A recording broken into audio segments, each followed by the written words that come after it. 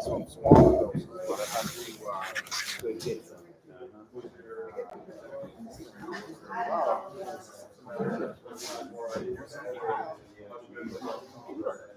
Well, hi. My name is Dana. Hi. And I'm going to have the first presentation after an introduction by our illustrious guest, Norma Lunsford. Norma and Howard discovered the Ibogaine effect that unlocked everything. So, Norma, could you come up here? Norma, can you come up here? No, I have to barely walk. You bring my email. I'm being very friendly. Hi, I'm Norma Watson. When my husband was about 19 years old, someone gave him a dose of something called Ibogaine. It was described as a 36-hour LSD trip. He wasn't interested. So he gave it to a friend of ours who took it and said, "You've got to call Congress. It's not a drug, it's a food."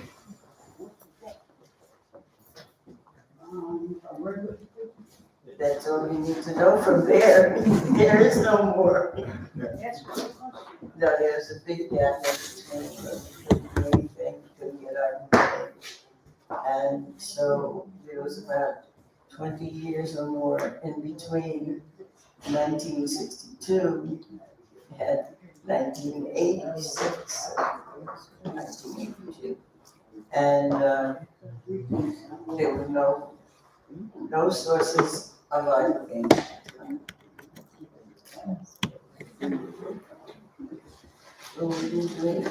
During that, there was nothing we could do. We did all the research and found that we didn't have access to Ibogaine.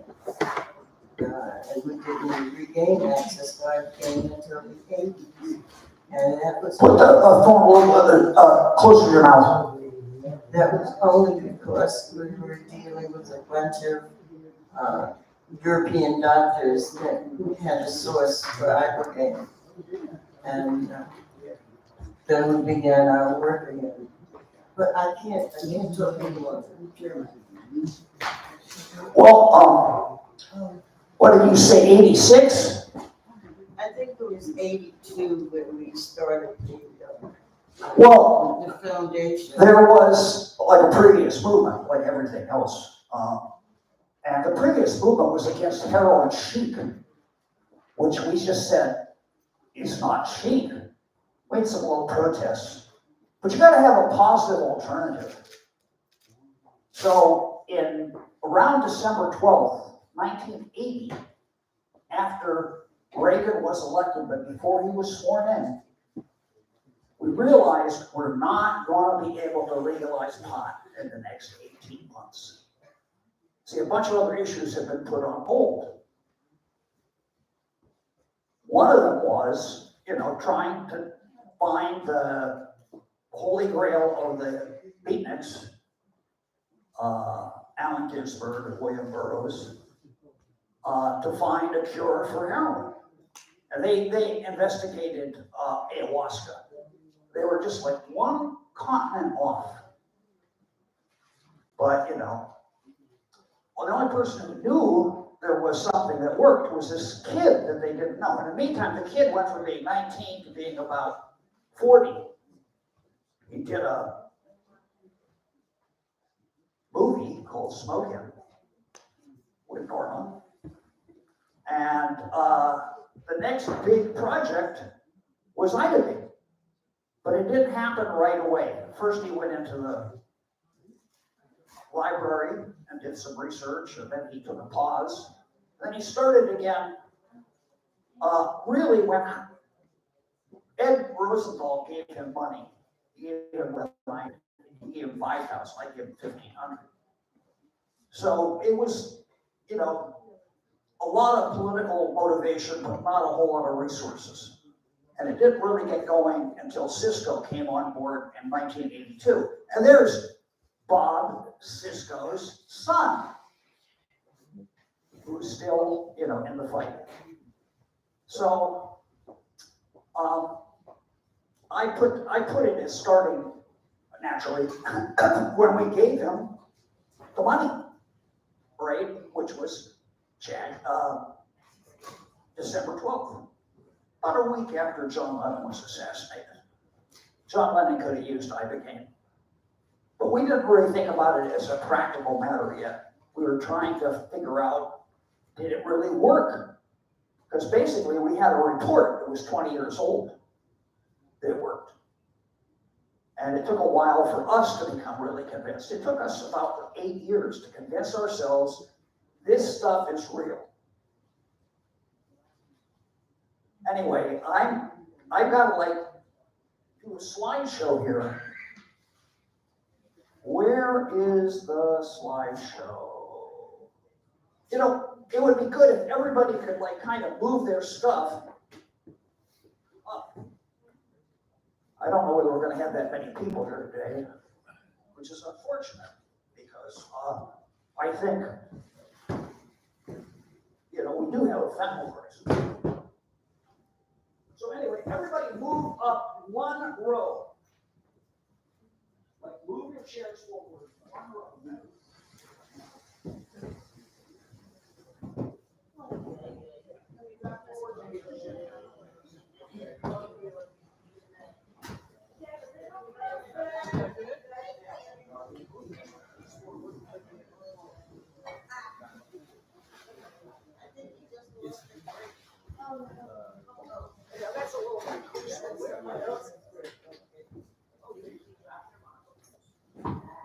So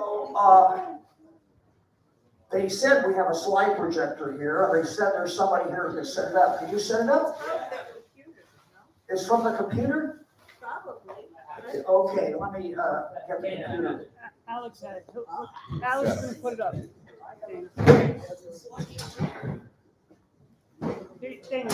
Dana, there you go. Huh? Yeah, this is my person.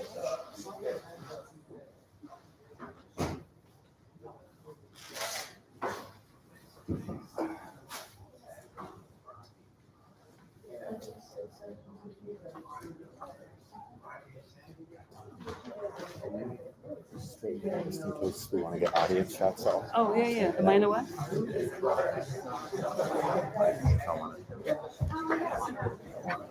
Oh, I see. For questions and noise. So this is the live stream? Oh, nice. And then Alex is doing the Zoom, right? No, I'm doing the Zoom too. Oh, you're doing both. He's just doing the slides.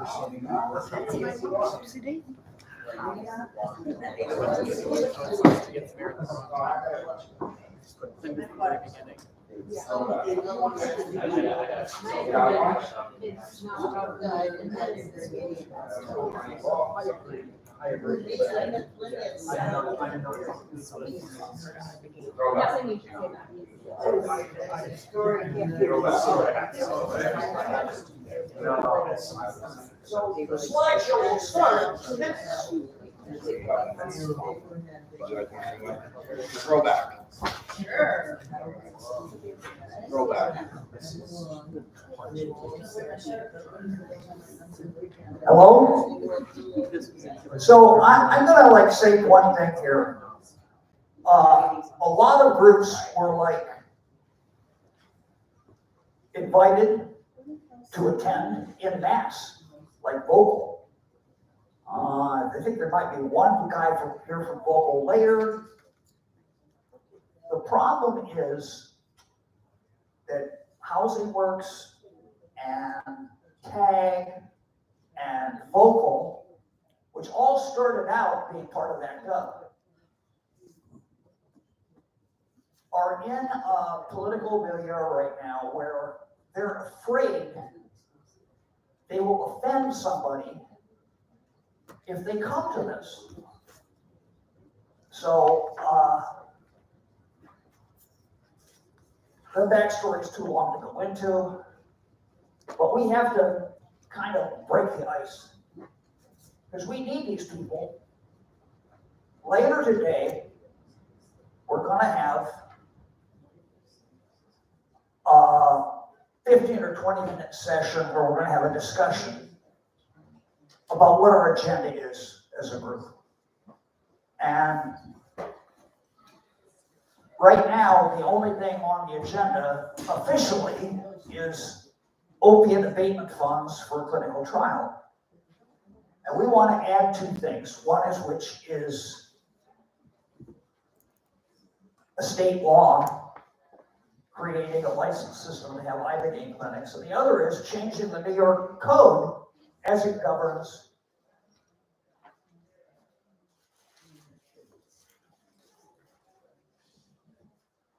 overdose prevention sites. And the people who are running the overdose prevention sites are Housing Works and Vocal. They're trying to get OPCs, but the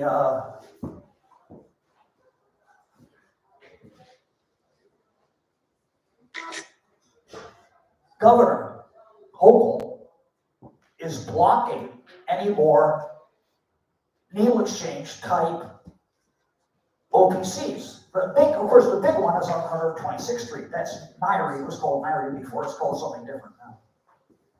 But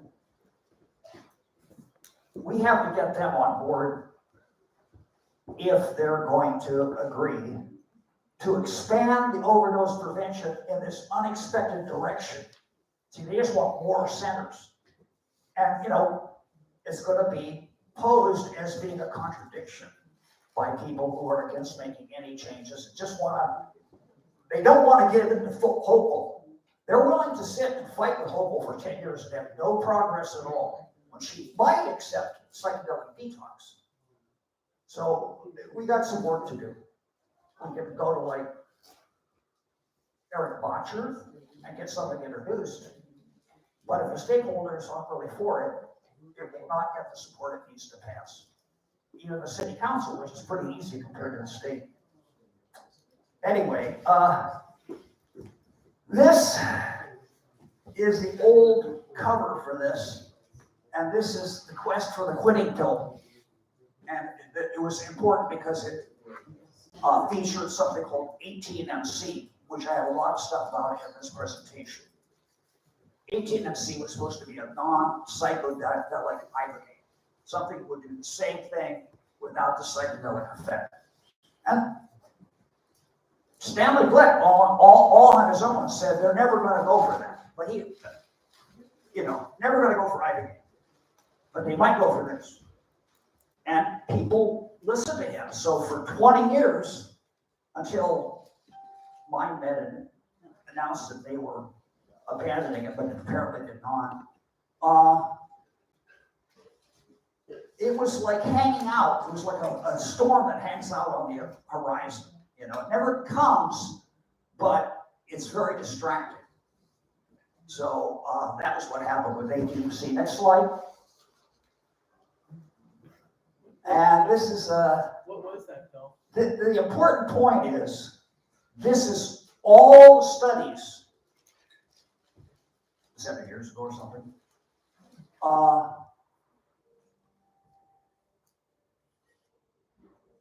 On use of different pharmacotherapies for methamphetamine. And they all showed that nothing worked except Wellbutrin works a bit. And I go into that too. Next slide.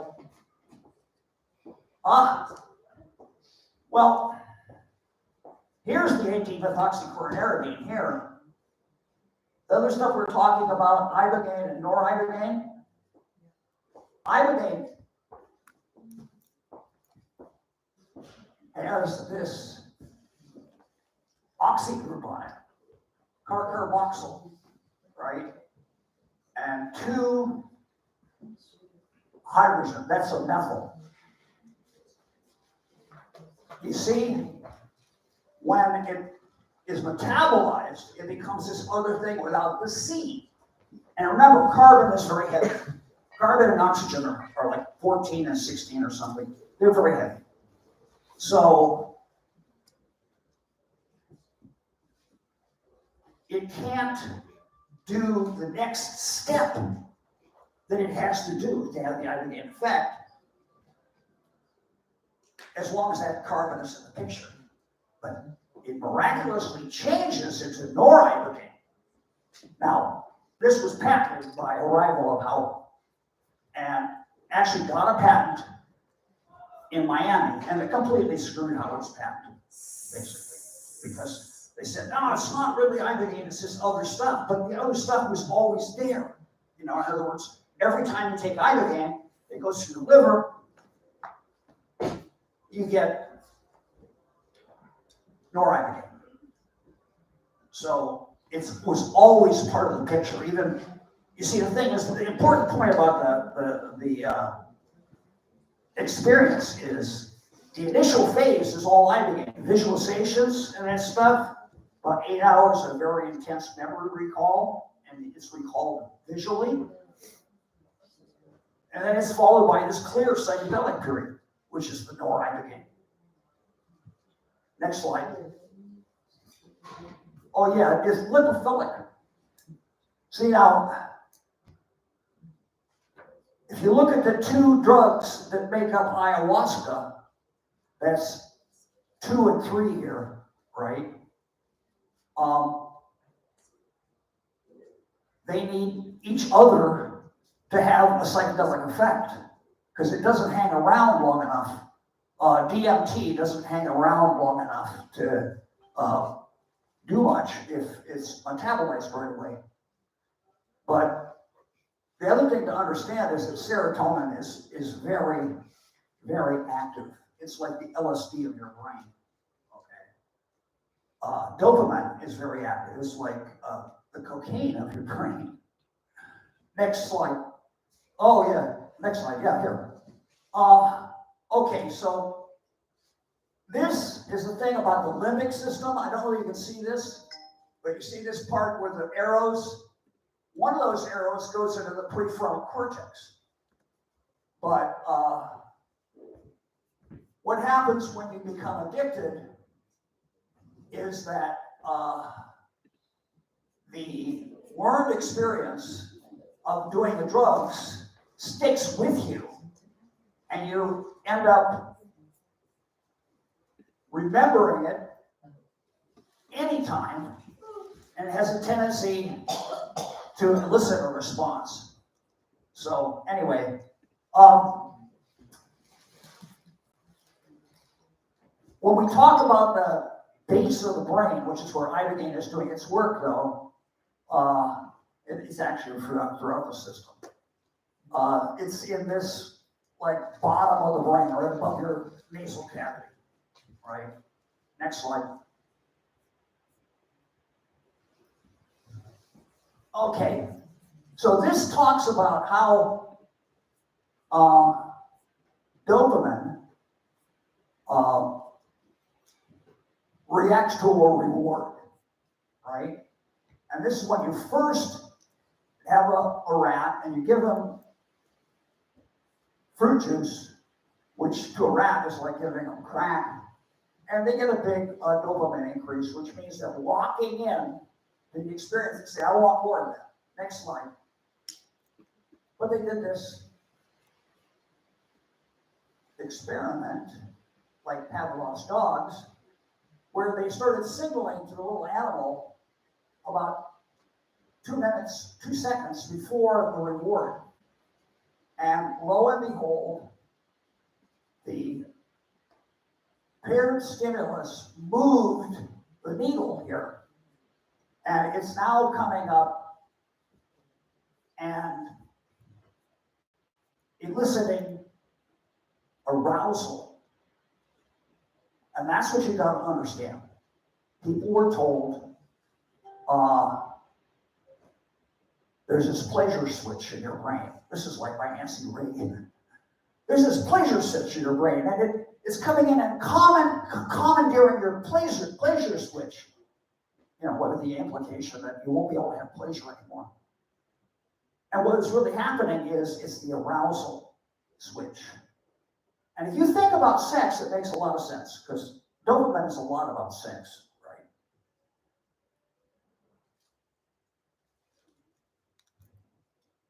If you can't get it up, you can't have any fun, right?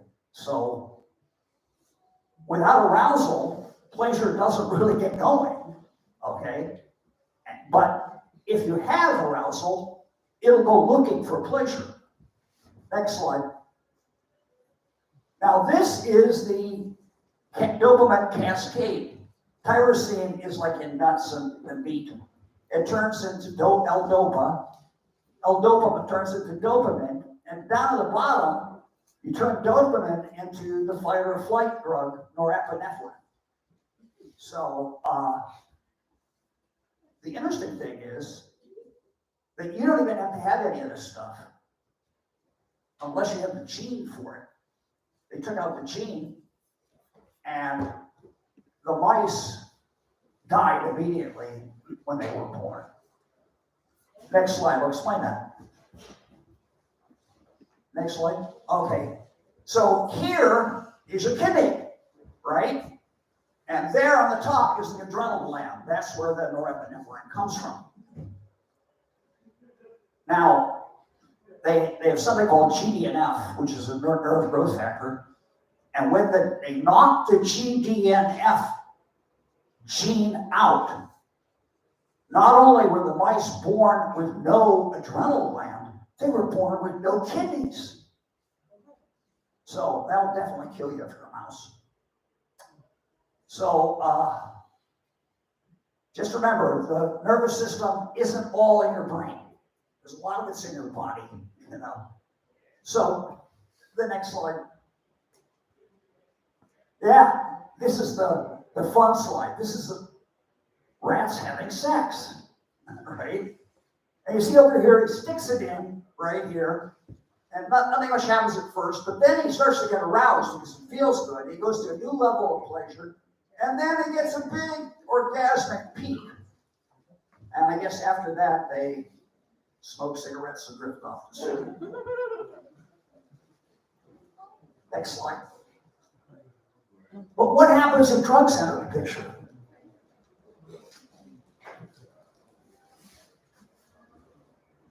Over here, you have cocaine and Ritalin. They block dopamine reuptake. Here, you got speed. It causes more dopamine to be secreted. The thing about having this experience of doing drugs is that like only 3% of people really succumb to it. And that is that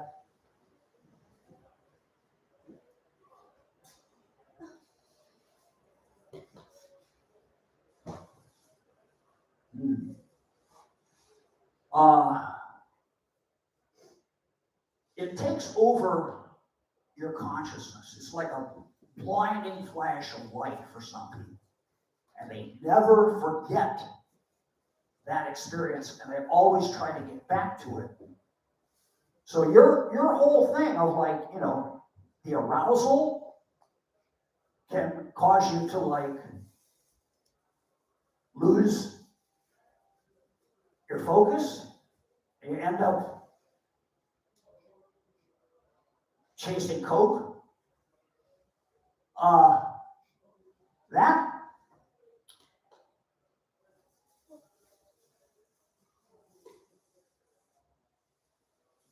when I first started studying this, we were looking at what makes capitalism go. Now, as a thought experiment, put yourself on a Wendy's street, and all of a sudden you see some $20 bills flying down the street because it's windy. And you got these dollar bills, you start grabbing them.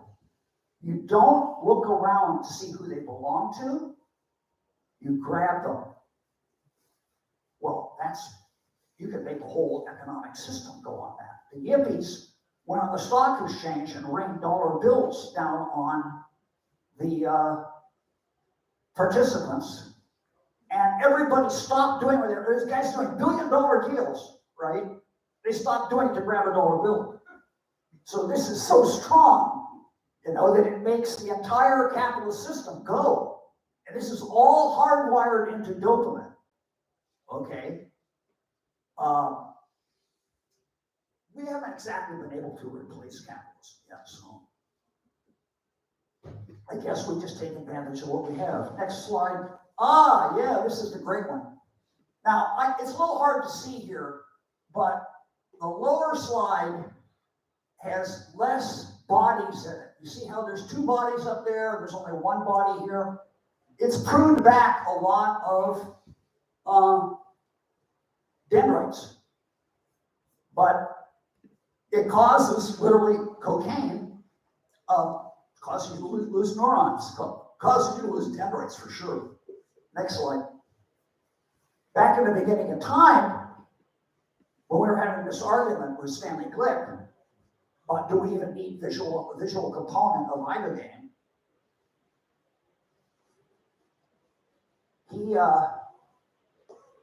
He said they're never going to allow it, so you might as well just relax and work on this other drug, even though you already have something that works, and we're not sure the other drug is going to even work.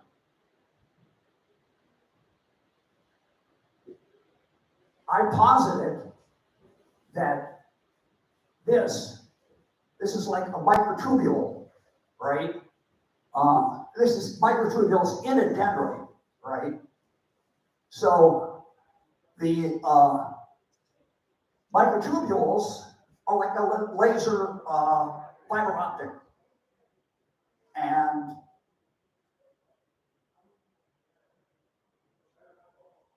you do not have like billions of like thoughts at the same time. You have one thought at a time, and that's called quantum coherence.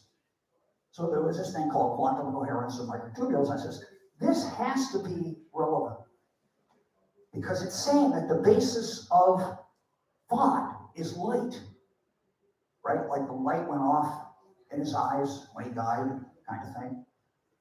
And it's actually the way your overall brain works. And you have some other layers, levels. You have like electrical, you have like neurotransmitters. But the thing that coordinates everything is the quantum coherence, the global experience. And this is what Ibogaine addresses. Okay. So we just didn't quite know where it led yet. Next slide.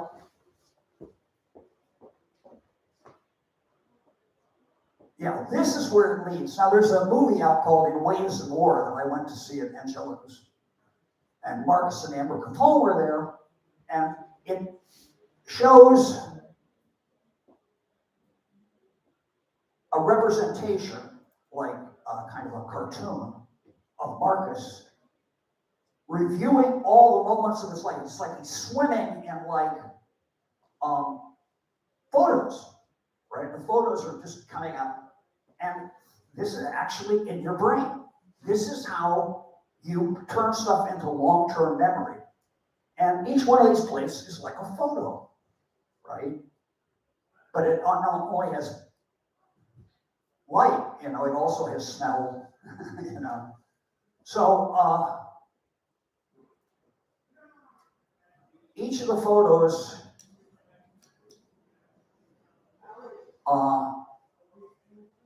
well, next slide here. Yeah. So about a year after I finished the Ibogaine story, a woman named Nancy Wolf published this paper in which she argued that the agency of neurotropins is necessary to be able to revise ordinary Because otherwise you'd be stuck in the same memories, you couldn't change them. And that's no good. So imagine you're in a situation, another thought experiment. You suspect somebody took something from you. Somebody showed up and stole stuff, right? But you don't really know who it is. And you go through your list of people and you pin it on the wrong person. Then it becomes clear, no, it wasn't Sally, it was Steve, right? And eventually you get Steve out of your hair. But what you do is you go back and correct all the memories, because the memories by themselves are true, but they lead to things that are false, right? You go back and amend your memories through the agency of local changes in neurotropins, which is the second slide there. So to be able to like actually just change your mind, you have about 30 neurotropins and you got to use them. Next slide. Okay, so back in the beginning of time, remember, back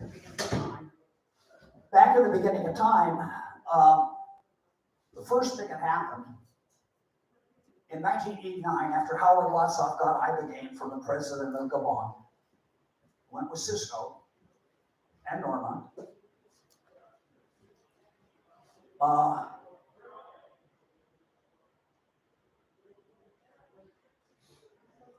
The Dutch did an experiment in which they found a very strong effect of Ibogaine on something called kappa opiate. Now, kappa is not like mu. Mu is the one for heroin, right? Kappa is something different. It's a different control panel almost. It's able to stop you from dying in an acute accident, because it'll like halt some of the mu effect, which causes respiratory collapse. And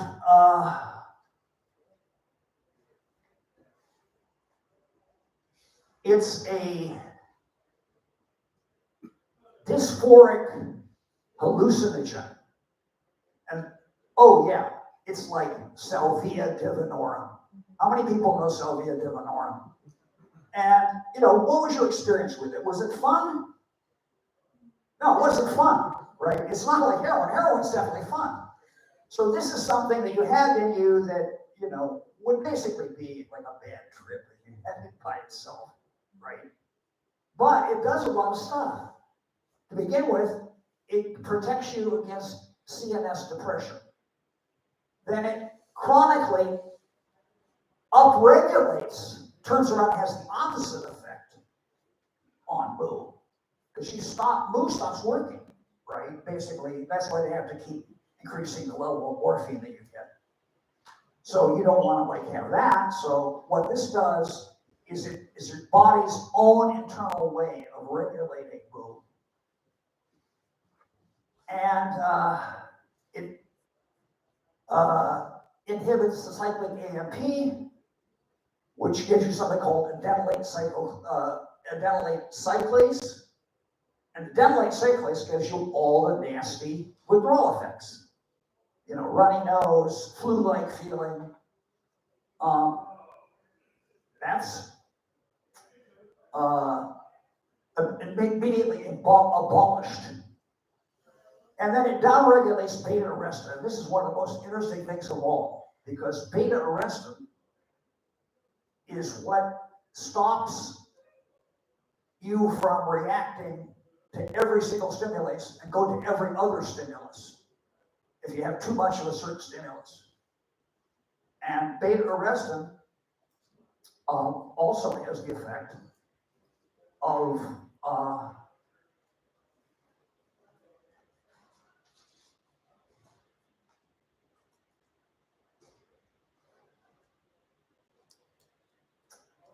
abolishing tolerance. You see, there's three different things you got to understand. One, there's craving, right? That's largely addressed by things like Wellbutrin or the Ibogaine effect. Then there's withdrawal. Withdrawal really sucks, right? But this gets rid of that. But the third thing is tolerance. And we did not understand the implication. If you abolish tolerance right away, and the person decides they want to cheat and do some heroin, it ends up making the person prone to an overdose because you got rid of all the withdrawal. So after Ibogaine, you have to be extremely careful and understand that this is like a naive person who's never used heroin before. And they better take a very little amount or it's going to kill them. Next slide. Okay, this is like one of the most interesting effects, and there's new stuff on this, which I'm going to talk about later. But this is the acetylcholine receptor in the limbic system. And Wellbutrin blocks A4B2.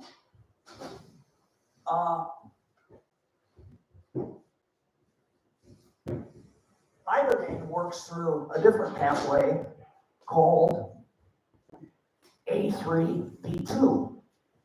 That's in the limbic system. The other one is throughout your body. That's the thing that cigarette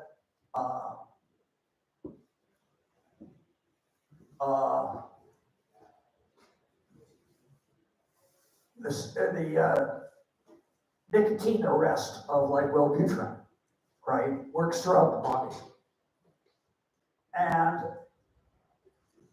the final thing that this does is it modulates the ventral tegmental axon and nucleus accumbens through the parallel adenylo interpeducular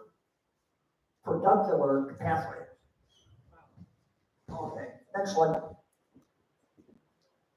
So here you got one of the effects, and this is on the other transporter called SERT, which is serotonin. And you see that up here, this is an open conformation, and there's a space up on top. Here, the space is on the bottom. And that's because it sucks it in. But I'll get to that in a minute. It actually goes inside the cell, which it's not supposed to do, but it does. And that means that a teeny tiny bit of Ibogaine can cure Parkinson's disease. Okay, so here is the other effect, right? Because it has parallel effects on both these systems. And this is, you see how much more of a peak there is in the upper right on the black line? That's because it's hitting the right set of receptors. It's hitting the receptors in the limbic system and not all over the place. But it turns out they do the same thing. Wellbutrin and Ibogaine. They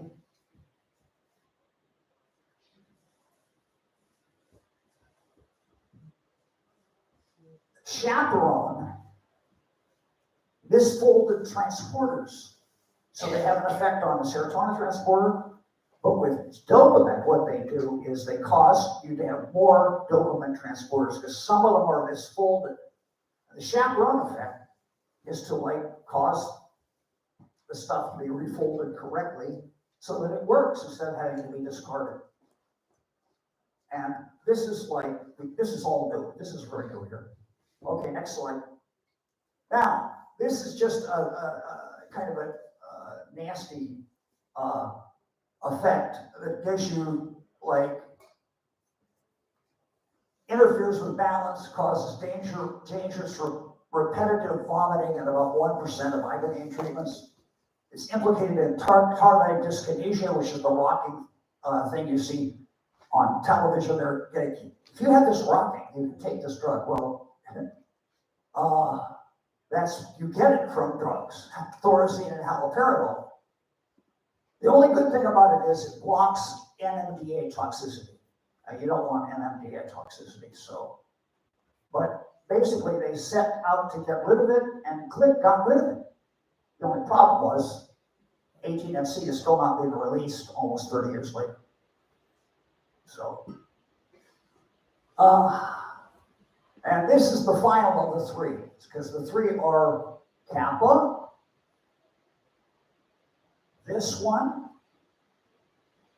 and the effect on the serotonin receptor. This is called inward confirmation. And this, you see, is a channel for calcium and sodium. You ordinarily block by a magnesium, which drops out. And this is how the people at Stanford are trying to make Ibogaine safer by always making certain it's given with magnesium. But we were already giving it with magnesium, so that wasn't really an original item. Anyway, this is activated by PCP and ketamine, and the big thing is it cuts opiate withdrawal. It really hits opiate withdrawal. And what's called supersensitization, which is where you can't just eat one peanut. You have to eat a bunch of peanuts. And it may act to decondition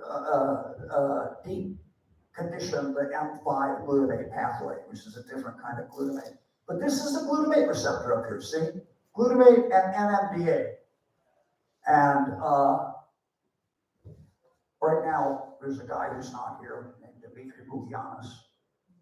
And he, instead of like going forward with Ibogaine, decided to circle back and just deal with Suboxone and ketamine. And he had a ketamine clinic at 511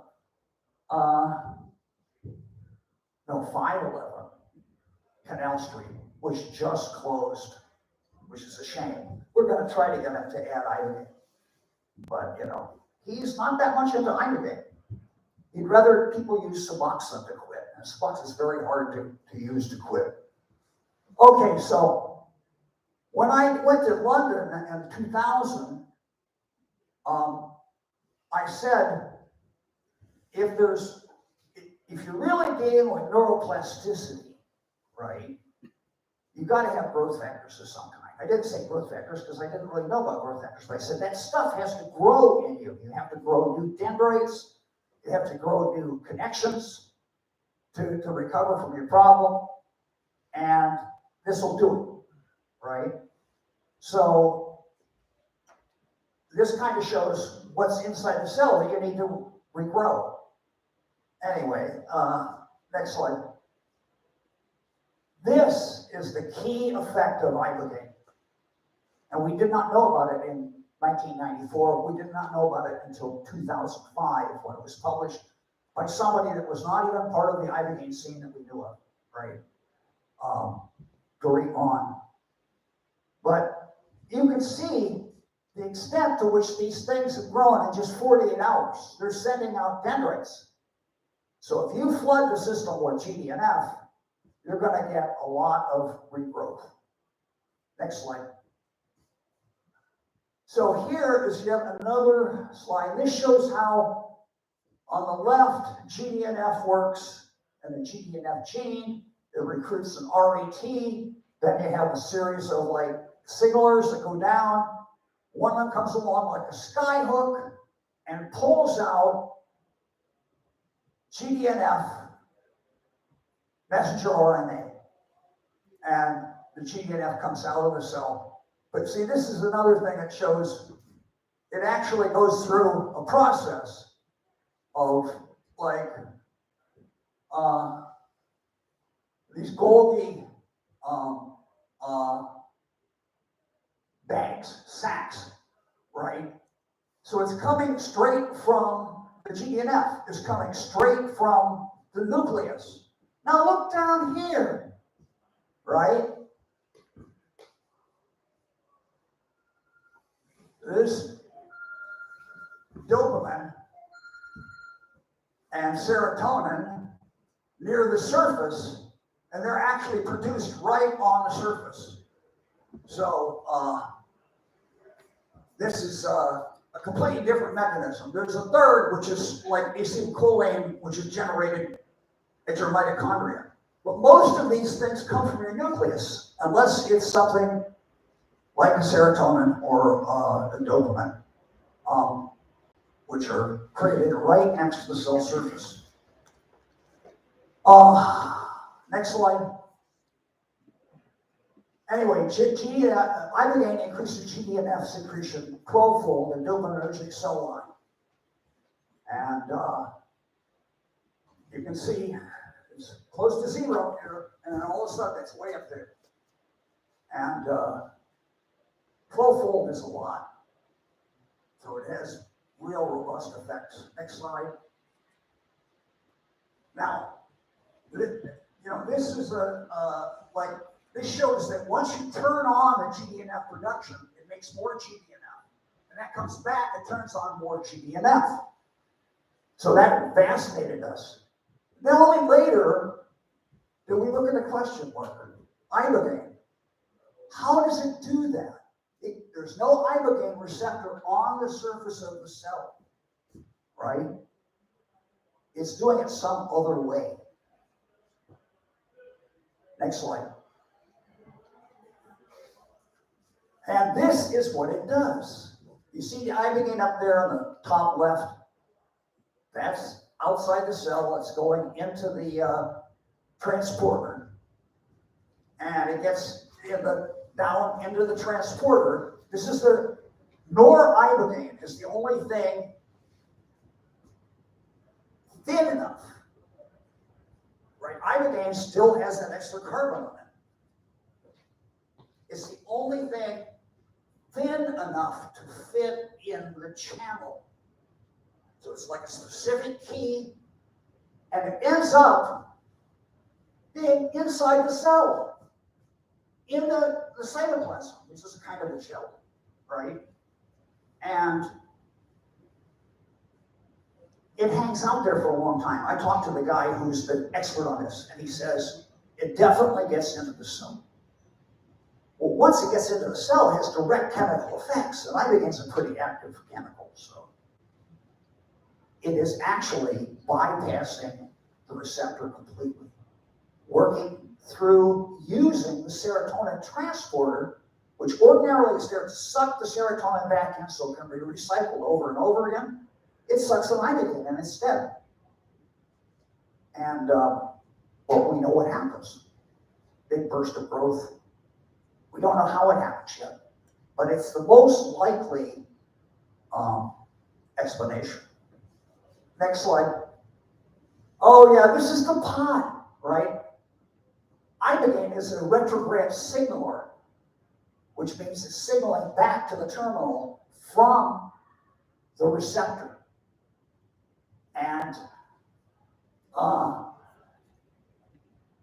with endocannabinoid, it like fucking goes back to the cell or back to the terminal and says, you're making too much glutamate. Glutamate causes inflammation.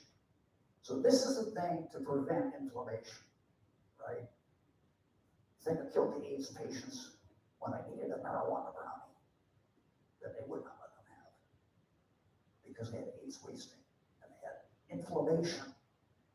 Actually, smoking pot is not the way to do it. You have to use a brownie. You have to coat the inside of the intestine. But just remember, Ibogaine is a reverse signaler. Now, noribogaine,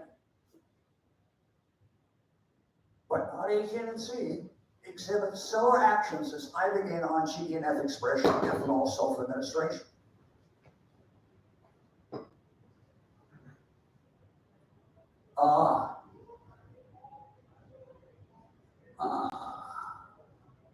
The Ibogaine metabolite noribogaine and a synthetic derivative of Ibogaine, 18MC, possess a similar anti-addictive profile as Ibogaine in rodent models, but without some of the adverse side effects. Here, we determine whether noribogaine or ATM or 18MC, like Ibogaine, increases GDNF expression, whether their site of action to reduce alcohol consumption is the VTA. We use, let me see, Ibogaine, but not 18-MC, and produces a robust increase in GDNF levels. Well, what? So what was the difference in, it's a similar action, what was the different effect? Well, that was what they saw, but it's not really the same, see, because, animals are not exactly perfect to test out what's going to happen in humans. I mean, the synthetic version versus the Ibogaine, what was the different effect from using the different Well, doses? The important thing to know is that we're making Ibogaine right now in Africa from something called voacantine. For what? Voacantine. We're making it from a chemical called voacantine. Voacantine, like 18-MC, is too fat to fit into the channel.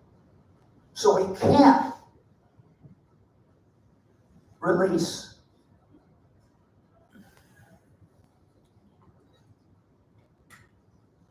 it can't release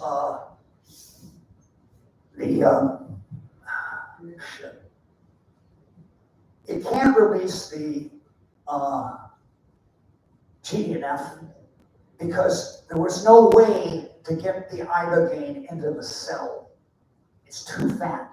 In the synthetic version. Yeah, look, if voacantine would work, we wouldn't have to make Ibogaine out of it, right?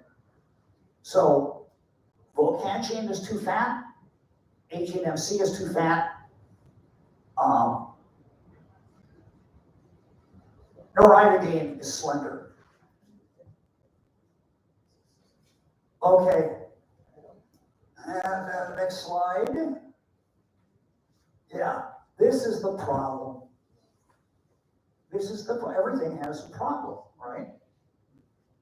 And this is how people die. You see, there's this other channel. This is a very tricky drug. It's very versatile, get to a lot of places. When it gets into this place, it stops potassium. And you need potassium to come in and sodium to go out. That's what the ATP, ADP cycle is about, right? So, without getting new potassium in, you begin to have some heart perturbations. And I think it's really bad. You could have a heart attack.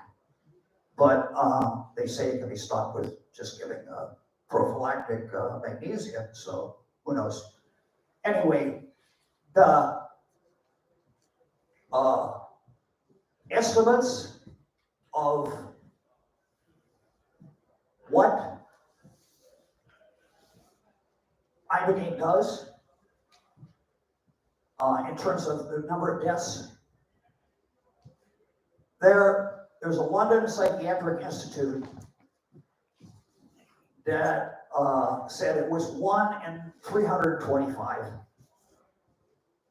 Methadone is 1 in 352. Ken Alper's paper suggested it was more like 1 in 425. But I would talk to the guy who did the statistics, the sociologist on that paper, a guy named Charlie Kaplan. He said, you can't,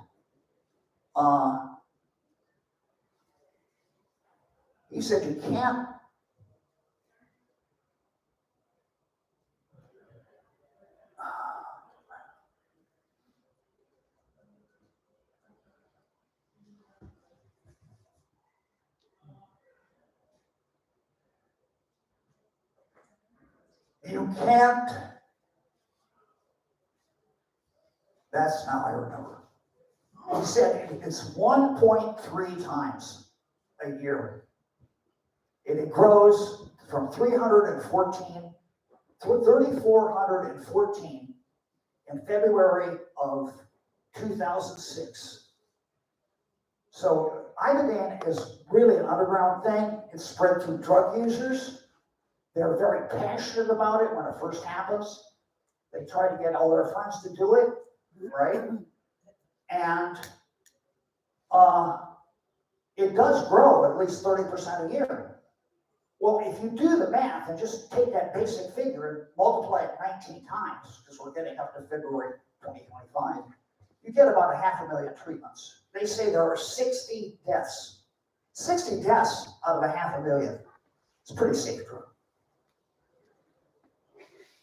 So anyway, this is 18-methoxychloronaridine. And, you know, they basically say it was rational, differs from Ibogaine in 3 positions, equally efficacious and less toxic. We know all about that. And humans have not yet taken it. I just talked to somebody in Ghana who said he saw something where they're starting a phase 2 trial, right? They got through our agency $6.2 million to develop industrial production of 18-MC. And that became, you know, owned by MindMed, right? So, next slide. And this nicotine really drops off. Methamphetamine is more than cut in half. And this is just 18-MC. Because 18-MC does do the thing with the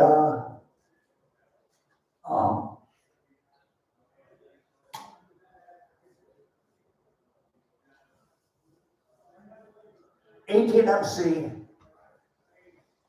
does block the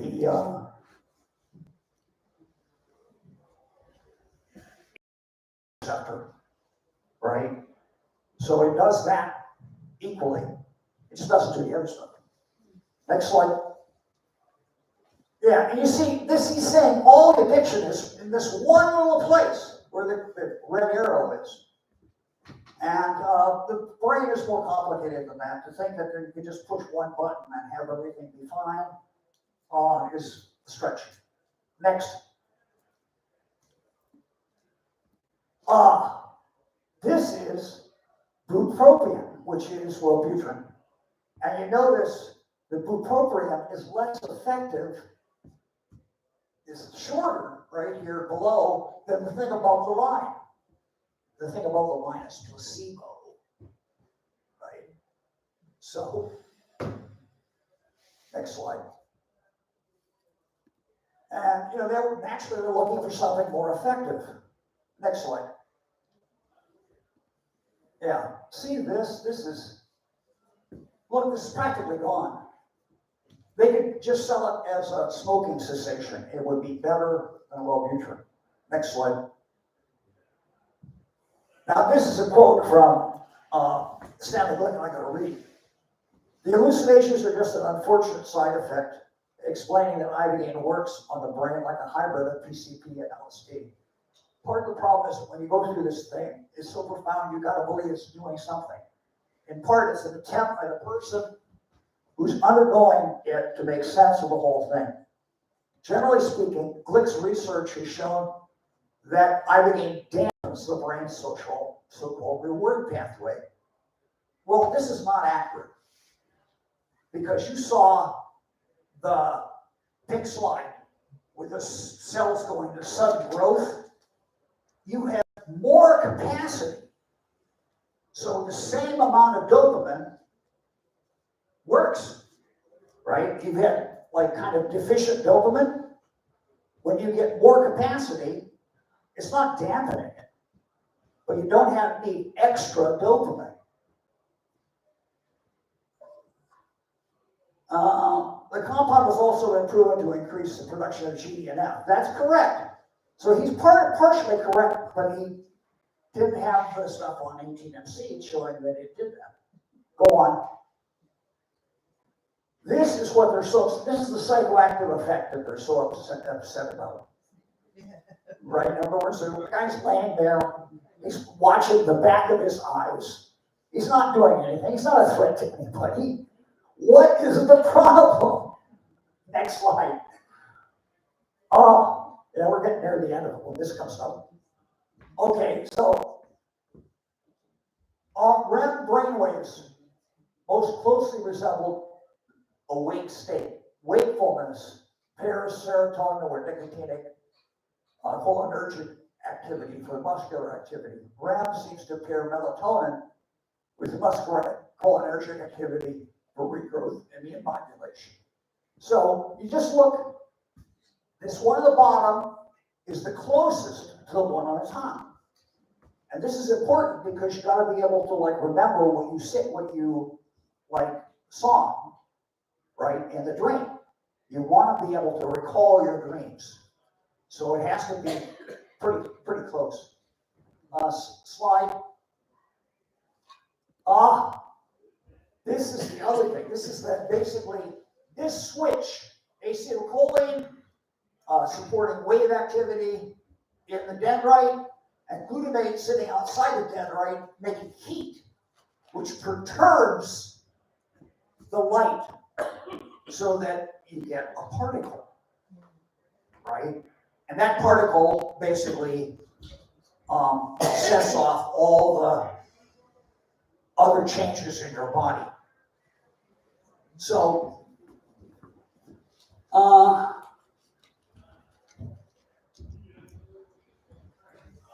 I gotta go past this here. Next slide. Now, this is something from the very early days, and this shows how a paramecium gets around a rock, right? And it goes up to the rock, can't get through, backs up, reorients, and goes around the rock. So if a little one-celled animal or plant with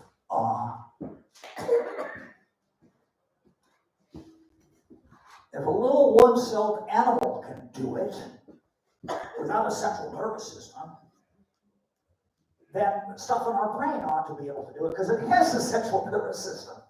Next slide. And this shows different ways that neuron 1 and neuron 2 can interact as far as shooting out GDNF. And there's 4 different ways of doing it.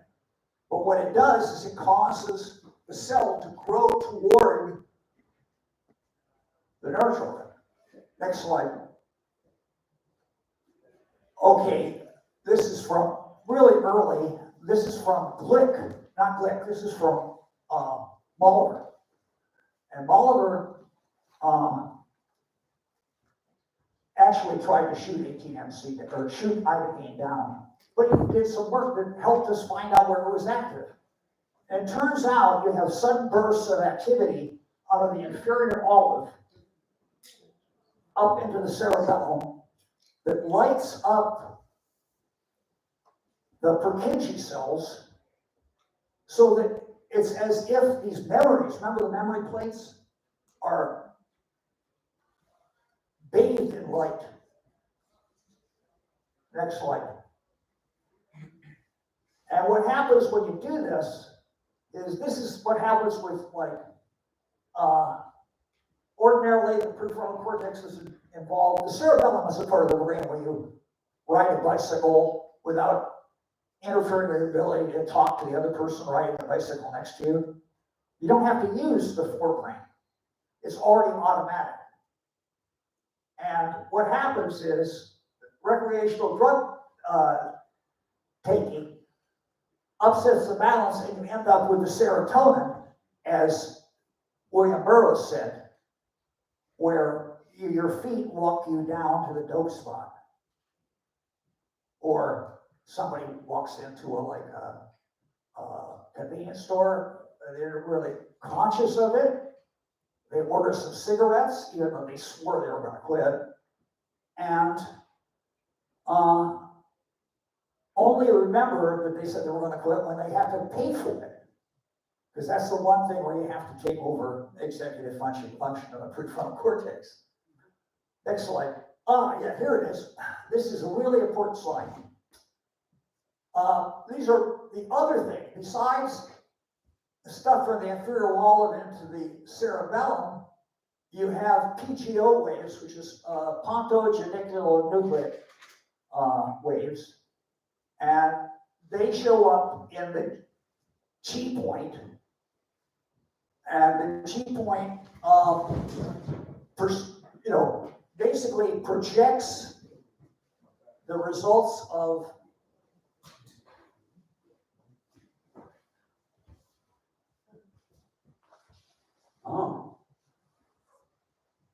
sorry. So, it projects it on the back of the occiput, which is where you actually, this is where you process the stuff with your eyes, back here, right? And the little bits of like movement of your eyes during REM is what actually causes the dreams, right? But you can do the same thing in a waking state, and you can directly look into the cerebellum and make changes and switches. You're doing it very fast, right? You're rejecting things and you're accepting things. So, this is my final slide. I don't think it's my final slide, but in around 2014 or thereabouts, the people from Gilgamesh uptown at Columbia came up with a series of like variations on Ibogaine, which they could patent. Next slide. So you see what's happening here. They get rid of one link right there, and they have a drug that does not have herd blockade. So it isn't the psychoactivity that's the real problem. It's the fact that you can block the heart. And we don't want that. Next slide. So you see the ones that have arrows are the ones that are interesting here and here. These are too toxic. That's why they're wrong. So you don't want them. Next slide. Okay, it's over. Right, this is somebody's idea of how Ibogaine could do everything it does without nerve growth factors. So it's bullshit. And this came from Deborah Banch, by the way. Because Deborah Banch is some weird thing where she does not want to embrace the GDNF effect on Parkinson's. It's true that in 1991, when she met Howard, she was in charge of the Parkinson's unit of the University of Miami. So it's very embarrassing that she never figured this out. Okay, so I have another person who's going to come up right now. But anybody have a question that you specifically want to ask now? I guess later. Yeah, what? So there's another plant that's not like the Iboga plant that is also being synthesized for treatment. Can you speak to that other secondary plant from which? Oh, full of cancer. Yes, for cancer. Or you gotta like put it through a corrosive process and you knock off part of the chemical and you have Ibogaine. It's just a way of getting Ibogaine without having to go through the sacred plant, because people have said, it's a sacred plant, how dare you use it to detox people from heroin? And what's more to the point is a guy named Yan Gagnon decided he wanted to set up a nonprofit and make a bunch of money. But is it psychoactive and does it work? Well, I'll answer that in a minute. You got to know this background, because this guy made it so that it's very politically incorrect to go to Gabon and get Ibogaine. He also made it so that people who live there now have to pay a bribe just to take Iboga. And then on top of everything else, Gabon had a coup. So nothing is coming out of Gabon. So we need something else. And that's this other plant. And it's not, what's the word I want? Not,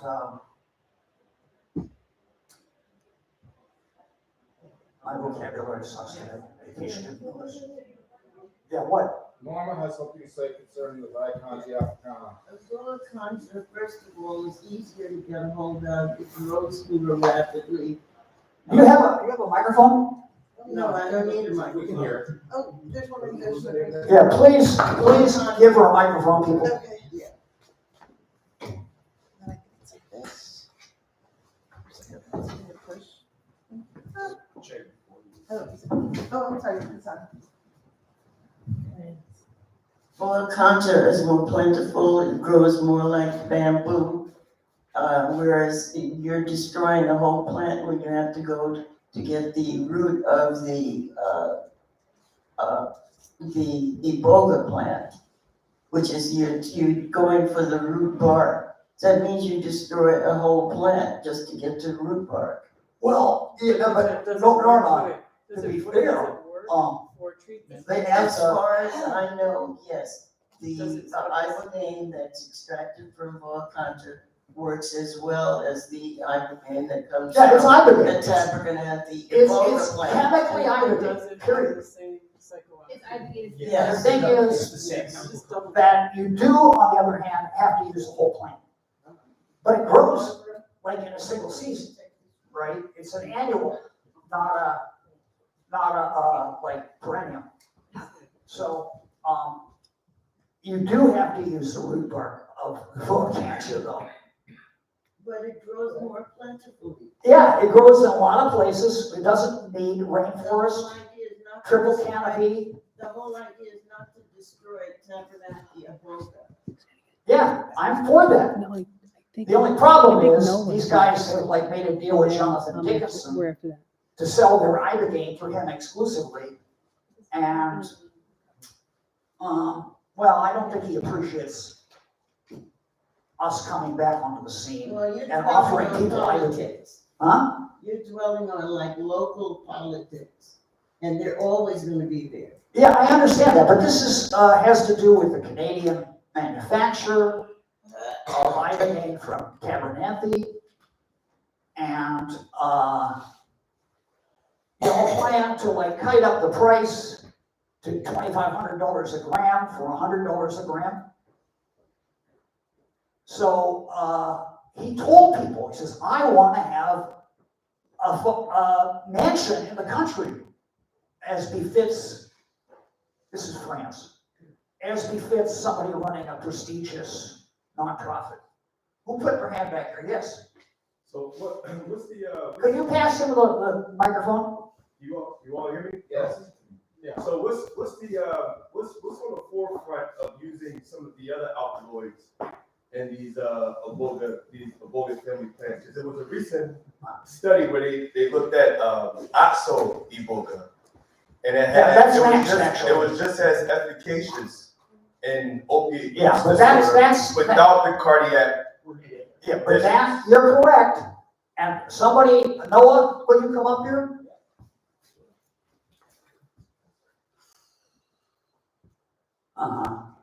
Right. Anyway, I'm gonna give Noah the thing because they don't want me to quit talking.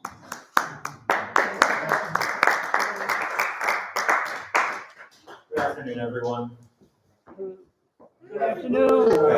Thank you. It's really wonderful to be with you. I'm gonna give you just a second to stretch and, maybe rediscover your limbs for a moment. I am a relatively new member of the community that is examining Ibogaine.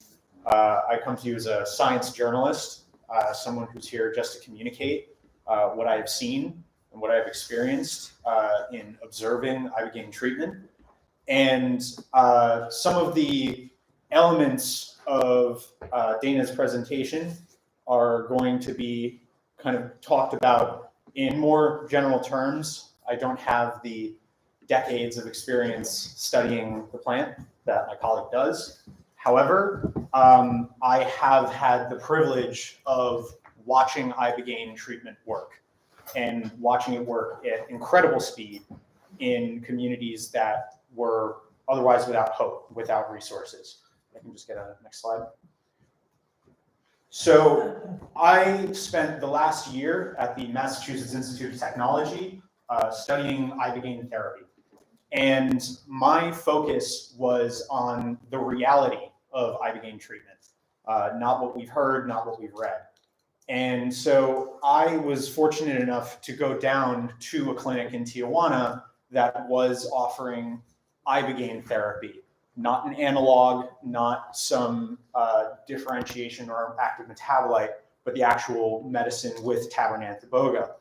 Now, it's important to understand that what is happening in our culture in the West is a response to a molecule that we don't well understand yet, that science has not yet caught up with. However, the knowledge has been there.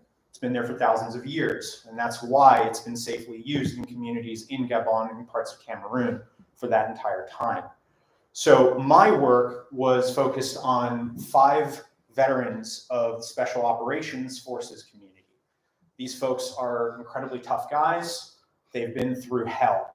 But what they were able to find in the Ibogaine medicine saved their lives. And that was not me making an assessment. That was them assessing themselves. And if anyone wants to talk about it after the presentations today and after the panel that will be following me, I'd be happy. Now, in my research and in my experiences working with members of the community, I was able to get a hold of some people who Dana did refer to briefly, have conflicting opinions about how we should steward this molecule into the West. And I am here today to offer up very, very few of my own opinions. I'm here to share with you what is happening in Western medicine in response to the existence of this really incredible molecule and the promise that it shares with us. So we can, next slide. Okay, so the first question, the pivotal question that I think many people are going to associate with politics and cash grabs and big pharma is, does this molecule need to actually be changed altogether now? No, it does not. However, there are certain populations of patients that are predisposed to much higher risks of the kind of cardiac incidents that Dana mentioned in his presentation. And for those communities, at least in the non-political, non-biased presentation in which they're given, the researchers working on modifying the Ibogaine molecule are trying to address what they believe are those contraindications, are those concerns. So some people will be talking about the psychoactivity. Some people will be talking specifically about the potential for a cardiac incident. And some of their research conflicts. Some of the things they have to say conflict. So we have just a few main categories of people who are at real risk of having adverse incidents while they're being treated. And so specifically people with pre-existing cardiac conditions, people with severe psychotic disorders, like schizophrenia, people who are polydrug users who have not necessarily been monitored properly over the course of their treatment, and people who are similarly on prescription drugs like SSRIs that they may not have cessated use of prior to going into Ibogaine treatment. Go ahead.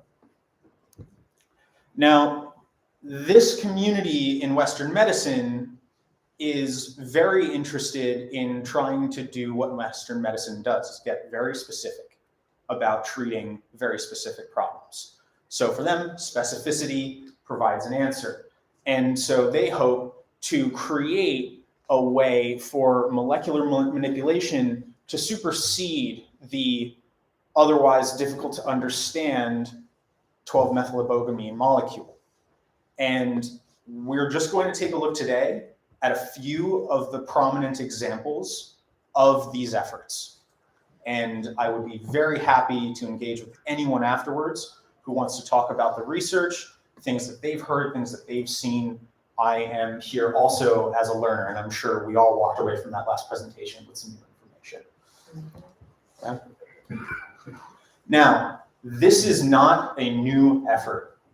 The efforts to make trick-free or safer psychoactive compounds has been around for decades. However, in the last 10 years, there's been an uptick in interest in trying to specifically manipulate the Ibogaine molecule.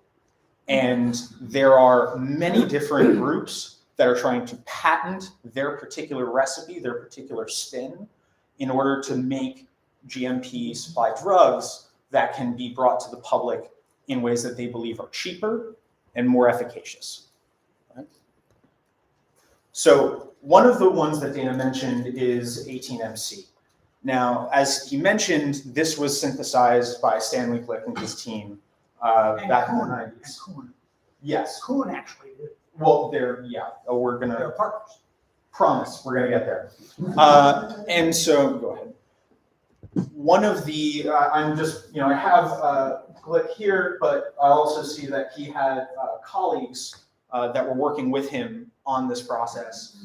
And it seemed like it was getting a lot of traction back in the early 2010s. There was a lot of excitement, there was a lot of money coming in, and they felt that what they were able to accomplish by removing some of the contraindications related to the hERG channel and the NMDA receptor antagonism was going to be an adequate solution to creating a safer environment for patients. However, they were realizing that they were actually losing some of the potency of the active, what they call pharmacophore, the active portion of the molecule. So they were losing some of the effects of the pharmacophore in creating this new drug.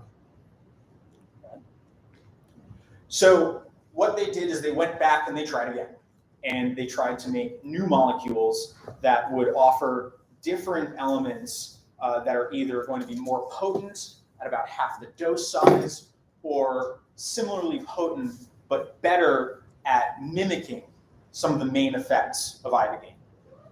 And the unfortunate thing about these types of projects is when you go through the Western medical route, there's a lot of red tape. And there is a lot of opportunities for people to say, well, we're not quite sure. We don't know how this is going to play out in human patients. And as Dana mentioned, there's only been a few, next slide please. There's only been a few key elements of 18MC's production that ever made it to a clinical trial. Now, as of now, MindMed, which acquired the research of Glick and Company, they have not used the time given to them perhaps most wisely.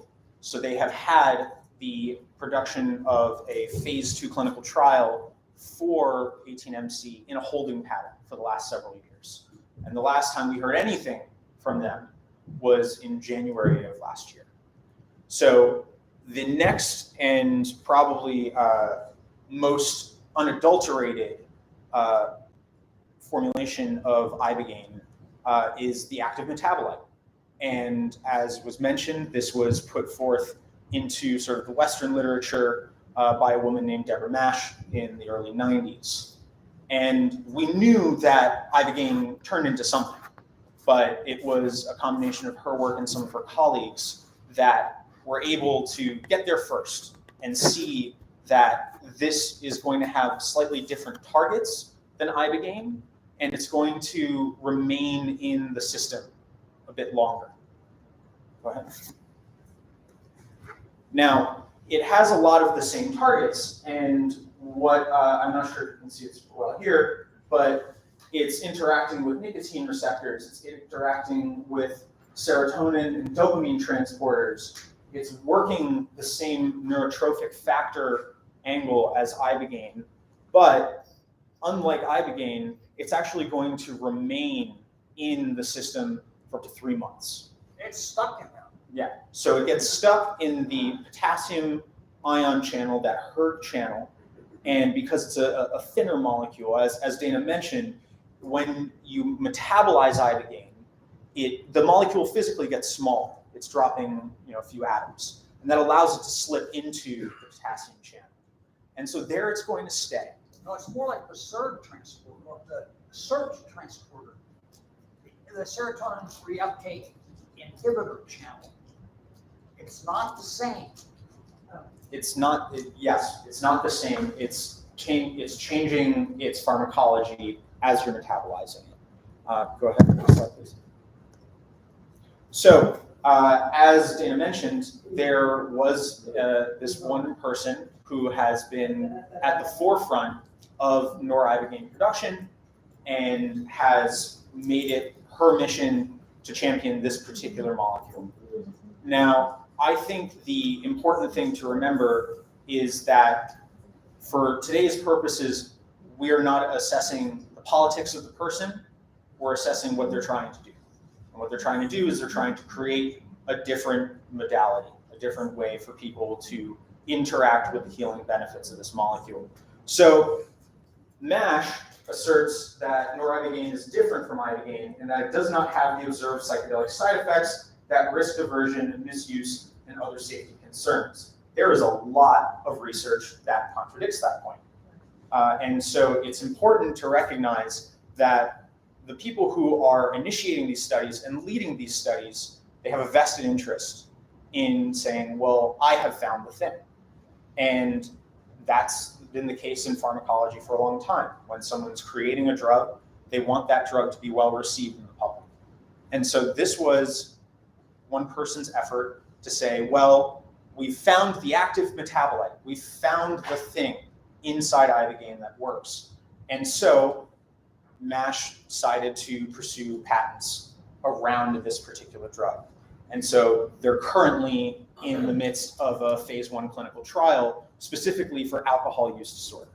Now, there's other ideas about using it for opioid use disorder and further, drug use. But right now, they're only working with alcohol. Go ahead. That's with the tie, right? No, this is through Demerex. No, the company, like I don't wanna. Demerex is a company. Demerex is the name of the company. Okay. So one of the newer ideas around augmenting the ibogaine molecule is to focus a bit more on the psychoactivity. Now, after watching people go through ibogaine therapy and speaking with them before, during, and after treatment, everyone unanimously says that the life review, the elements of the mind manifestation, were critically important to consolidating their healing. Ibogaine, in its purest form, allows an open and expanded critical window where we can change behavior and allow our neural circuitry to rewire to solve some of the problems that were created by drug use, mood disorder, and neurodegenerative disease. And these are some of the main frontiers of ibogaine research, not just synthetic molecules or bioisosteres or other types of augmentations. So that's really important to understand, that when you have a molecule like ibogaine that does so many different things that we're just starting to understand, a lot of researchers are going to say, well, that particular element of it is particularly interesting. And I want to make sure that we hone in on that, that we focus on that, and that we can create a drug that addresses diseases that will respond to this particular effect. And the interesting effect that was created with tabernanthalog, so an analog of the tabernantha iboga, was looking at the neuroplasticity that ibogaine creates. Now, we see that there is one key difference between ibogaine and tabernanthalog, and it is this one linkage over here. It has a nice complicated name that I am not going to butcher pronouncing, but that is in part responsible for the psychoactivity of ibogaine. And we do know that much about how ibogaine is constructed. And so when researchers at UC Davis created tabernanthalog, they were looking to create a non-psychoactive ibogaine molecule.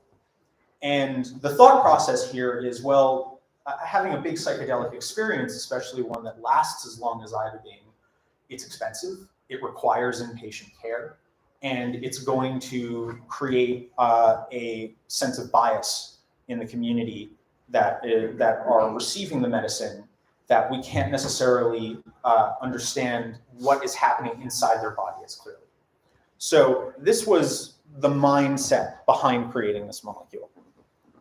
Now, this guy, David Olson, was someone that I spoke with over the course of my research on understanding Ibogaine therapy, and part of what he felt was the most important argument against using a first-generation plant was supply.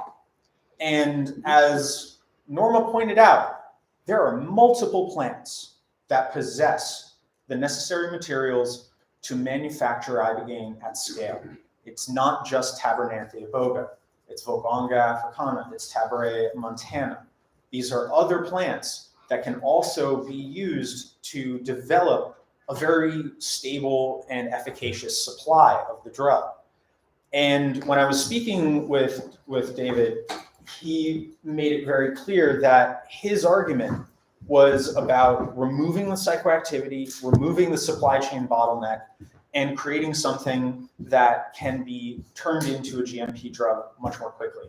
And he's actually probably further along than any of the other groups working on an Ibogaine analog right now. And so, as it says, both Ibogaine and 5-MeO-DMT have shown promise in treating addiction, but their hallucinogenic effects and cardiotoxicity have limited their therapeutic potential. Moreover, TBG, tabernanthalog, seems to work across addictive disorders, having demonstrated efficacy in assays relevant to treating both alcohol and heroin use disorders. So, very exciting when it's put in those terms, but the real thrust of his science, again, is neuroplasticity, is repairing and strengthening the connections in our brain. And so this is, this is just a really simple diagram that came out of one of Olson's papers that shows something that happens when you take Ibogaine.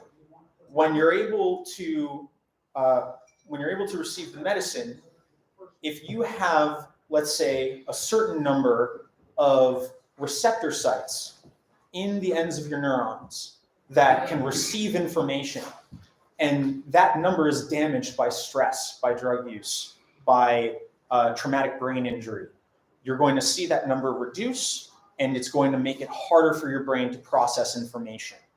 Now, when you take Ibogaine, as we know now, it's increasing neurotrophic factors.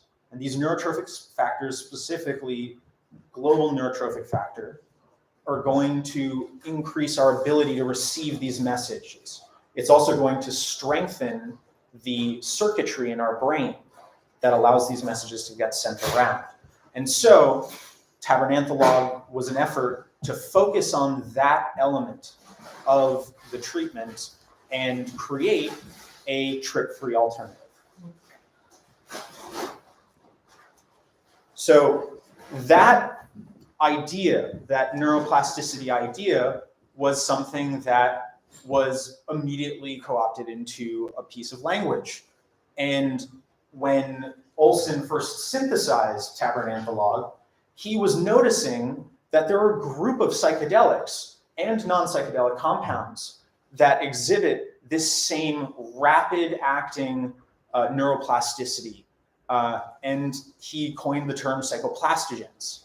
Now, this is something that he may have said first, but many of us who have been in the community examining people going through psychedelic-assisted therapy, or for those of us who have experienced it, you might feel or notice an increase in cognition. And that might happen after a single dose. And so it is that fast-acting single dose neurotrophic factor, this increase in neuroplasticity, that was most interesting and is really on the cutting edge of what we understand about Ibogaine in general. Oh, and just one last word on that slide. They are in pre-phase 1 trials, so they're starting to understand the toxicity in animal models, creating a larger profile of the biochemistry. Olson has also received fairly sizable donations and funding to further that research. And so one of the things that I just wanted to draw attention to is the neuroplasticity is also having these antidepressive effects.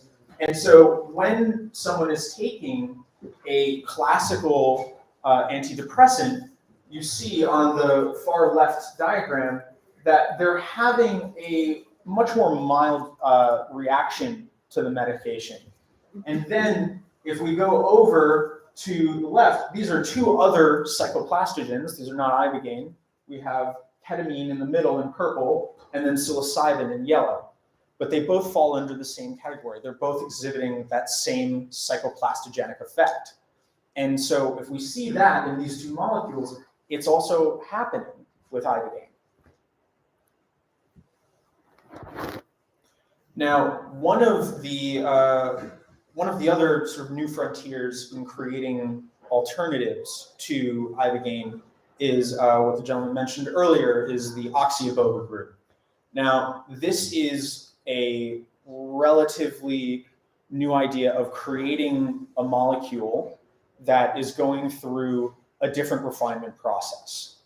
And so one of the main kind of ideas that you need to understand with oxy-iboga is that it's lacking the cardiac risk to disrupt opioid use in animal models, but it's also retaining the psychoactivity.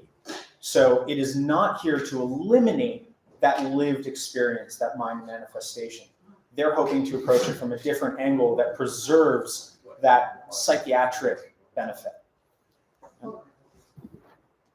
And so just a brief, can I get that slide? Thank you. And so one of the lead studies came out a few years ago now, but was the foundation for the work of Gilgamesh Therapeutics, which is really another major leader who have received more than $10 million to support their research into alternatives for Ibogaine. And so this is coming from the paper of one of the principals of that company, the Chief Medical Officer, Andrew Krugel.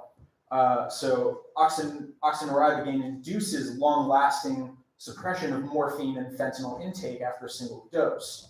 The persistent reduction of morphine intake and reinforcing efficacy after a short-term regimen and suppression of morphine and fentanyl drug seeking in relapse models. So it's inducing a lasting elevation of the same kinds of proteins that are going to increase our neuroplasticity, are going to increase our brain's ability to repair and reorganize itself. And that is a very exciting idea. It's also something that's already happening in Ibogaine. So what they're trying to do is they're trying to create a slightly altered version that can be entered into the medical patent system. And that is, depending on your perspective, not necessarily the best thing for Ibogaine research. And again, happy to talk about all of this. So, like I mentioned, Gilgamesh was able to get a really coveted grant in this research. They were able to get $14 million from the federal government. And that's not, it's no small change. And when we consider that sometimes it's going to take upwards of $1 billion to bring something to market, this is a drop in the bucket. However, it's miles ahead of the work being done just to get regular, unadulterated Ibogaine into the American medical lexicon. And so my research showed that there were people who maybe needed some additional care, some additional resources, but everything that I understand now after about 18 months on this is that you have the opportunity to receive the care you need in many of the places that are doing Ibogaine therapy for the last decade or more. And again, there are ideas about changing the molecule to make it safer to work with certain populations. And I think that's a great idea. However, we need to spend more time understanding what is the underlying cause of all of these incredible outcomes. How are people getting helped by this molecule, and how can we come to appreciate it in a more thorough way that's bringing in the wisdom of WET practitioners, of people who have been treating women, children, people who are in the midst of pregnancy, and they're all receiving Ibogaine in different variations back in Gabon. And the West does not seem to acknowledge that. However, the WET community has been prepared to serve these communities, again, for millennia. So some things to marinate on. So, just a sec.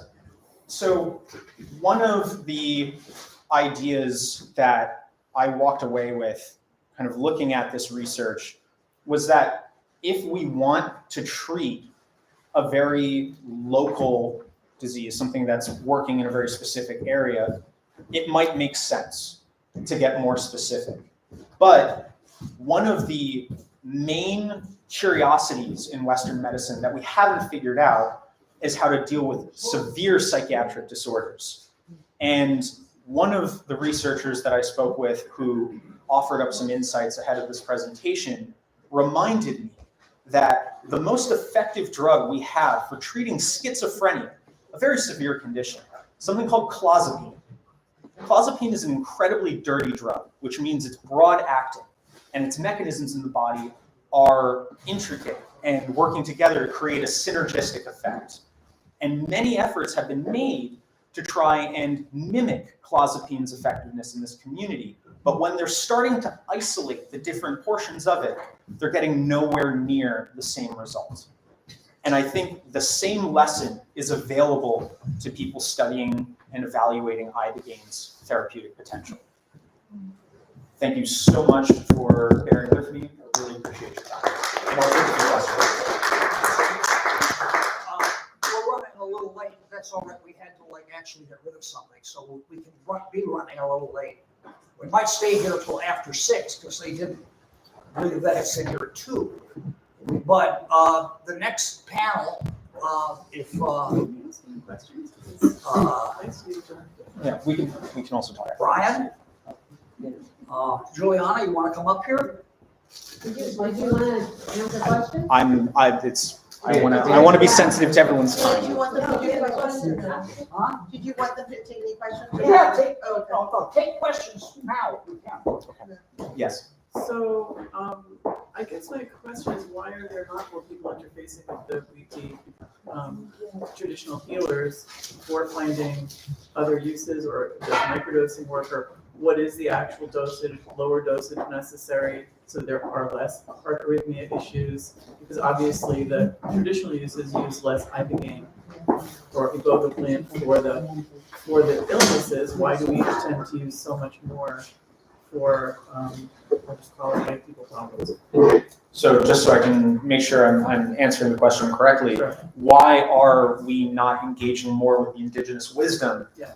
of Ibogaine that is allowing for lower dosage of the raw plant material to solve more complex problems, as opposed to having a much higher dose of a refined chemical compound to treat Western medical problems? Now, it's a great question. With my limited experience, it's ignorance. It is a lack of willingness to engage with the healers that have been carrying this medicine for generations.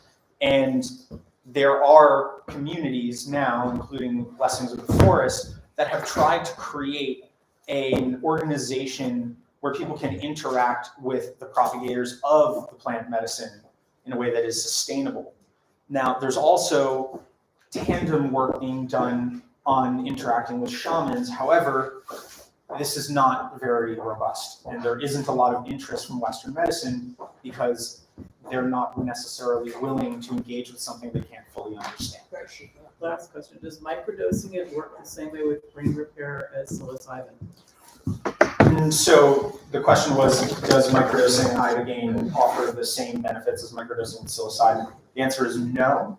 And I don't want to take up everyone's time by trying to. I, however, want to respond to microdosing. Ibogaine in the future It's not the same. will Not the same, but it be does used have- much does have more very in good microdose, characteristics in microdose. but not for addiction, only for maybe meth. Yeah, so again, it is not the same. It is incredibly beneficial. However, it is not doing the same thing. Ibogaine acts much more broadly and mimics some of the interactions and shares interactions with psilocybin. But again, you're looking at one part of a larger sort of set of treatment protocols. There's a 11-minute video I may have time to show here today, which shows the effects on Parkinson's.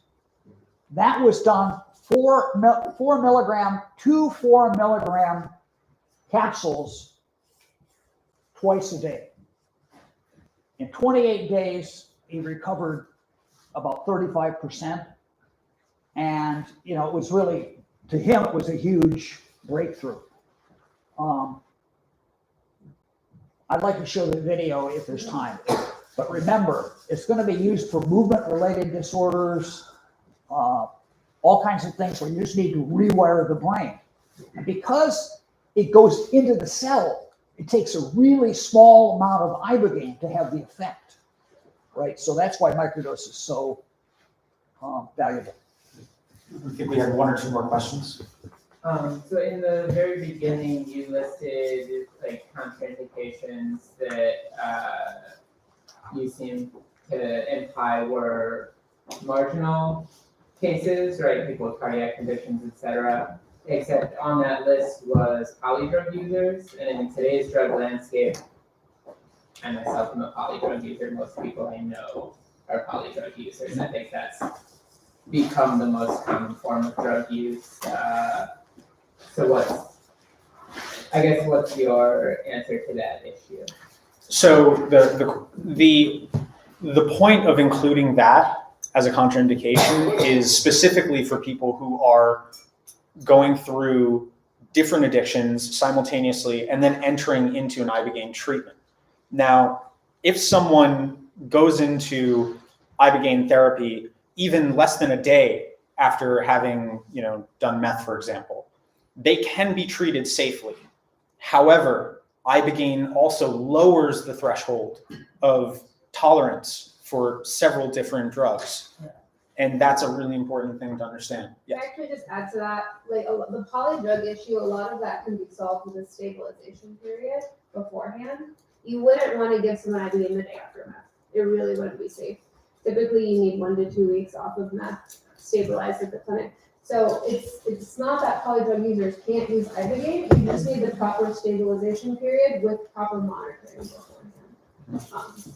Super valuable. And again, not necessarily in line with all of the information that I received, but nonetheless true. I'm sure, you're working in the field, this is what would seem to be the safest. Anybody claiming to treat someone a day after meth is taking a huge risk. Mm-hmm.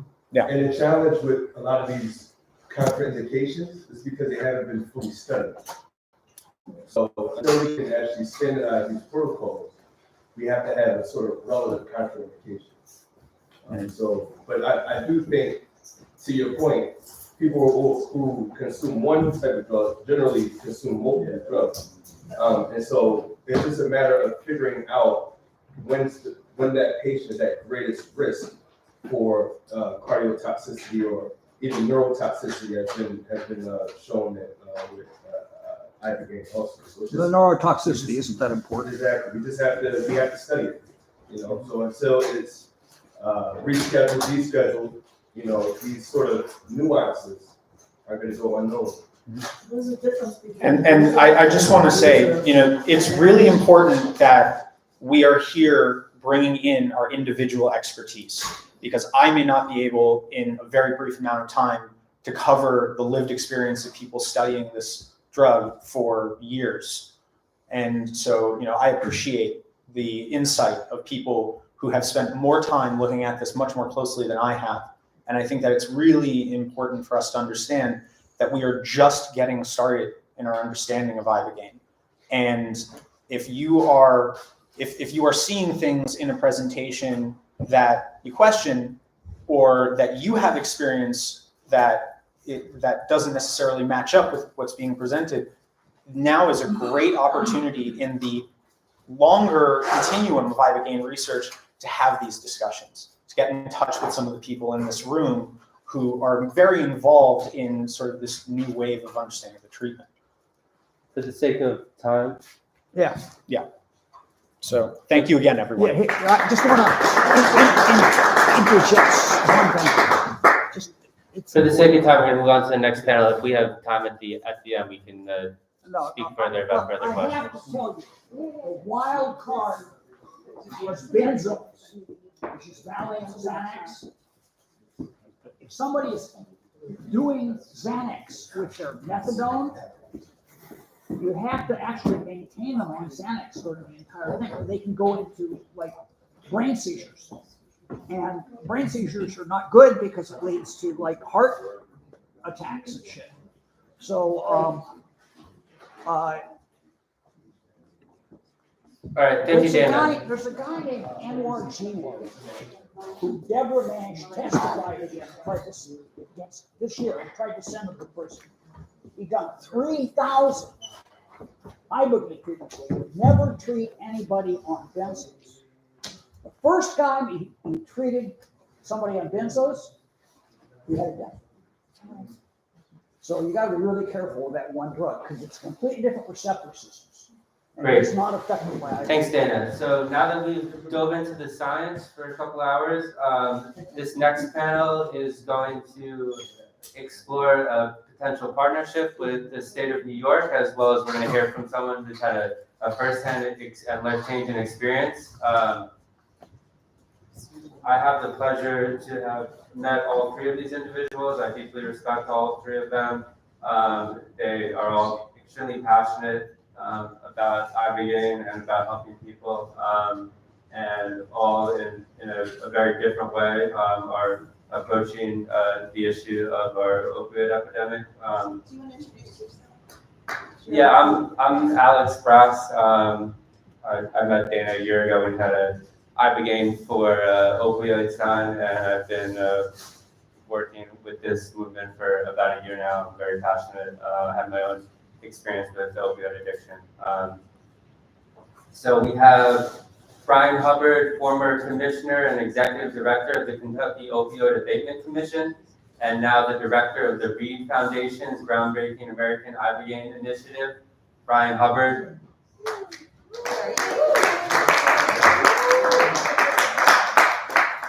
He's working very diligently, trying to figure out how we can get some clinical trials and get Ibogaine treatment available here. Next, we have Juliana Mulligan, who's a psychotherapist and an Ibogaine specialist, and has been one of the biggest voices in this movement for many, many years now.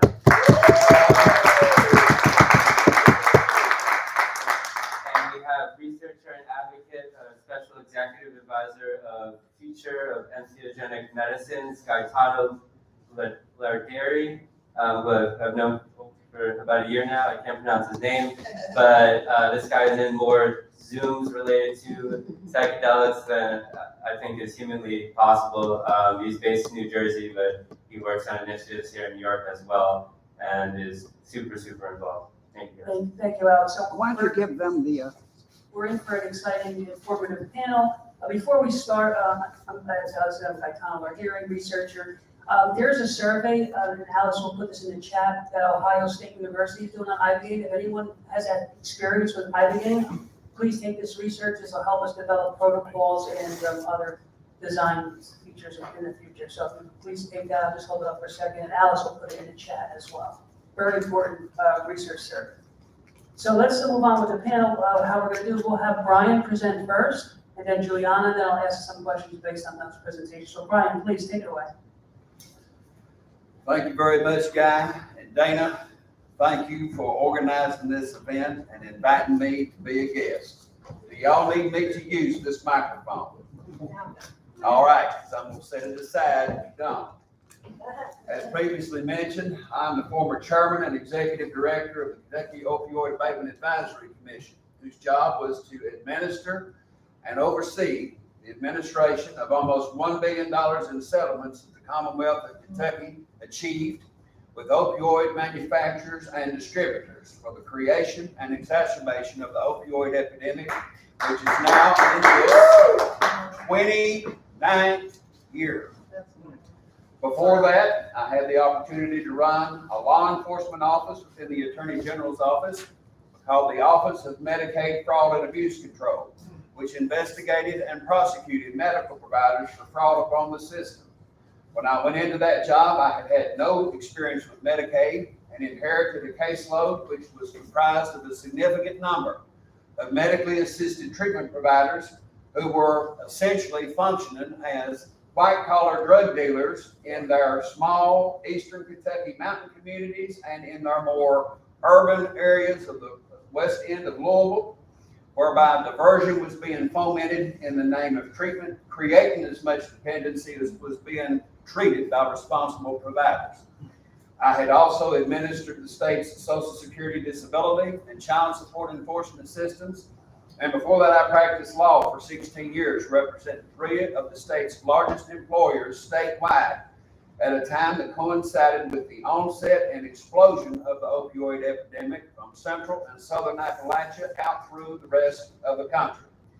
When I came into the job of opioid commissioner, I wanted to figure out what Kentucky could do to foster its own Manhattan Project opportunity, to perhaps invest a small portion of money to create a therapeutic breakthrough to resolve opioid dependency among individuals who cope with it, recognizing that for all of the best intentions and efforts that are currently being made, the statistics do not lie.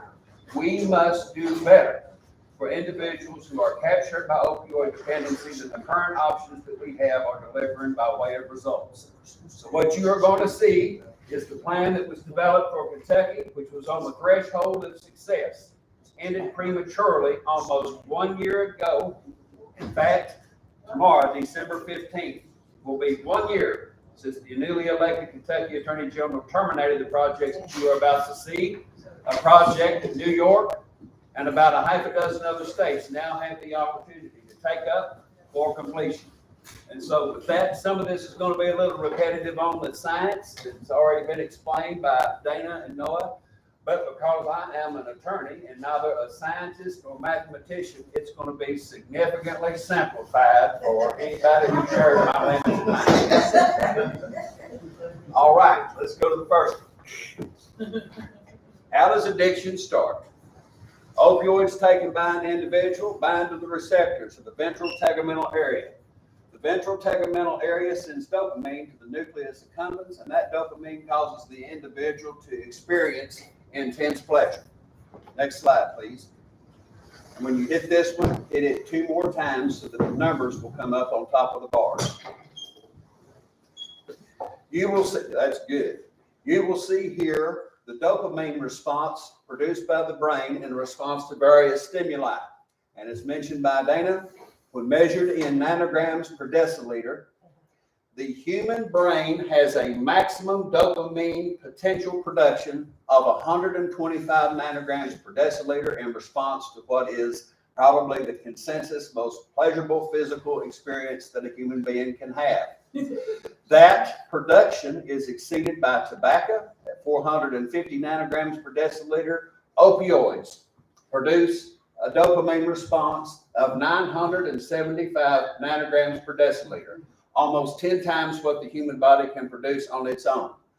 The dopamine response of opioids is exceeded only by that of meth, which produces 1,100 nanograms per deciliter.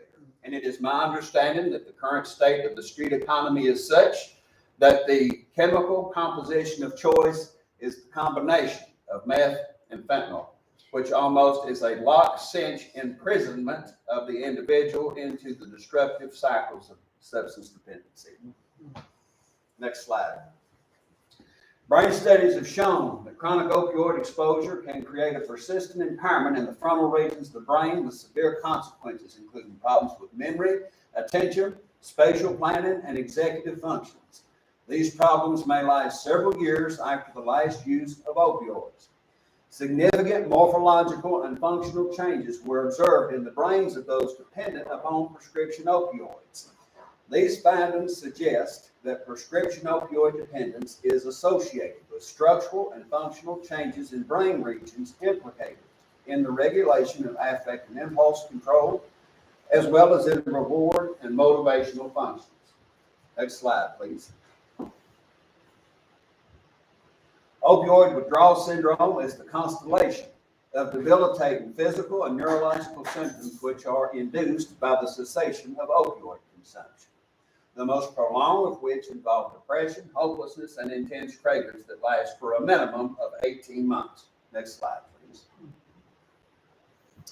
The execution of routine daily activities, reacquisition of gainful employment, resolution of criminal justice and companion legal issues, and the recreation of social circumstances which are supportive of long-term recovery are nearly impossible to achieve during the 18 months of opioid withdrawal syndrome.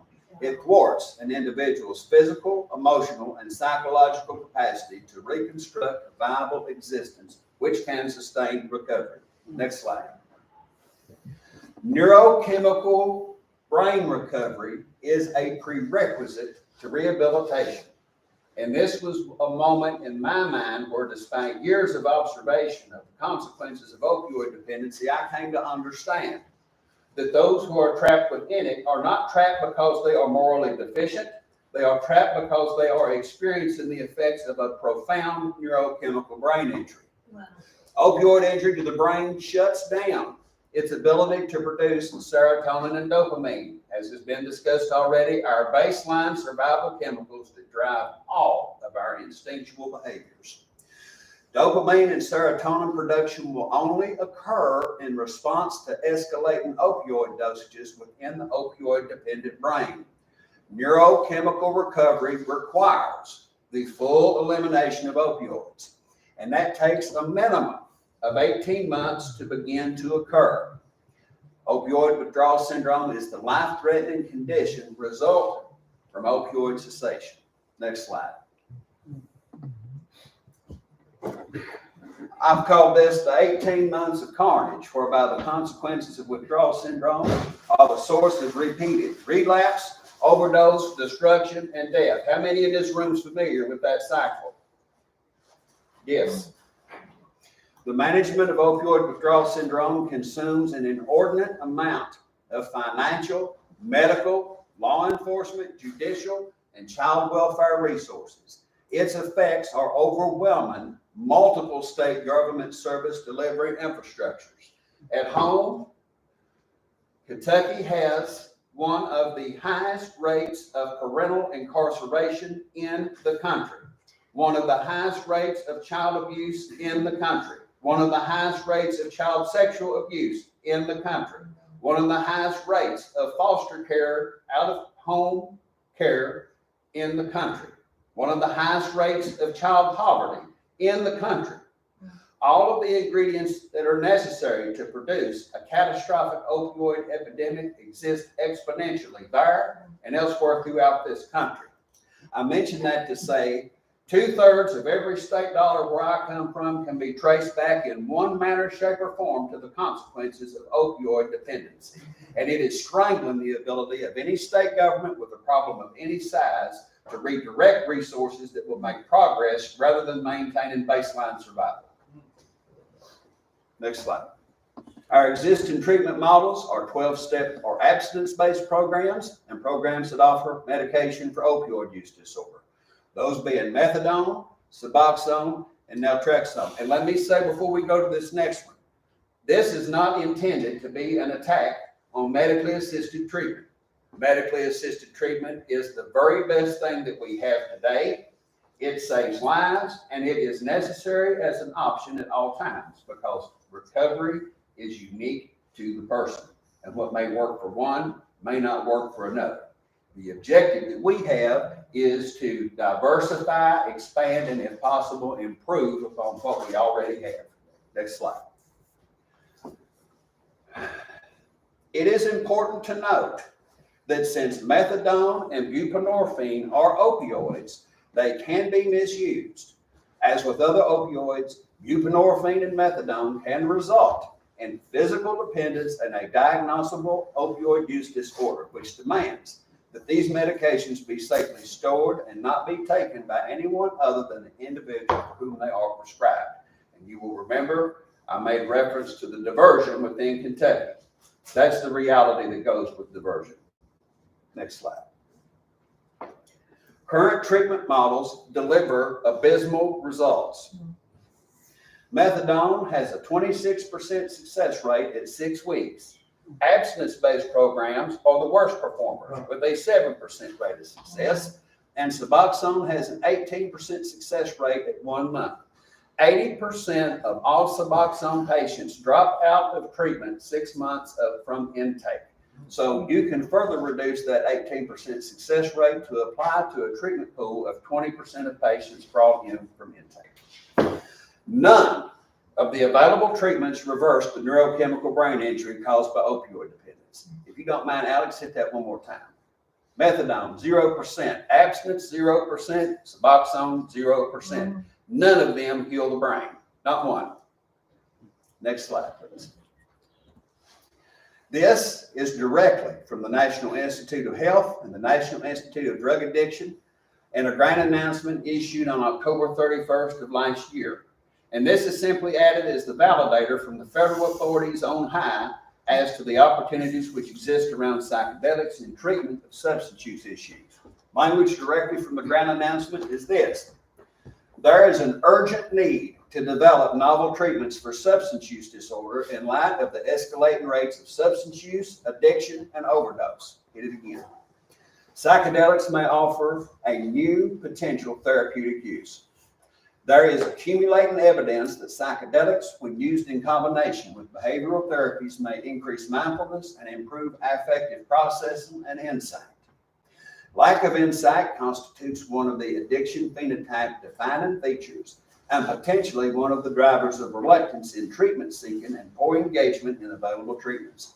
Other potential novel endpoints include introspection, self-awareness, self-perception, metacognition, and others, all things that came up in psychedelic experiences during treatment sessions that may be operationalized as clinical endpoints for drug development.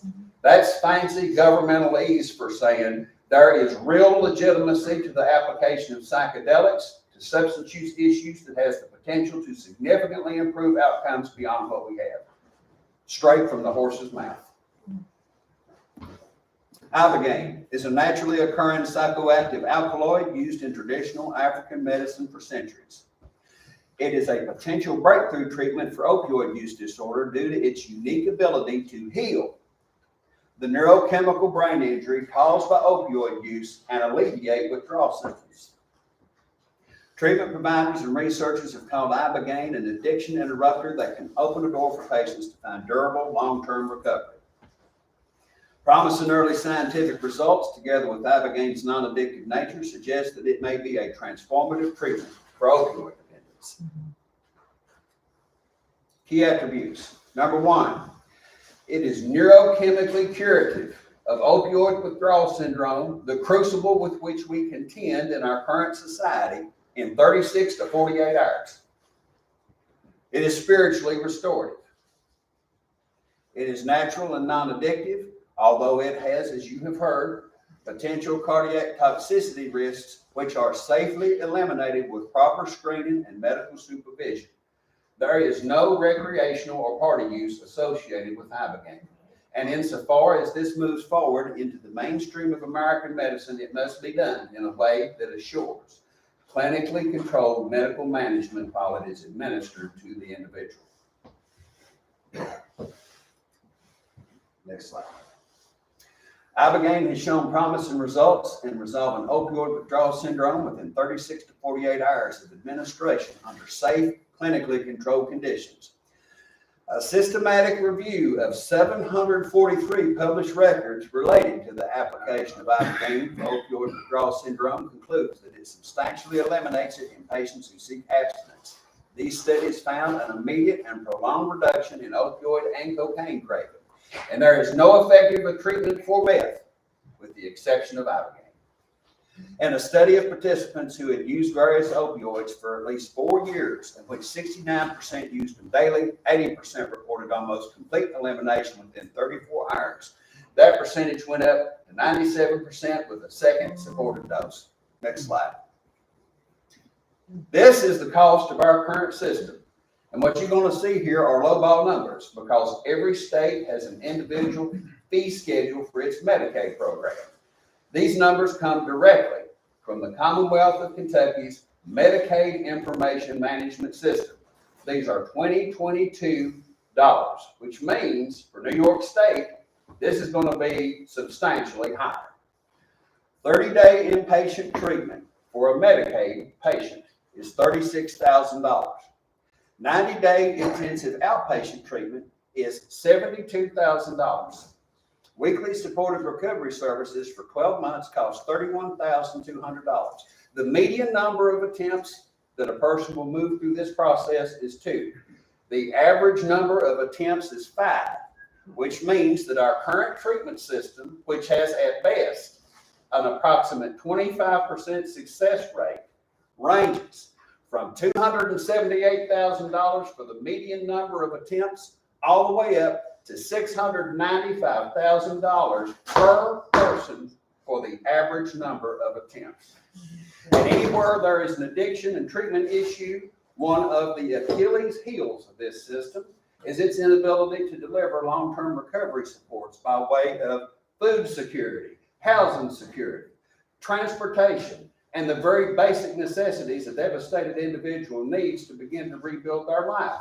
Why? They don't have the money. Why don't they have the money? You're looking at it right there. Next slide, please. You will see here a treatment cost comparison, whereby if you use Ibogaine for the acute phase of opioid withdrawal syndrome, you're talking about a 10-day inpatient treatment and a clinically controlled medical setting that would cost on the high side about $30,000. You pair that with 12 months of weekly support services is needed at $31,200, and you have immediately captured a more than 50% cost savings over one trip through what we already have. And to draw an even finer bead than that, remember the first slide. The first 120 days costs $108,000.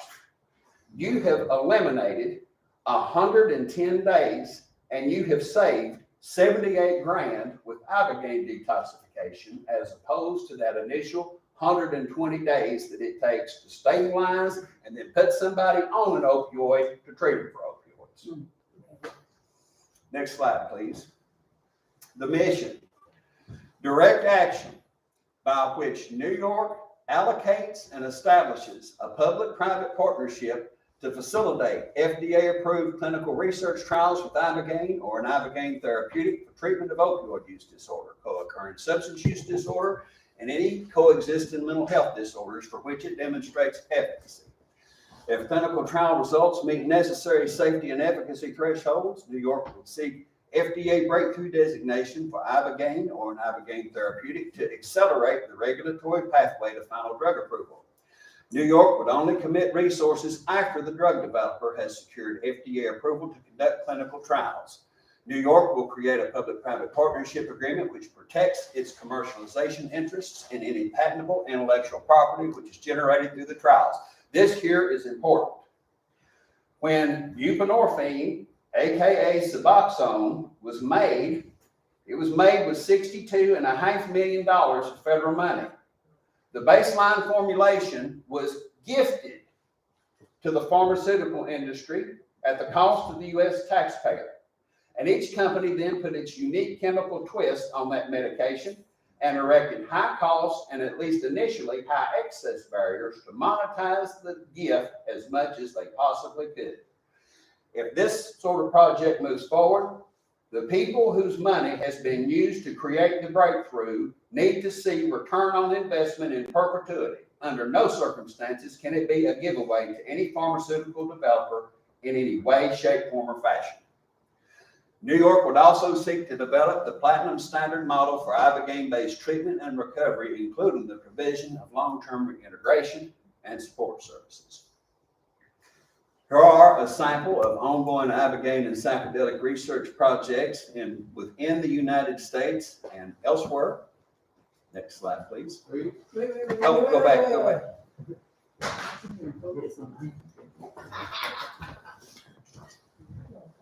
In the United States? There's one that is at Sao Paulo University that's specific to Ibogaine. That's for a study of alcoholism in Brazil. All the rest of them are in the United States. Here's a sample of the top papers on Ibogaine. Data may take a different opinion as the ones I've listed.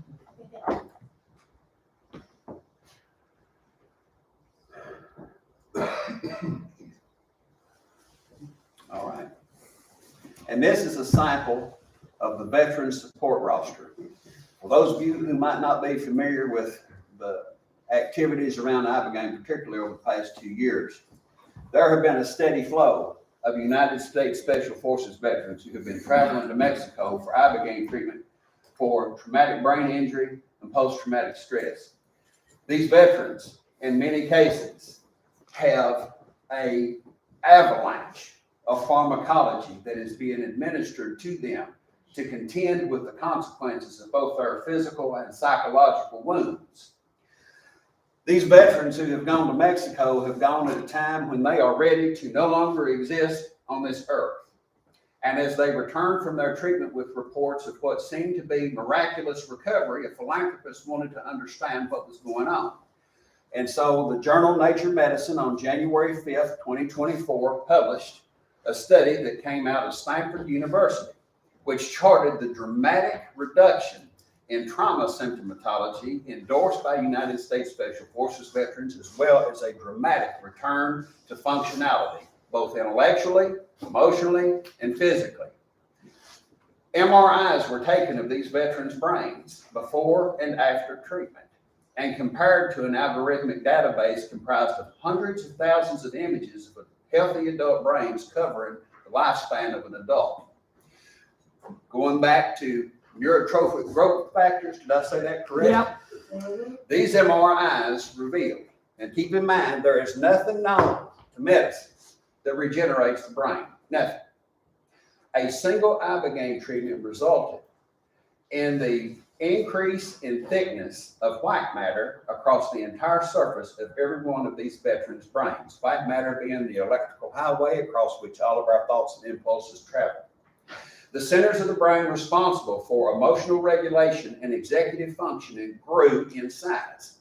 The average reversal of brain age among the cohort of 30 was 1.5 years, with 5 veterans seeing their brains reverse at the high end, almost 5 years in age. There are people with means right now and others who are in less restrictive jurisdictions who are receiving Ibogaine treatment to almost fully mitigate their symptoms of Parkinson's, multiple sclerosis, and Lyme disease. And in the words of Dr. Nolan Williams, who was the author of the Stanford study, I agree with him 100% when he says that Ibogaine is the most sophisticated drug on the planet. Given these potentials, what we understand that it can do for addiction and what it can potentially do to restore the human brain, its criminality is criminal. And it is high time that we kick the door down to make sure that this gets medicalized on an expedited basis as soon as humanly possible. And that's the end of my portion of this presentation.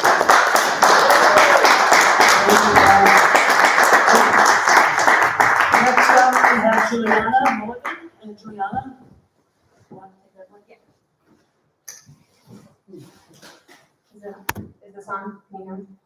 I'm gonna use the mic because I don't have as booming a voice as Brian Put it does. closer to your mouth. Okay. I'll do my best. Thank you, Brian. That was a really concise and thorough presentation. I really like it. Thank you for helping me do it. Yes. Yep, so I'm Juliana. I've been involved in Ibogaine since 2011 when I first picked up opioids. Former opioid user, formerly incarcerated. I went through the mainstream treatment system with no success and actually was quite traumatized by abstinence-only treatment and my experience in 12-step groups. And so Ibogaine was the end of the road treatment for me. And it worked with flying colors. Since then, I've worked in clinics providing treatment. I became a licensed psychotherapist and I'm working with people before and after Ibogaine. I had the honor of working with Brian on the Kentucky Ibogaine Initiative, which was a wonderful experience, and I'm so glad that you're continuing with other projects. It was a tragedy that the Kentucky Initiative got stopped. I've also for years done work on a voluntary basis of accepting complaints about unethical and unsafe practices happening at Ibogaine clinics around the world. And, you know, when Noah was talking about the contraindications with Ibogaine being certain medical conditions and certain substance use, that is actually, in my opinion, not the biggest danger of Ibogaine. The biggest danger in Ibogaine treatment right now is untrained, unsafe, unethical practitioners. I would say the majority of the clinics operating around the world right now are not operated safely, because there is no way to ensure that clinics are following safety protocols. There is no way to ensure that people working at clinics have trauma-informed training. There's no way to do anything when a clinic has death after death after death in Mexico because the government there doesn't care. And these clinics just sometimes change their name and put up a new website. So while I fully believe in Ibogaine, I mean, it's my whole life's work, there are a lot of problems. And a lot of these clinics that are held up as the gold standard are actually, I'm getting a lot of people filing complaints about the treatment that they're having there.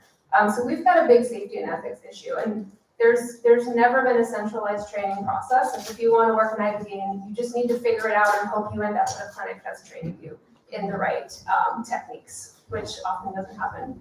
So all of that to say is, I know Dana wanted me to talk about the client experience, so I'm going to talk about my experience with Ibogaine treatment, being detoxed of opioids, which is basically how not to do Ibogaine, and then I'm going to talk about what it should be like, and a project I'm designing right now to improve the safety and efficacy in the field. So my treatment, although I said it worked with flying colors and that I got off opioids and never used them again, I also barely survived the treatment and ended up in an ICU in Guatemala from unsafe practices at the clinic I went to. So I went to a clinic that no longer exists. I mean, this is 13 years ago. And this place did not follow even the most basic of safety protocols. The biggest of which is that they gave me double the dose that's safe to give anybody. Typically, the highest you would go with a blood dose of Ibogaine is 22 to 24 milligrams per kilo. I got 42 milligrams per kilo, which should never happen and would kill anybody. And it wasn't that I had any pre-existing conditions; it's that they weren't safe. That's what happened. I had an EKG done, liver panel done, everything was fine. It's just that you can't go above a certain dose of Ibogaine and become unsafe. So what happened to me is I had the cardiotoxic side effects, which something happens with Ibogaine called a prolonged QT interval. And when this is stretched out too long and it is left untreated, you go into a deadly arrhythmia called torsades, which looks like a lot of zigzags on the EKG, and then your heart stops. So I had 6 cardiac arrests that required resuscitation, so I was actually dead 6 times. After the 6th resuscitation, they put me on an external pacemaker for 2 weeks. Despite this happening, when I came to in the hospital, I kind of didn't care about all of that because I felt like I had literally reincarnated into a new body and brain. I suddenly saw how everything in my life made sense as being my training to do the work I was supposed to do. It was like the first time that I didn't feel regrets and guilt and shame over my past. I saw every item I had been through, serving time, overdosing, being homeless. I saw it as my training that I needed, and I started referring to it as my internship, which I strongly stand by that and feel I should have a PhD for the research I did in that arena. Because if I hadn't been through all those things, I wouldn't be able to support the people I support now and understand the things that people go through. So I saw how all of it made sense, and I remember thinking very clearly, this is the future of opioid use treatment, and I need to do whatever I can to advance that. I wasn't sure at the time what that was going to look like, but I knew that something was not right about my treatment, and I wanted to figure out what that was. I ended up, after that, getting EMT certification just to have a base cardiac knowledge for working in a clinic. And a year later, I went to my first Ibogaine conference, and Dr. Ken Alper, one of the most prominent researchers on Ibogaine, gave a presentation on a case identical to mine who ended up on a pacemaker. And I understood finally the well-rounded picture of what had happened to me. It was very simple mistake. You don't give double the safe dose, just like any anesthesia medicine in a hospital. There's a medical screening process, and there's a dose protocol that you have to follow. And so because my treatment went this way, I kicked off my Ibogaine career to really focus on safety and ethics in the field. I ended up working in 3 different clinics, one in South Africa that was also not run safely, another one in Costa Rica that was also not run safely, and then a third one in Mexico, which was some of my most important training with Claire Wilkins, whose protocol is being used in research in Spain right now. It's the low dose protocol, which she pioneered. And that training is where I really learned the ins and outs of giving Ibogaine treatment, which is quite an art form. It's not just one option, one dose in one night. You can also modify someone's treatment based on their risk factors to give small doses daily for an extended period of time. If you don't know Claire Wilkins' work, I highly suggest learning more about it. I think it's the safest and most efficacious protocol. So anyway, I ended up working in those 3 clinics and finally realizing that just providing the treatment wasn't the best use of my skills. And so I ended up going back to school to become a therapist. And my big overarching vision for Ibogaine is to upgrade the safety in the field. And what are we going to do about all of these unsafe clinics that are causing harm? How are we going to improve this? So what I've decided to do is work on a centralized training and supervision body. It's going to be called IDRIMA, which in Greek means educational institution. And it's going to offer a 6-month training and certification program with, once you have the certification, you have to be in our monthly supervision process. So people will be receiving support, and they also will be receiving monitoring to see if they're adhering to practices. I think that this is long overdue. It's something we've all talked about for years, and no one's really figured out how to pull off. So I'm going to give it a go and hope that it works out. But besides just the safety protocol issue, which a lot of people seem to have problems following just basic safety procedures, there's a real lack of understanding of what it is to ethically provide treatment, of what trauma-informed truly means. Some of the complaints that I have submitted to me from very prominent clinics in the field are, about people just not understanding boundaries with family members, not understanding that you have to adapt how you're working with each client. I did my psychotherapeutic training with Dr. Andrew Tatarski at the Center for Optimal Living, which does harm reduction psychotherapy. And harm reduction psychotherapy is, you don't push an agenda on the person. If somebody's goal is to only use certain substances or use safer, use less, or even abstinence, you work with them to do that. You don't push abstinence or a particular goal. It's all about adapting to the person's needs. And this is the type of protocol that is needed at clinics. And I see, this hyperfixation on the 10 years of therapy in one night, and you'll never want to use opioids again. Well, that for some people, that's their goal, and that's great. For other people, that might not be the right goal for them. And selling Ibogaine as this overnight miracle is actually a huge disservice to people. And we need to be slowing things down and sitting down with people and saying, what do you want out of your treatment? And having, actual mental health staff. There's clinics all over the world that don't have real licensed therapists there. Especially in Mexico, I see like a huge shortcoming in terms of the mental health support that's offered, which is 50% of Ibogaine treatment is the support before and afterward. You can't expect to just throw a chemical at somebody and have them transformed overnight.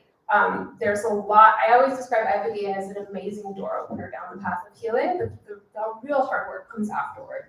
And so a lot of people, they use every last penny they have to go and do Ibogaine, and then they come home to abusive family dynamics, or an abusive partner. They come home to a 60-hour-a-week job that's not sustainable at all, and they don't know what to do with their lives. People don't understand that part of Ibogaine is it shows you really tough changes you're gonna have to make in your life, and if you don't have somebody supporting you and figuring out how to do that, often it's not going to work out afterward. I think for me, one of the reasons that Ibogaine worked so well is because I had a really supportive, mostly healthy family dynamic, and some wonderful friends to return to. I didn't have to go back, but not everybody has the resources for that.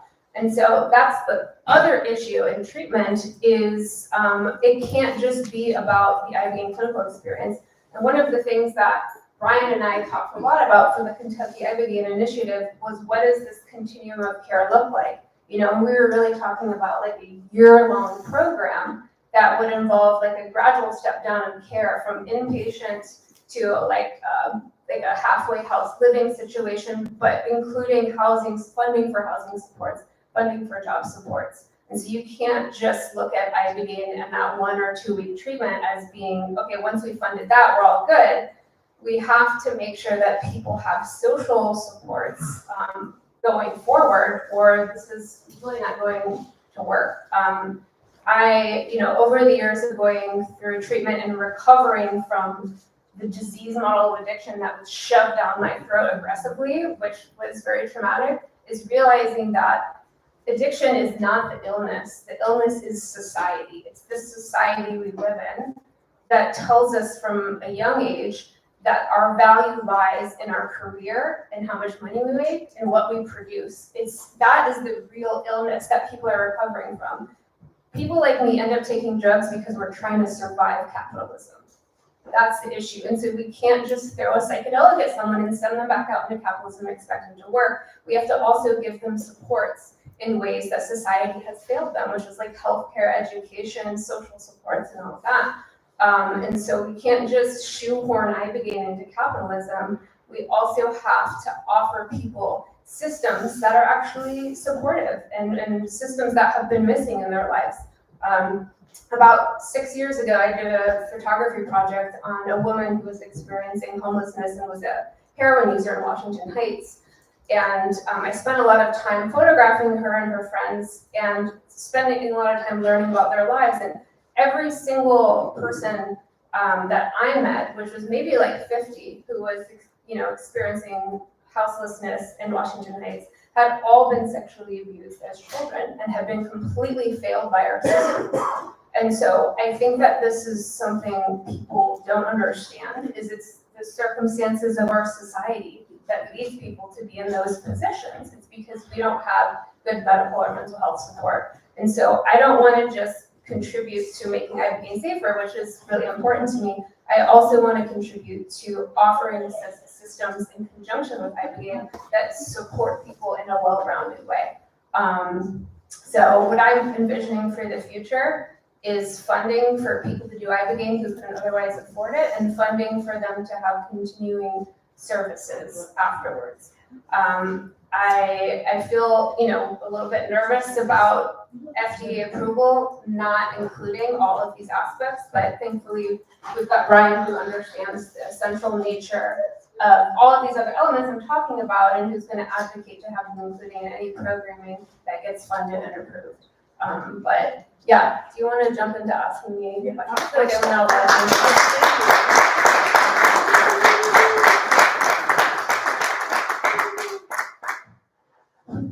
Okay, so yeah, I got a bunch of questions. Let me start with Brian. Brian, what's your experience with the opioid epidemic? It's multidimensional. I grew up in one of Virginia's 5 coal mining counties in an area that is much more similar to Kentucky or West Virginia than it is any other part of Virginia. I have seen the dramatic devolution of Appalachian society in Kentucky and Virginia and wherever else those mountains exist. I have seen it in my family. There are individuals that are very close to me who are shells of their former selves. And it all began with what was supposed to be legitimate medical treatment for genuine conditions that needed to be redressed. And now these individuals are worse off than they have ever been in their lives, which can only be chalked up as a treatment failure. I saw it in my caseload as a lawyer through repetitive patterns of exploitation of economically desperate individuals whose work injury conditions were then exploited by a symbiotic relationship between doctors and lawyers who essentially trafficked into misery and made as much money on both sides of that equation as they possibly could. I saw it from a government assistance perspective, the way in which government itself, in order to expand its operational domain, has assumed a posture which seeks to perpetuate problems rather than solve them. And that's kind of that exposure. And before your next question, I want to just say for the crowd, Juliana Mulligan is the first bridge I crossed into the knowledge about Ibogaine. And it was her story that stilled my spine to do whatever I could to move the needle on this at home. And she has been a tremendous personal blessing to me and an invaluable intellectual asset as all this has played out. I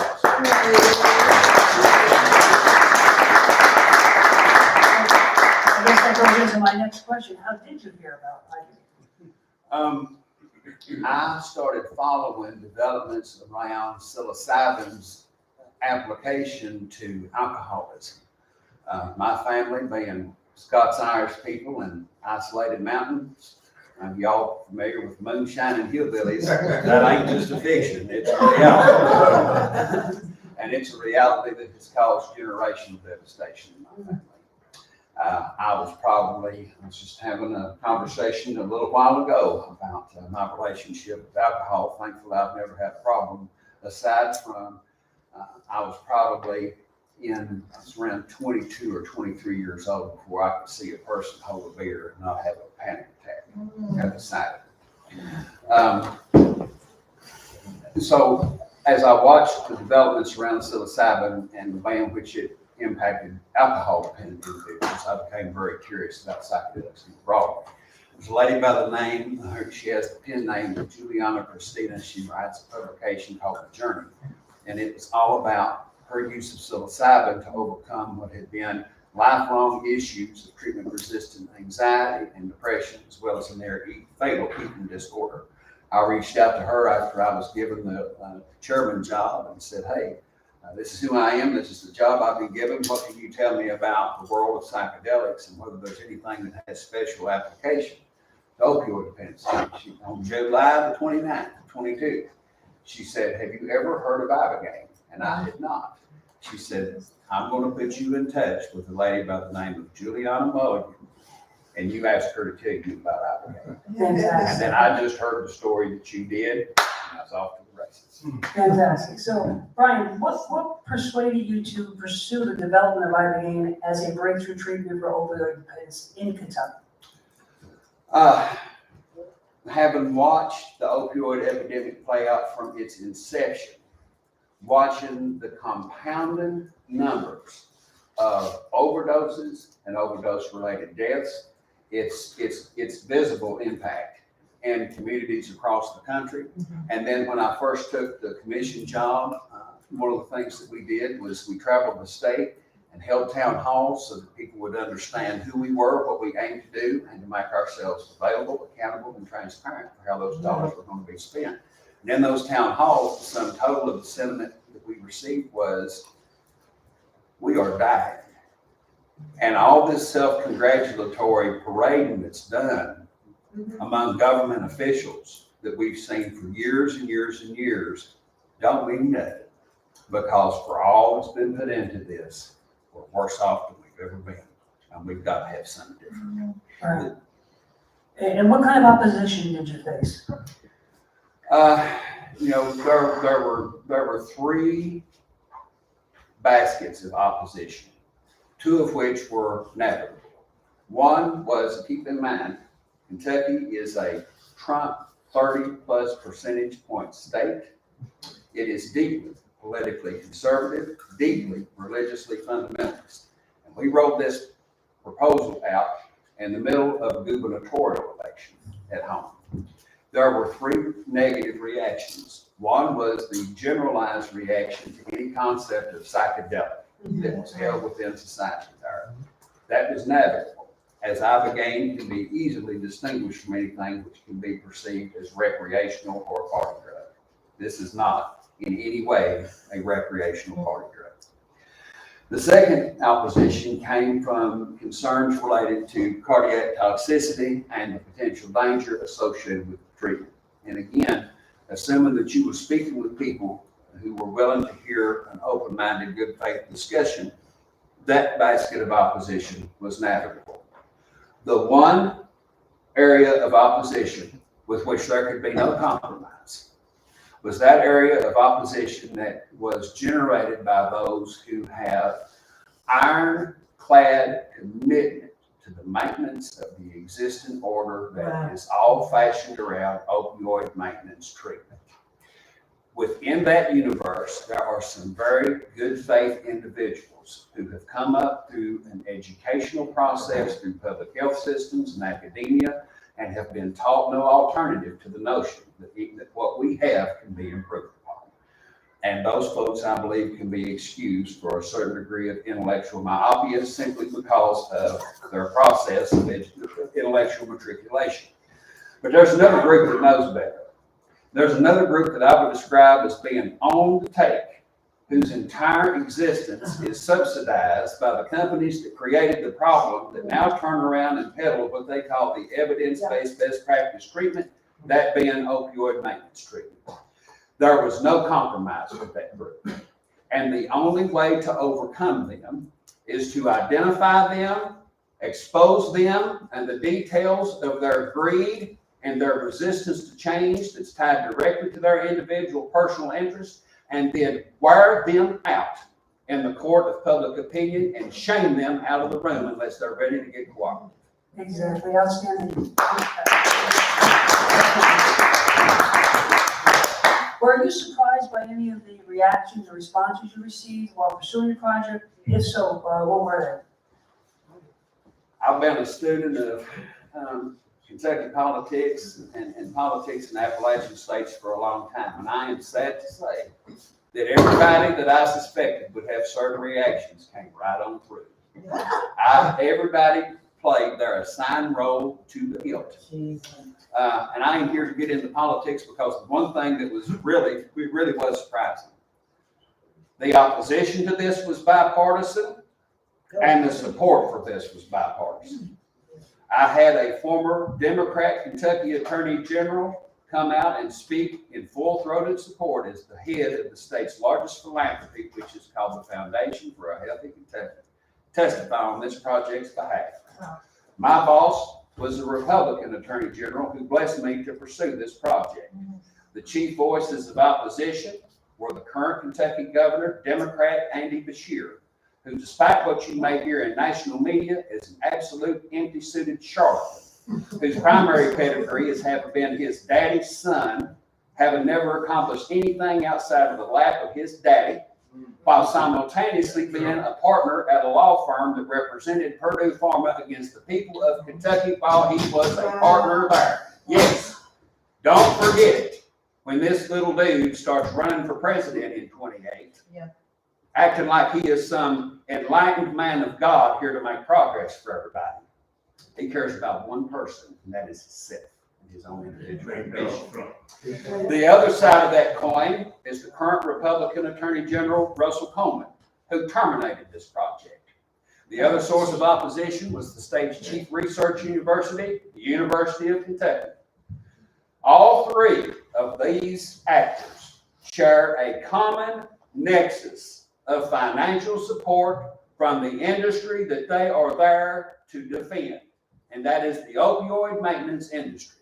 One parenthetical note on that, and remember this one.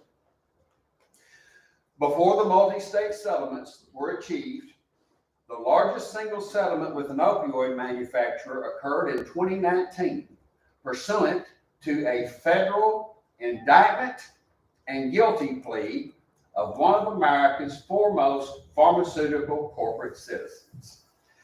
That criminal indictment was made of a company called Indivior, which is the parent company that has the patent on name brand Suboxone. Indivior was indicted and tendered a guilty plea to engaging in an illicit scheme to increase the issuance of Suboxone prescriptions nationwide.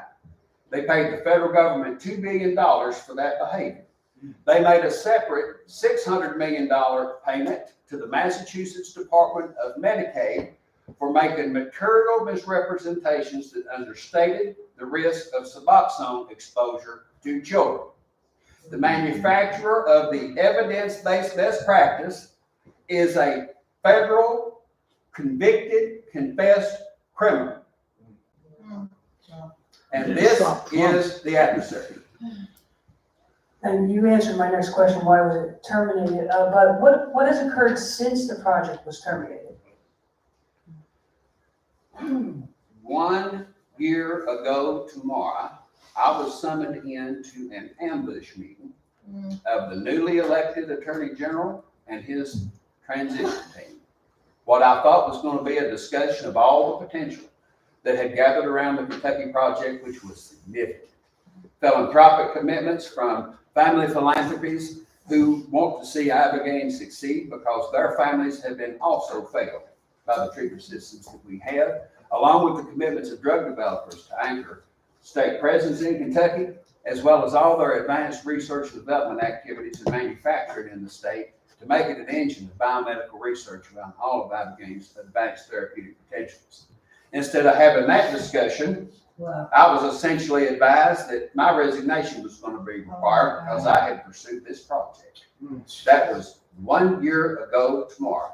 And when I left that room, I thought that the efforts that everyone had poured into that campaign, efforts such as folks like Juliana, Susan Alstrom, and all the other allies that came forward to travel to Kentucky to make this the high-profile project that it was lost. Thankfully, because of a connection to a gentleman by the name of Rex Elsas, who has a foundation called the Reed Foundation, based in Columbus, Ohio, a foundation that exists in the honor of his deceased son, Reed, who passed away in 2019 from a fentanyl overdose after a decade in opioid dependence. He reached out to me and he said, I'm desperate to preserve what you've done. If I can open some doors for you, because this gentleman had been in his prior life a slash and burn campaign TV ad producer. He said, if I can open some doors for you, would you be willing to work through my foundation to see if we can transplant what you have done elsewhere? I said, well, when I decided to go down this road, I bet the farm on it, and it's now the mission of my life. I'll go anywhere, I'll talk to anybody, I will do anything that's necessary to give this an opportunity to live. As we sit here today, there are now 6 individual states that have organized groups within them at various stages that are looking to finish the job that was begun in Kentucky. And I don't want to set false expectations too high, but I am very optimistic we're going to see some meaningful results. I'd like to say something. Sure, sir. Yes. I feel like somebody who went to church and had a religious conversion experience or something. I mean, this guy, the whole thing is fabulous. You know, I've been knowing Gator for years. I never knew he knew so much about chemistry and biology because we mostly smoke herbs and talk shit. But so I'm amazed, you know, my daughter here and just got a master's degree from the School of Pharmacy in Maryland. Congratulations. In Canada. She's the reason she got me to come here. We interviewed Dana the other day. But my man over here is a lawyer. You make me sorry I didn't become, I wanted to be a lawyer. You know, I ended up becoming a professor, but I wanted to be a lawyer. White folks who sound like you drove me away from the law. When I was a boy, I thought this was a waste of time. These people here, you're not gonna be able to deal with that. But this has really been something, and when you, the way you describe this guy, acting in Kentucky, he sounds just like Donald Trump to me. Yeah. You know, from one somebody who his daddy, you know, made him what he is. He cares about nobody but himself. He's a convicted felon. You know, so we got a president that fits all of these negative things that you're talking about here, and that's a big part of the mess. But I really appreciate what you're doing, and I can't imagine you having never lost a case in court. You're a great advocate. Thank you. I want to assure you that everything you've heard out of me has been produced despite the legal education. The greatest thing the legal education taught me is that law is often nothing other than the tyrant's wheel, and especially so when it thwarts individual progress. Dana, yes. He was talking about NVIDIA. NVIDIA used to be called Ricket Benkheiser. And they had another drug called Subutex, which is just buprenorphine without a little bit of the blocker naltrexone in it. It's just an interesting thing. There was once a NIDA program. That's right. We persuaded the United States government to work on Ibogaine to treat crack, right? Because there's still nothing for coke, nothing for meth, but Ibogaine. And we're going along, but there was deep resistance in the bureaucracy because they didn't really want to go ahead with this. So they were basically playing for time. A man named Jimmy Carter, no, a man named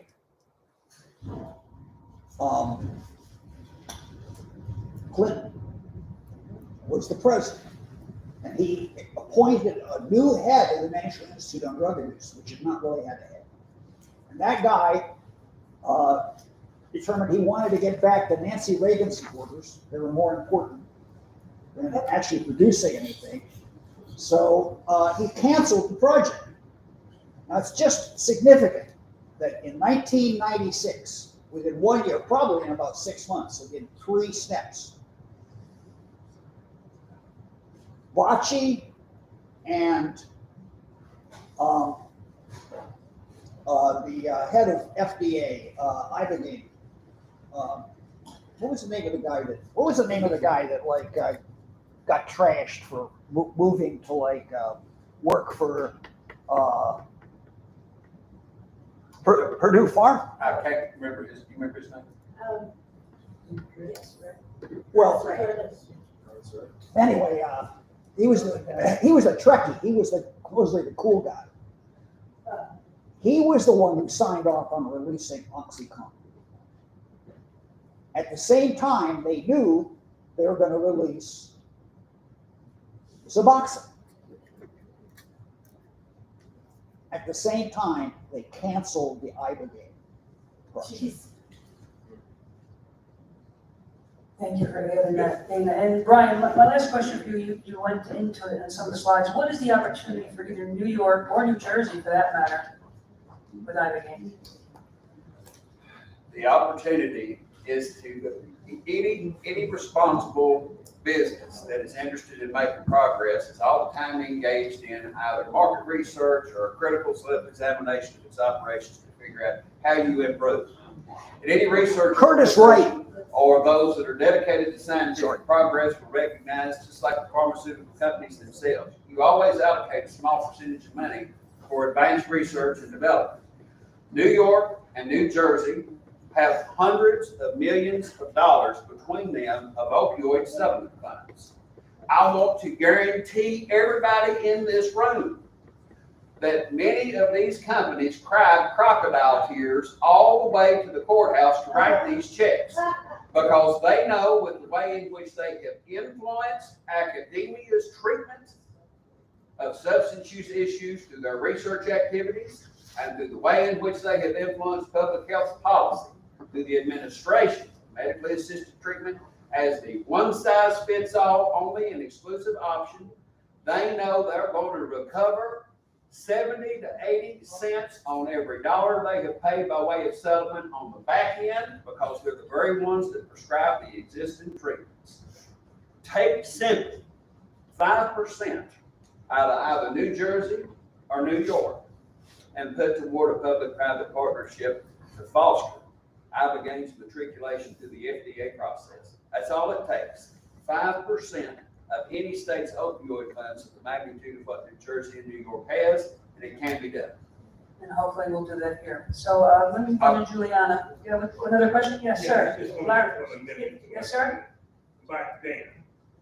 I've been hearing him for almost 20 years mention this drug aggregate. I don't believe that. But the first time you told me about it, you told me some Africans came up with something called Ebola.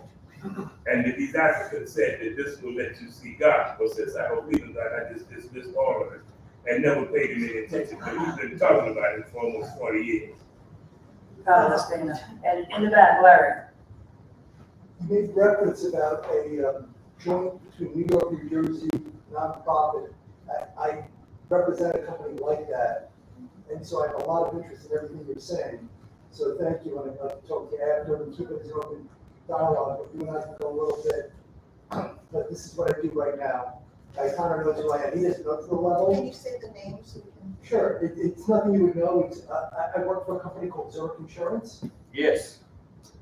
Right? I've been in therapy for 48 years because I had anger management issues coming out of New York City public school system.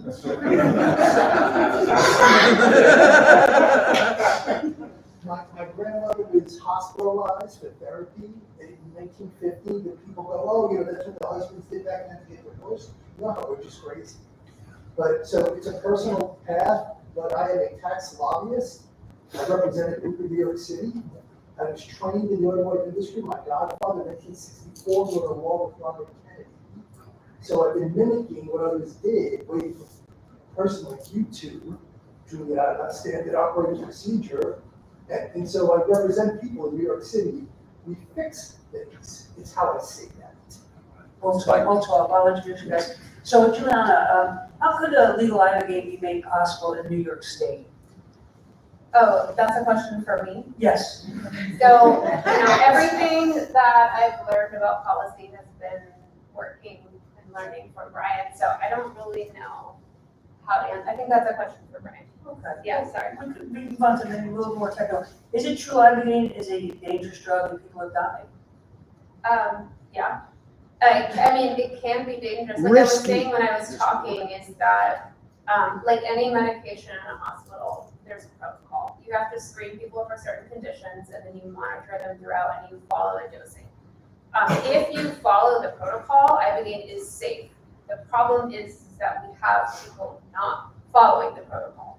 And honestly, like a lot of the deaths have been because of things like clients smuggling in substances that the provider didn't know about, clients not disclosing that they were on benzodiazepines regularly, which benzodiazepine withdrawal is the most dangerous thing to combine with Ibogaine treatment because of the seizure threshold. So actually the amount of deaths we've had compared to treatments is quite low given the risk factor.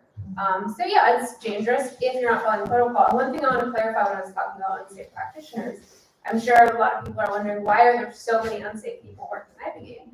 So there's a phenomenon that happens where all of us do Ibogaine, we become evangelical about it, and we want to dedicate our lives to it because it works so damn well. But a lot of us working in the field are coming from substance use backgrounds.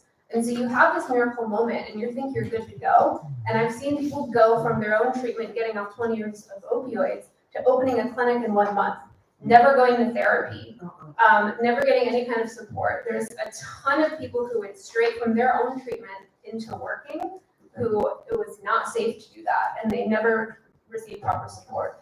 Since I've worked in the field, I have seen on average at least one Ibogaine provider die per year because they return to chaotic use, because they return to other chaotic behaviors. Right now, I've got 3 Ibogaine providers that I know over the years who are now on the street in San Diego using substances and houseless. This is all because they burnt themselves out, because giving Ibogaine treatments is the hardest job I've ever done. You're on duty around the clock. You have people projecting all of their biggest, darkest, shadowy material onto you and blaming you for it. And you also have to keep the clinic alive, so you can't take a break between treatments. And I've seen people work themselves to death. So this is all to say that we've got a big problem in a lacking of support for providers, in a lack of training, and a lack of monitoring. And what I want to do is create that support and monitoring so that we can make this safer, because people doing whatever they want across borders all over the world, it's not going to work out when you have a cardiotoxic substance. Other psychedelics, most of the time you don't die from. Ibogaine you can, so we can't be taking these risks. Can I comment on that? The Yeah. danger part? Yeah. So, my name is Dr. Morgan Stinson. I'm a general intern by training. A fan of Gaetano and done quite a bit of work with him. He usually keeps me busy. But with respect to the danger of Iboga and Ibogaine specifically, I think we have to take into consideration that virtually anything can be dangerous. Anything can be a poison. And really, the only difference between a poison and a medicine is the outcome. Right? The outcome is good, it's medicine. It's bad, it's a poison. And that outcome is usually contingent on the dose and the route of administration. Okay? So as we dive down this path of using this cardiotoxicity as a barrier to its therapeutic use, we have to also mention that this that the arrhythmia that this induces, the prolonged QT torsades, is actually quite common amongst many medications. Yeah. Some of which you may all be on, right? Zofran prolongs your QT, Reglan for nausea, vomiting. Methadone, right? The irony of that, Suboxone, the treatment for opiate use disorder, prolongs your QT. So it's not a matter of this drug being dangerous as a reason that it's not being used in therapy. It's the fact that it's too effective. You have to understand that the purpose of our drug and healthcare system is not to provide curative therapies. All right? Because if they cure the disease, they can't profit from you continuing to use the drugs. And so I caution all of us, those who actually care about people in this healing process, not to fall down that same path of isolationism and reductionism in terms of drug development, right? I really appreciate your presentation, because you're talking about the different types of alkaloids that are present in this plant. There's a reason why the Bwiti people are so successful in these applications, because they're not using Ibogaine, they're using Iboga. It's a difference, all right? There's a reason why nature has evolved to have hundreds and thousands of compounds within one plant, one herb, all right? And our failure as a drug development system is that we take this reductionist point of view, this reductionist ideology, and search for this single miracle molecule that does not exist. All right, we have a whole drug market of products that are highly ineffective and have a huge side effect profile. Why? Because they disregard all the other compounds in that plant that they derived it from, which serves to counterbalance that activity and to synergize it. And so I really push all of us to consider whole plant medicine, right? Because again, that's why the Bwiti people use the plant and not an isolate of the plant, all right? Because it's really the whole plant that affords the greatest therapeutic benefits. Thank you, Dr. Maurice. I just want to add something. Completely agree to everything you're saying. The other factor to consider is that in Gabon, when they're eating Iboga, they're not getting off of fentanyl and crystal meth. They don't have the same health conditions we have. They're much healthier. Like, I was just there in July and I did my Bwiti initiation, and everything they eat in the village, except for bread, comes from the forest. And so they all, from birth to death, have a very controlled health circumstance. They're not using substances, so their risk factors are much lower. So, you know, people say, why don't people die as often in Gabon? Which they do. Sometimes people do die from Iboga because of, you know, heart conditions that weren't known about. But it's also because the risk factors are low. And so part of the reason that pure Ibogaine is used to get people off opioids is because you have to hit a higher amount of Ibogaine in order for it to sit on the opioid receptors. And to get that amount of Ibogaine into an opioid user's system, eating bark is not going to be possible. I couldn't even keep that down, not detoxing. It was the most horrific thing I've ever eaten, and it threw up for 10 hours. in the entire ceremony. So the problem with, and I agree, I think the other alkaloids are super important and they may even have anti-arrhythmic properties. But you can't give a huge pile of bark to someone detoxing, they're not gonna keep it down. And if you wanna scale this too, that's another issue. Well, I think that's where, I'm sorry, I don't know the name. Norma, you brought up this other plant that seems to grow, more readily. So I think rather than looking at this from, okay, how can we, be able to scale this, synthesize and scale it? How can we develop more sustainable methods of growing the natural therapy? Yeah, I understand fully exactly what you're saying, but even there have been studies looking at whole plant therapy, and its use in these various mental health disorders, substance abuse disorders, and having just as good outcomes. So it's just a matter of us being able to get to a point where we include whole plant therapy in our study designs as well as doing the synthetic versions. Yeah, I agree. When I make these statements, I'm not saying from a point of being anti-pharma. It has its place, but its place is not in the everyday use of people. So there's something called TA that I think you would be interested in learning about, which is total alkaloid extract of iboga. It's on average 50% ibogaine, 50% other alkaloids. So that's something that could hopefully be studied more easily and ingested more easily.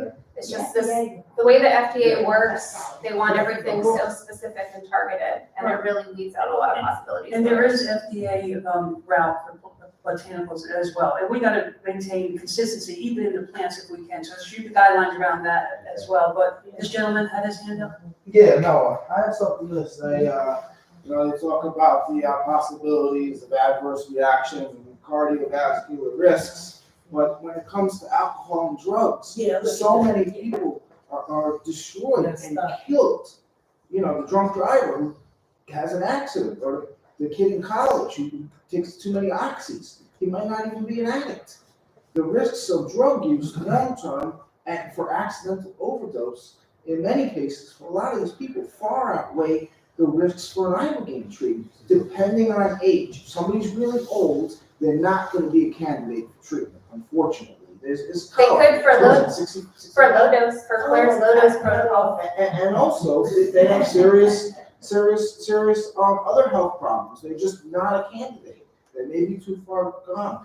You could, with the low dose protocol, which I mentioned briefly, that Claire Wilkins does, I've helped her treat a 67-year-old man who was on 13 medications and got off of 12, 13 medications in a month with this treatment. But my point was just that the alcohol and the drugs, especially the ones that are unregulated, and now with the super strong pills they have, are more dangerous, in my opinion, than medically supervised ibogaine treatments. And the tree of life, the iboga root, you have to eat 2 kilos of it to get the same power of a couple of pills. And your point is well taken. Your point is well taken. And Juliana, I want to just real quick, microdosing iboga? Any comments there on that? I love it. It helps me so much. I think that it would be great if there was some research out about that. The Parkinson's protocol is like even smaller than a microdose, and it has massive results for them. And I've noticed similarly that just the tiniest amount it does this thing where you can step out of your thought patterns and witness them and decide to do something differently. And what would be microdose be? Would you know? It depends if you're doing bark, pure ibogaine, or TA. So I microdose of TA, I do 30 milligrams of TA. Some people do 10 milligrams, 20 milligrams of pure ibogaine, but it's also, just to say, it's amazing, and also it still could be dangerous if you've got certain conditions. So I don't recommend just getting it and winging it on your own. I recommend speaking to somebody who understands it and can talk to you about your health conditions. Yeah, and I just thought, I guess, because the whole microdosing for psilocybin and other compounds just fascinates me. But this lady had her hand up. Yeah, so could you talk about this secondary plant that seems to be much Yeah, more? I wanted to interject. I want to interject Wait, about let the me just second. answer her voa conga question. Because So voa it seems to conga. be the solution to needing more and also. So voa conga grows over a much bigger territory than iboga, which is actually in a really small region. 1 year versus 7 years. Yeah, it grows quite quickly. You don't have to kill the plant when you harvest it. And the main active alkaloid in Voacanga bark is vocangine. Vocangine is quite similar to ibogaine, and so it's a simple conversion process in a lab from vocangine to ibogaine. So you're not getting ibogaine out of Voacanga, you're converting vocangine to ibogaine. And I've treated, when I worked in the clinic, we treated somebody with that vocangine converted ibogaine and with someone with iboga ibogaine. They both had the same miraculous, amazing experience. They had that the were same psychoactive Same, it's experience. the same. Okay, I have one other one Yeah, about go ahead. protocols. Do the Witi tribe people, sort of like with ayahuasca, use sacred songs to reconstruct your mind? It's not as much, it depends on where you're going because there's different types of Witi. But the initiation I just did was Misoko, and for Misoko, the important thing is the instruments they're using. So the mogongo, which is the mouth harp. And so mogongo is played constantly throughout your ceremony, which is considered, the word mogongo means voice of God.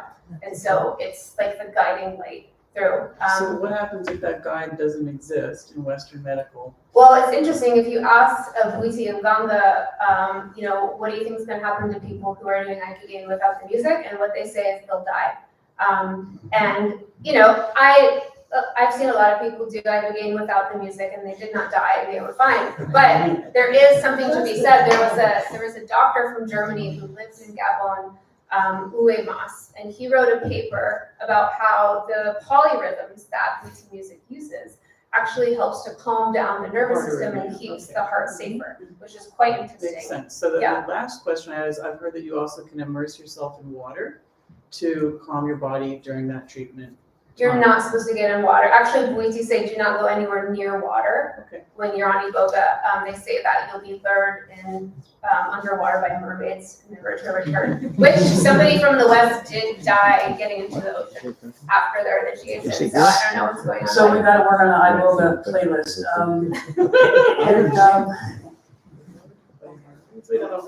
And what kind of instrument is that, Juliana? Is it a drum, the instrument you mentioned? No, it's a mouse harp. It looks like a big bow and arrow, but it's a mouse harp. This gentleman has a question. Yes, sir. My name is Yevan, and I'm 39 years old. Right now, I'm addicted to fentanyl. And I wanted to ask you a question. And I also do research a lot of people with a lot of money. They see opportunity in the epidemic, and they open a lot of clinics. Is there any resource or support where you can actually find a good clinic or provider? Because a month ago, I almost went to not a clinic, but the guy who runs a hotel in Mexico, and I said, "What's your protocol?" And he said, "Listen, it's going to be 8 days. You come in, I'll give you flood dose. Within 4 days, I'll give you another flood dose, and you'll be fine." And I do more research, and people said it's not how you do it, right? Then they have to wean you off. And so you're wondering how to pick a safe place? That's your question? Yes. So on my website, I have a guide of, it's a list of questions to ask to weed out unsafe facilitators. What? If you can, or maybe somebody. I'm happy to speak to you later, and I can tell you the places that have the least complaints right now. There's nobody that has no complaints, but there are ones that will do the treatment safely and are essentially set up with all the medical monitoring that you'll need. It's a short list that I have right now, but I'm happy to tell you. Connect with Juliana, and this gentleman has his hand up in the back, in the way in the back. Yes, sir. Hi, how are you? My name is Ed. I run a nonprofit organization called Vision for Change. And some of the things that you guys have discussed today, incredible.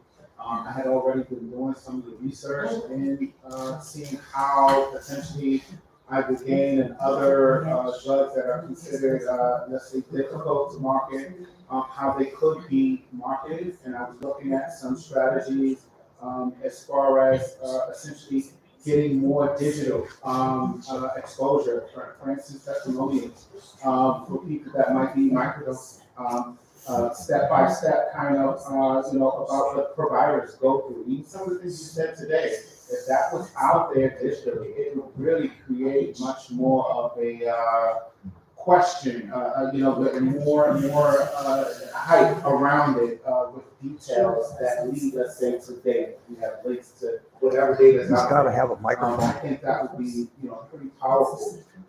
And there's funding directly connected to that. So anybody want to talk about potentially structuring funding on a social impact level, I can do it.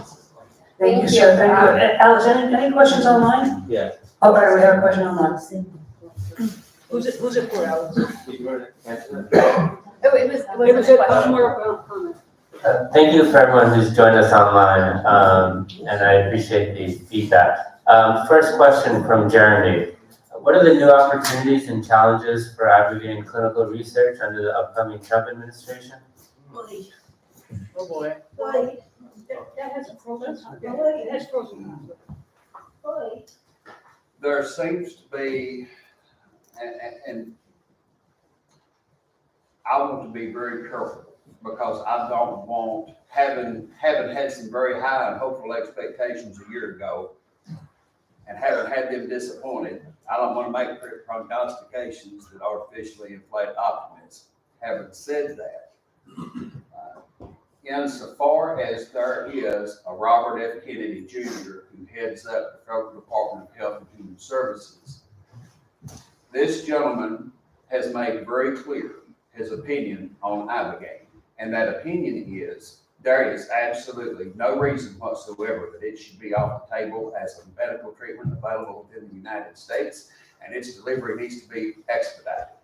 So, having been in government service in a small state, what I can confirm is that it takes more than one person over one cabinet department to effectuate change.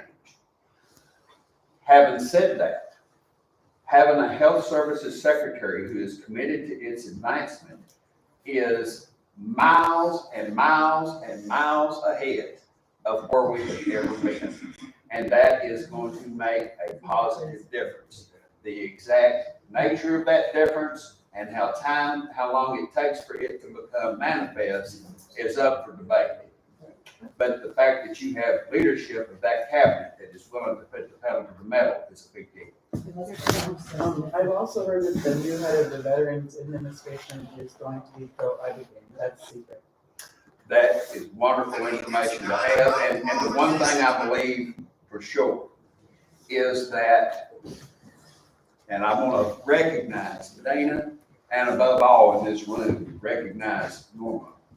People who have been at this for many painful and frustrating decades.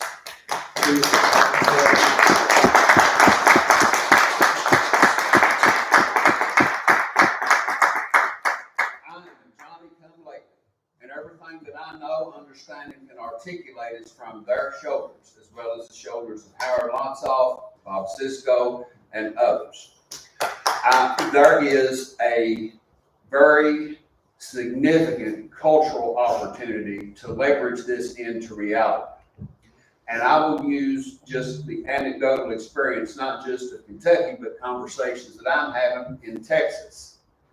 When I explain that Ibogaine does three things. That first, it essentially resolves physiological substance dependence.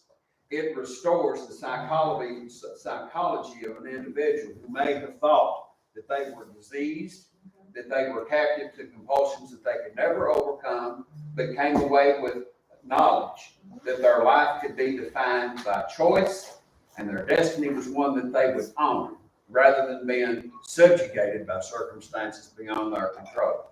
And then, in my opinion, its most powerful attribute, as endorsed by many who have received it, is its affirmation of the reality of human divinity for the individual who comes away knowing that they are a spiritual being, made in the image of a creator whose essence is almighty love. And there is no greater gift that we can give a person and no greater mission we can pursue for the greater future of American society than the delivery of that confirmation to everyone.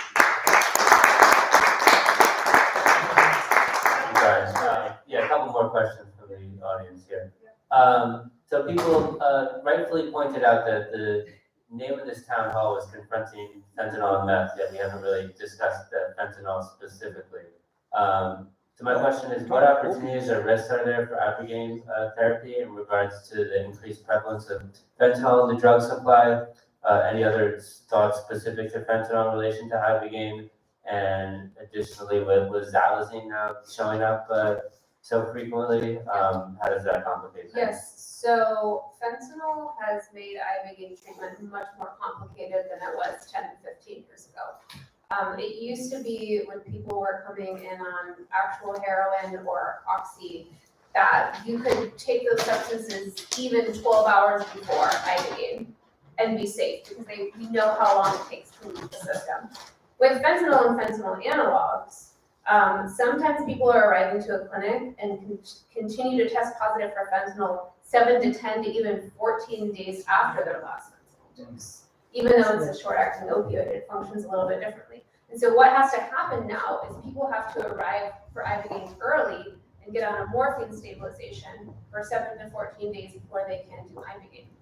The problem with this is clinics want to run according to a schedule, and sometimes they're rushing clients into the Ibogaine before the fentanyl is fully out of their system, and this ups the risks. So treatment costs have gotten much higher because you need the morphine stabilization period. There also seems to be some EKG disrupting effects of fentanyl. So sometimes people are more at risk, thanks to being on fentanyl and its analogs for so long. So it is possible to treat people from fentanyl. It's just more complicated, more expensive, and more lengthy. And about a year and a half ago, there was a massive morphine shortage in Mexico. And so a lot of clinics were turning away anybody on fentanyl, which is anybody using street opioids in the US, because there isn't really any heroin anymore.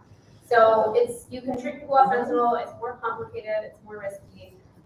It's just, yeah, it makes things a lot trickier. And xylazine is a whole You could different put them thing. on methadone too. Yeah, that's That not, takes a little longer. it's not the ideal way to do it, and xylazine is also making treatment more complicated. There's some clinics that have dealt with it more than others, and some clinics that have actually gotten access to xylazine test strips to make sure it's out of people's symptoms. But xylazine is coming with its own plethora of horrific detox symptoms that's complicating treatment as well. That's true. As a long time, this is from Asha. As a long time Ibogaine facilitator, I would like to talk about stabilization medications that are needed for Ibogaine providers to stabilize their clients in preparation for safe Ibogaine. That was kind of the statement question. Yeah. Hey, Asha. Yeah, I mean, stabilization that's needed is morphine. There just needs to be a better supply of morphine. Ideally, what would happen is we would have doctors in the US that could put people on morphine in advance. Unfortunately, that is not an indicated use of approved indicated use of opioids in the US. So doctors can lose their license for prescribing morphine to clients for the purpose of Ibogaine treatment. Once in a while, you can find a sympathetic doctor who's willing to risk their license to write morphine scripts, but it's not common. And so there needs to be some kind of modification made to the opioid prescribing system in order to make that happen. For now, it's like you just have to go to Mexico early and get on morphine. Real quick, in terms of the methadone, because I've seen something with like the ICERS protocol and methadone, real quick, is there a reason why methadone is not ideal? So methadone is a long-acting opioid, so it takes much longer to leave your system. So the ICERS protocol is using Claire's low dose protocol. And with Claire's protocol, it's much smaller amounts of Ibogaine that's being given. And so people can come off methadone sooner, closer to the Ibogaine treatment, because they're going to be receiving small amounts of Ibogaine and morphine at a different time of day to like step them off the methadone. And so you couldn't provide a flood dose right from methadone. That wouldn't be safe and it wouldn't work well. So the ICERS is doing it that way because they're not using flood dosing. Yep, we have a question over here. Yeah, if I could just ask about a couple more of the substances around. So now we're seeing a lot of magazines around,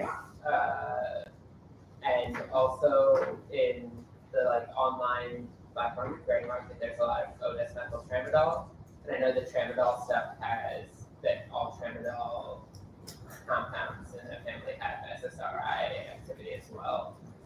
So for the medicines and I guess mental, are those also just the answers to switch to morphine, or is there another? I don't, I haven't heard about these substances at all. My best guess would be that people need a morphine stabilization, but I actually don't know. I haven't heard of these substances. Some people are using the GLP-1s off-label to reduce addiction. Have you heard anything about that? I don't know anything about that. That's the anti-getting fat. Yeah, Oh, we're yeah, I running heard late. Yeah. What was that? GLP-1, GLP-1. What about it? The off-label use also reduces addiction, so I'm wondering. if that could be- Reduces addiction or Off-label opioid use withdrawal. reduces addiction. Did you get the link? It could be used maybe as a precursor to doing. Oh. I can put you in touch. Is it true that Tabernacle, Yeah, if you had Bioconji, is that a cousin? No, no. Tabernacle? Is what? well, Is if that we're like still cousin? going, Is the plant? Bioconji Africana, is that like a cousin Iboga?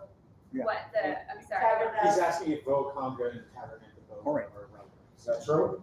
I don't know. I don't think so. Yeah, actually, I heard it. They what? This was part of the policy. okay. Same platform. Yeah, thank you. Yes, sir. I was originally gonna tell you that there's, really two drugs that are being used for ibogaine. One is PTA, which contains ibogamine and ibogaine, only about like 11% or something. It's mostly ibogaine. But people still take it, and prefer, those effects because it's trippier, right? And patients somewhat better tolerate PTA. On the other hand, the very pure ibogaine that we get from Voacanja works just fine. And it could also be used to do clinical investigation that we could slap a GMP label on, which we may be able to do. But I wanted to tell you, we had this food in back, right? And I wish everybody would, one at a time, go and get some food, because you gotta eat this stuff. Right? Okay. I'd like to ask you, if the food is absolutely free refreshments, I got a half one. If you want to put $1 or $2 just to help out, we'll be very grateful.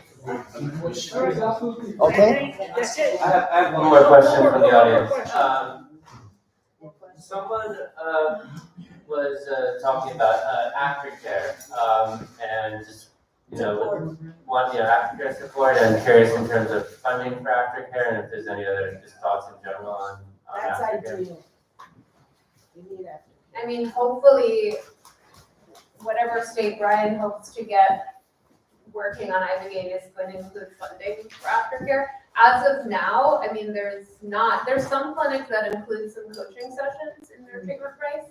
Some that's not. I mean, that's the work I do with people, and I offer a sliding scale so that it can be accessible to people. But there's a lot of people who can't afford to get support afterwards. It's a big problem. Yeah. And don't forget to survey people. And real quick, I know the conference is about like substance use and mental health disorders, but Iboga, Ibogaine, and psychedelics in general have a much broader therapeutic range. Yes. We're going to see it being used in dementia. We're going to see it being used in chronic pain, and probably a lot of our chronic conditions too, because every disease state has a psychogenic component. You consider obesity. Obesity is just as much of a psychogenic disease as it is one of diet, right? And physical activity. Yes, sir. Thank you, everyone. And thank you to this awesome panel.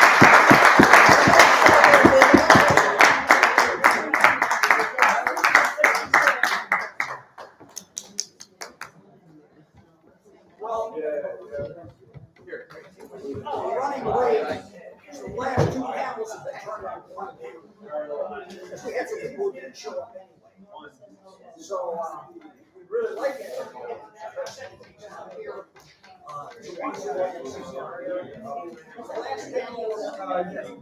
On the last panel, we're gonna have me, Alex, and Brian. And, what was the name of the doctor that was? Doctor, you wanna come up here, Maurice? What you want? Yeah, bring up the chair. Okay. Good to see you in person. Maurice says, yeah, we met over the phone. Yeah. Good to see you in person. Yeah. Of course. I actually, I'm very interested in, because I get your point. You have to consume a large amount in order to get the same amount of receptor saturation. But with the advancements in how we deliver therapeutics like nanowise biotechnologies and things like that, we can very You're gonna much show do the, a whole Parkinson's. plant nano sort of thing. I'm The problem with the Parkinson's video is on my computer, But yeah, you just have to I can get it out. He's a doctor. It's disgusting. I had ayahuasca wasn't too bad. First ayahuasca. Worse than psilocybin.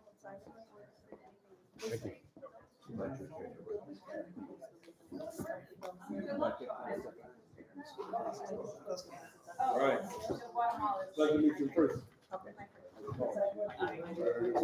Yeah. Always a pleasure. Thanks for coming all the way from Kentucky. Any chance I get to come to New York City, I'm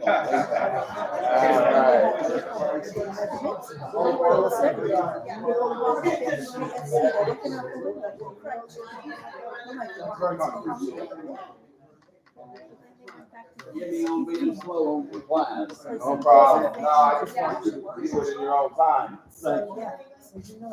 Yeah, we got a lot to talk to you about.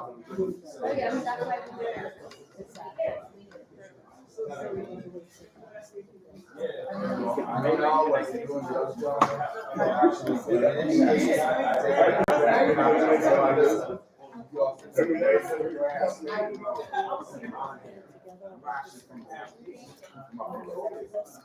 Y'all got a nice service. I know.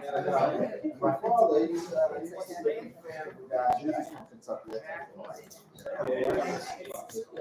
And he said, Jacob Bowman. Yes. I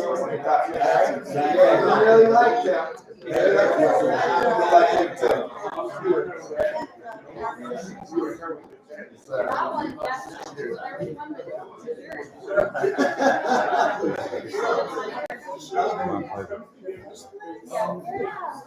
Well, if there's anybody else in the room who wants to get into my phone. Also, real quick, I just wanted to thank everyone for coming out. We're not done yet. Oh, I guess we're not done yet. Apparently we have another panel, but also let's thank Nate for heading the chat and everything. As well as Dana for putting this all together.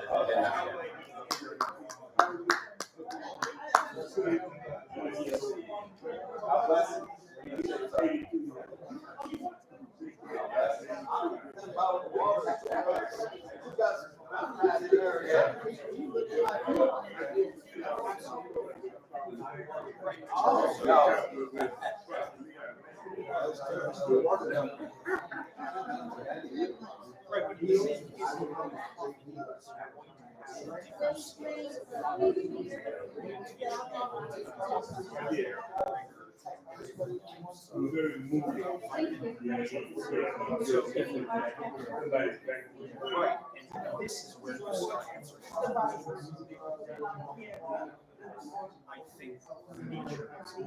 guiding, but no one here, well, no one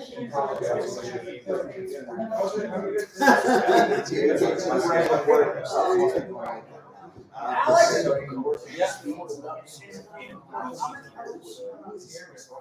do I get this up? You got an email to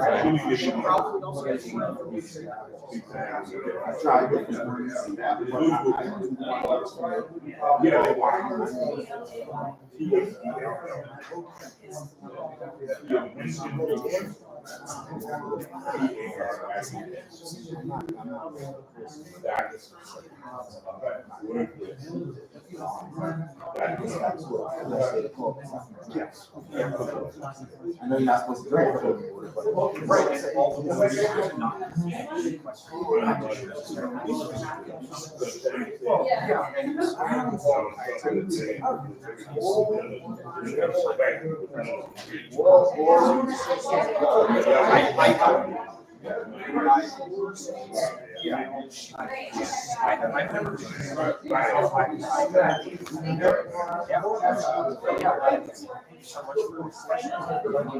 of course, yeah.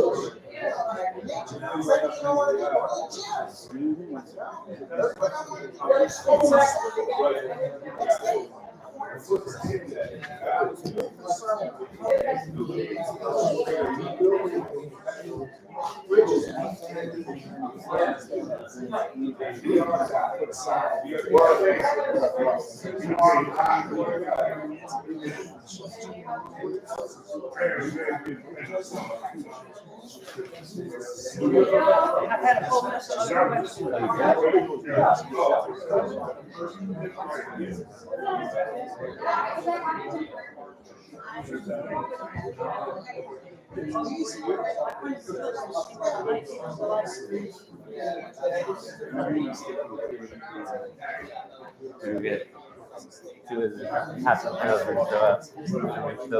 That's right. No, no, it's good. Yeah, we did it. Otherwise Yeah, and you were able to get this on there?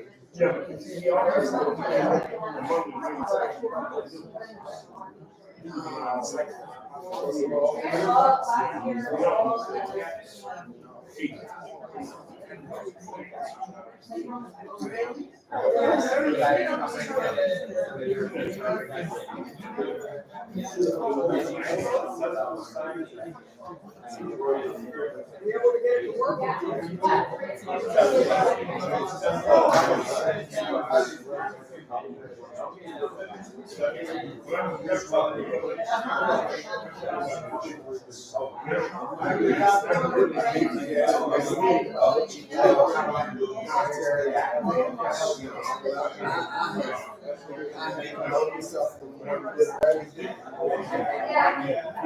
got me nervous that I wasn't gonna have enough. I didn't tell you beforehand, but like I wasn't able to upgrade my suit.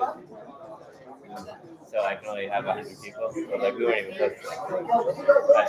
I didn't tell you. It's like,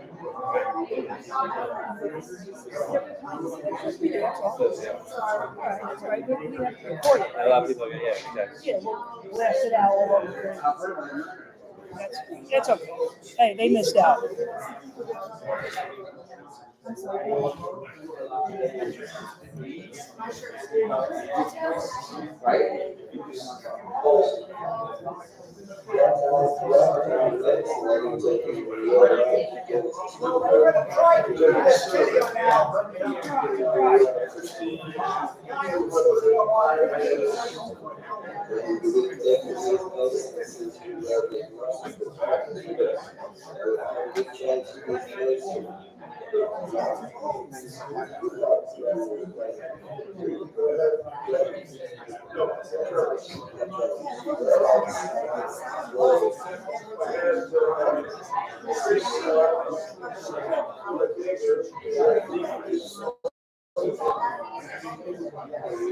Yeah. Okay, the main thing I would say is there's plenty of room. You can move up to the front. The Parkinson's video.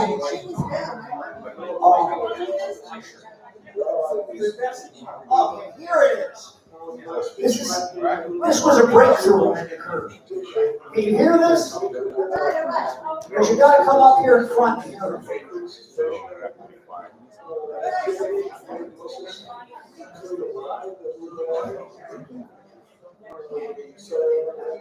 This is Dean Quartstrom.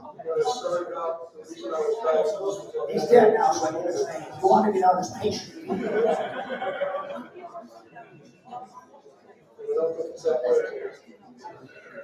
We turn up the sound.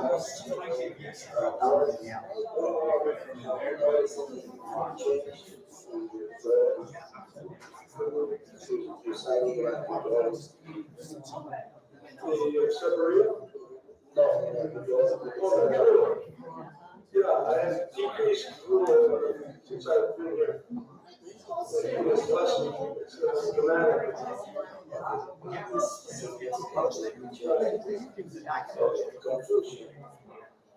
I've never experienced unless I'm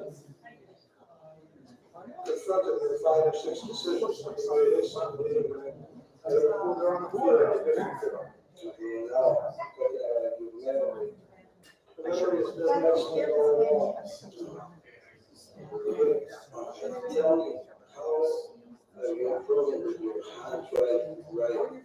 Well, my handwriting's gone from first finger, very small and tight, difficult to write words out. To a much bigger, expansive, more free flowing handwriting.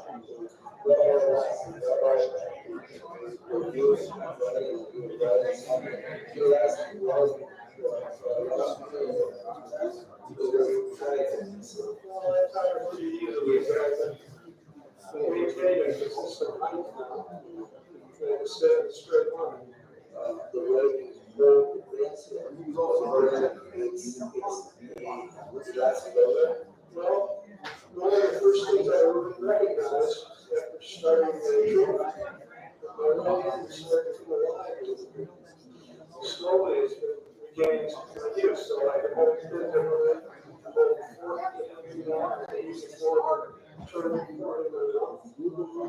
couldn't do that easily. Take me to the other question.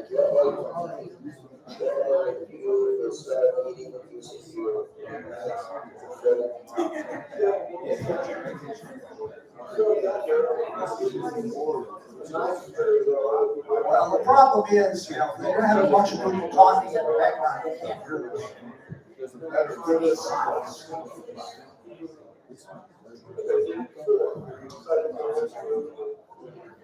He's talking about how he used a knife in the fork and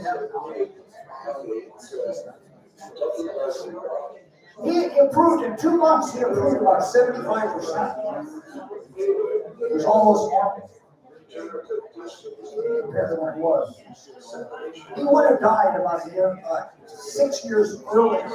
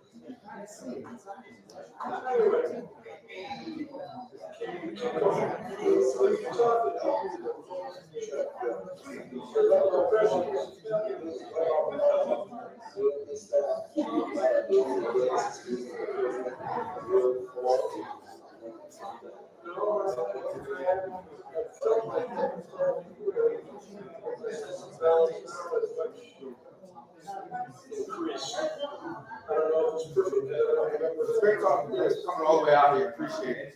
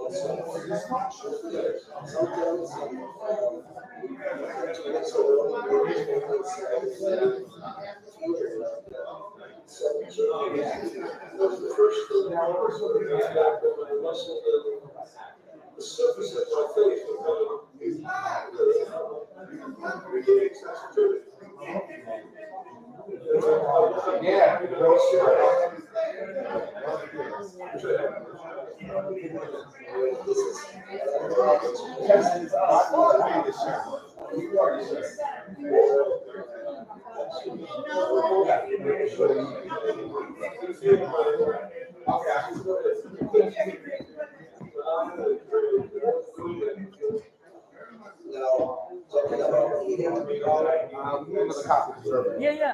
Did Noah leave?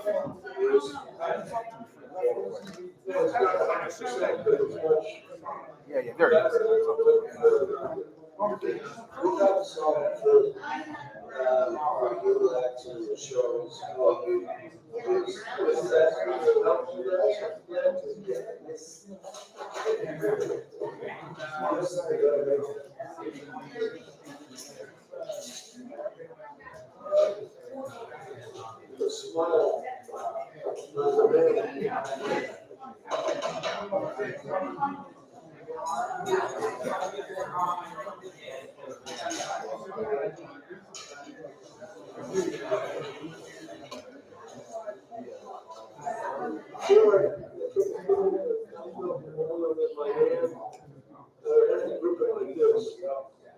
Now I can wear my fingers. I'm going to stick this here and put that. This is just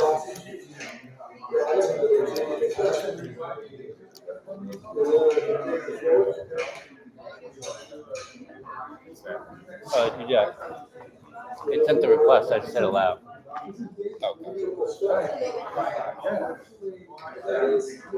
What happened?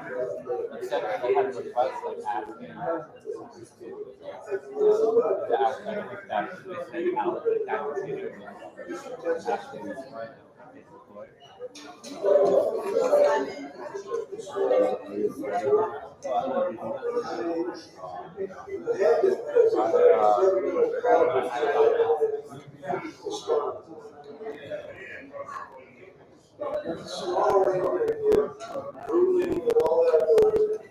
combined together. They don't have any trouble stalling. What I like, Christ. Start Christ.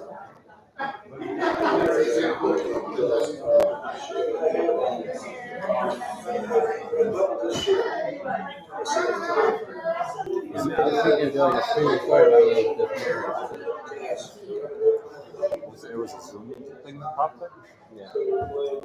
Dexterity. And I was thinking, I can record you this, but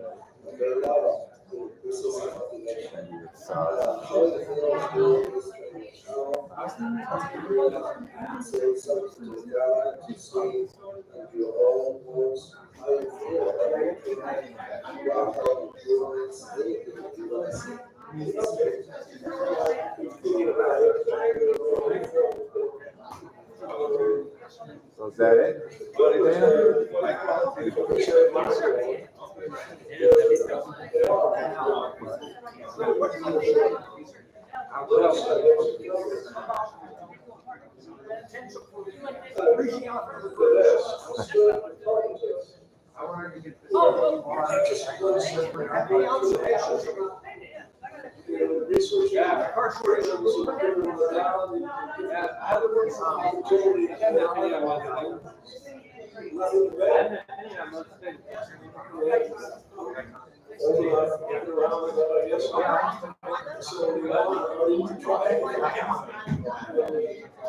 The experience has been extremely impressive. I feel tremendous sense of Maybe Alex should wrap it. Maybe Alex should wrap it up.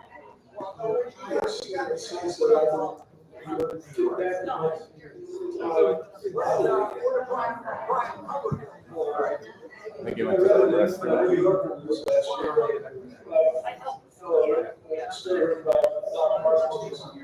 if you want to put it into a saying,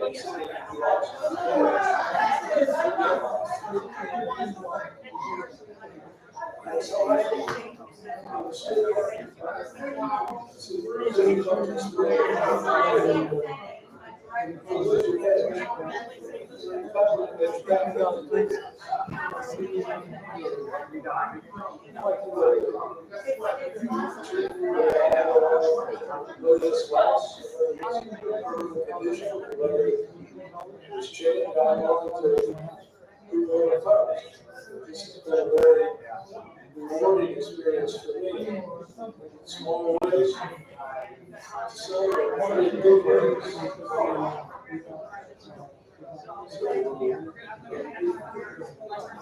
I'm anxious to see what happens next.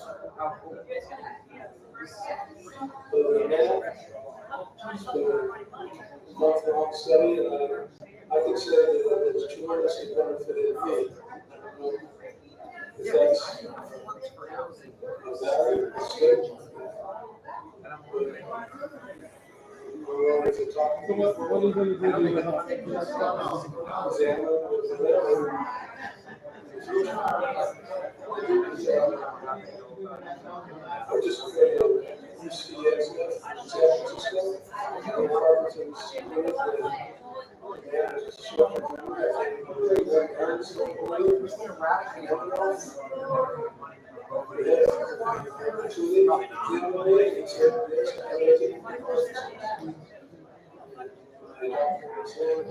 Okay.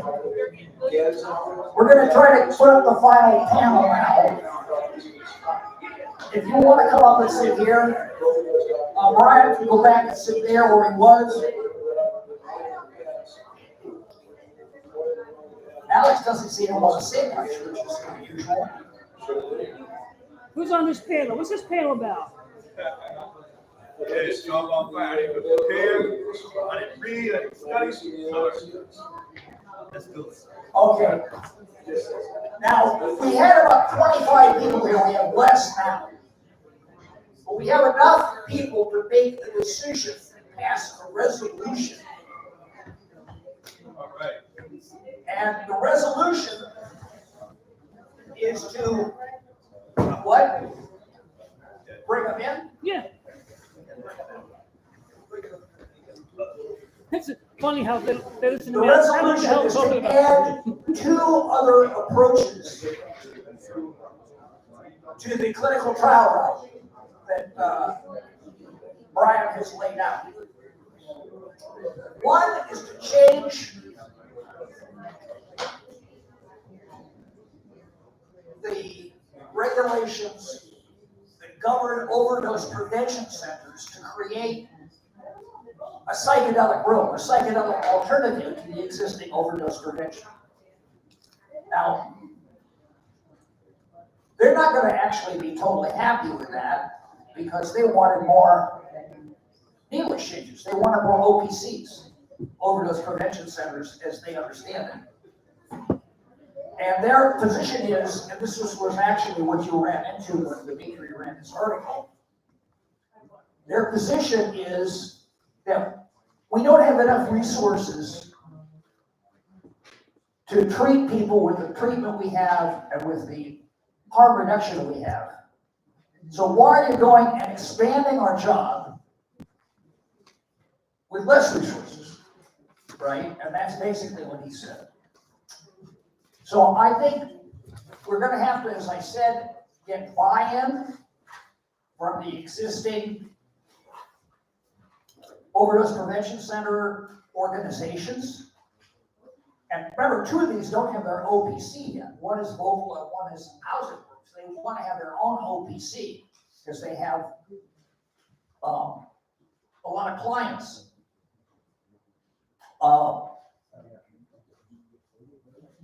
And they want an OPC to deal with their clients. But on the other hand, they've heard about Ibogaine for a long time. They're like the people here. They've been hearing about it for a long time. And, you know, for Vocal, if they could have the first Ibogaine room in the United States, that would be a feather in their cap. That's probably our best bet. Charles King from Housing Works is a skeptic because he runs a Suboxone clinic and he won't let you say anything negative about Suboxone, right? So the second approach is to go to the state. And we have drafted a bill, actually, Ted Burrows used artificial intelligence to take a psilocybin bill from Oregon and turn it into an Ibogaine bill for New York. What it would do would create an authority to issue licenses, to evaluate and then issue licenses so that people could set up private Ibogaine clinics where people would have to pay money. But it would still be less of a hassle than going to Mexico, and it would probably be significantly cheaper. So those are the 2 approaches that we need to decide on, to add them. That's the sense of the group here that there should be an Ibogaine room in New York, either via changing the city code that governs overdose prevention centers or by passing this law at the state level. And basically, people just have to spend more time working Eric Botcher and Fernandez and Phil Steck and people like that. They just have to be massaged a lot. So is there any comment on that? I mean, I don't want to just go to a vote until there's like a discussion. Just a quick comment on the last piece that he said. I've been going up to Albany a lot, at least last session, to speak with legislators. A lot of them have never heard of Ibogaine before. I've been handing out one-pagers, doing some educational stuff. At least one representative joined the Zoom at one point today to listen in. But I found that it was the legislative director from Senator Fernandez's office. She's the chair of the Alcoholism and Substance Abuse Committee in the Senate. And people are interested when they see the research. And it's just to a point where if more people reach out, they'll listen more. And when there's very few people reaching out, there's not much pressure that's put on. So I think that's super important. I think that the challenge with either of these approaches is that you're asking to include their direct competitor, right? Ibogaine would be completely revolutionary in the substance use disorder space, right? That's like asking the oil industry to be okay with hemp being at their locations as well. That was the reason why we had the marijuana tax act in 1937, because hemp was a direct competitor of the oil and timber industry. Ibogaine is a direct competitor of Suboxone, methadone, because they'll find that patients would rather choose Ibogaine over these other therapies because it's far more effective and has less side effects. And so I think one way that we can approach this conversation where it makes sense for everyone is as we roll out the narrative of Ibogaine, say perhaps we can use this as an adjunctive therapy alongside Suboxone and methadone.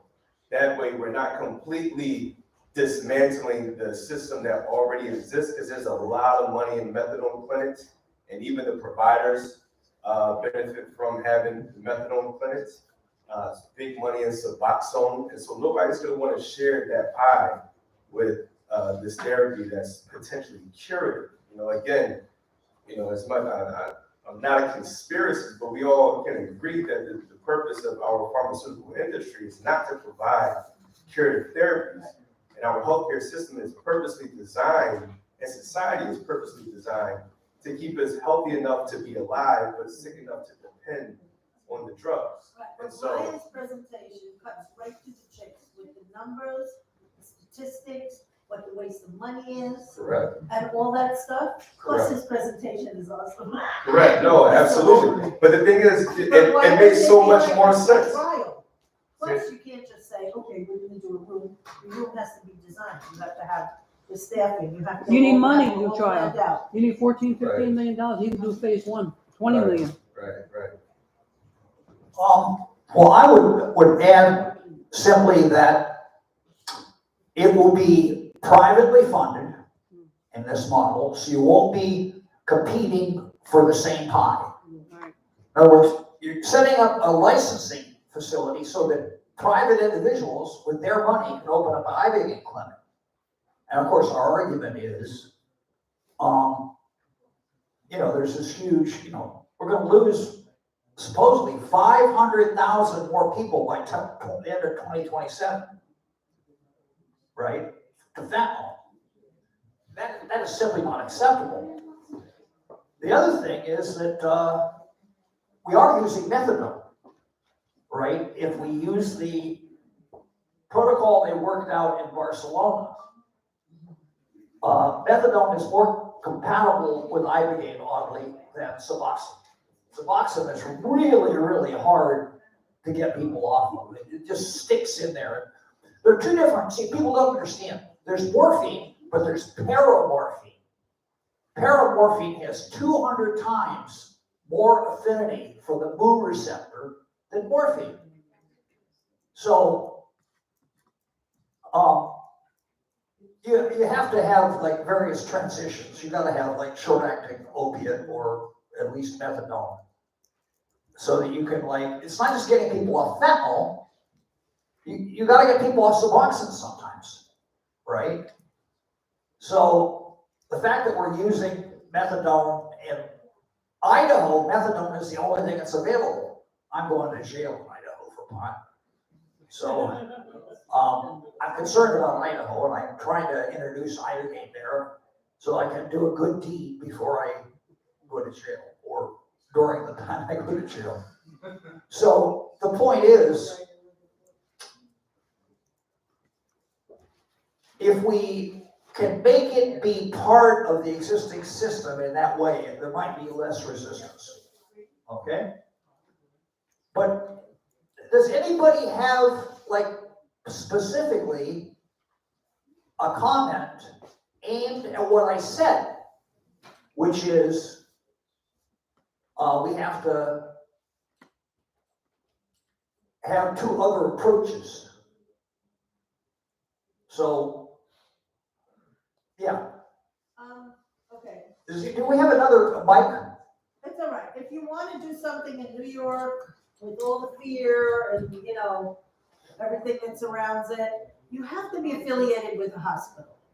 You have to be affiliated with a reputable medical center in some way, even if it's a public-private partnership. I think because no elected official is going to want to put their stamp on it if something can go wrong and there's no, you know, attachment to a facility that can intervene. I think. Well, Could be wrong, I don't Well, know. to her, you know, I mean, when we were in Panama, and we were right at the Institute of, you know, at Panama at the hospital. Yeah, but what happened to Panama?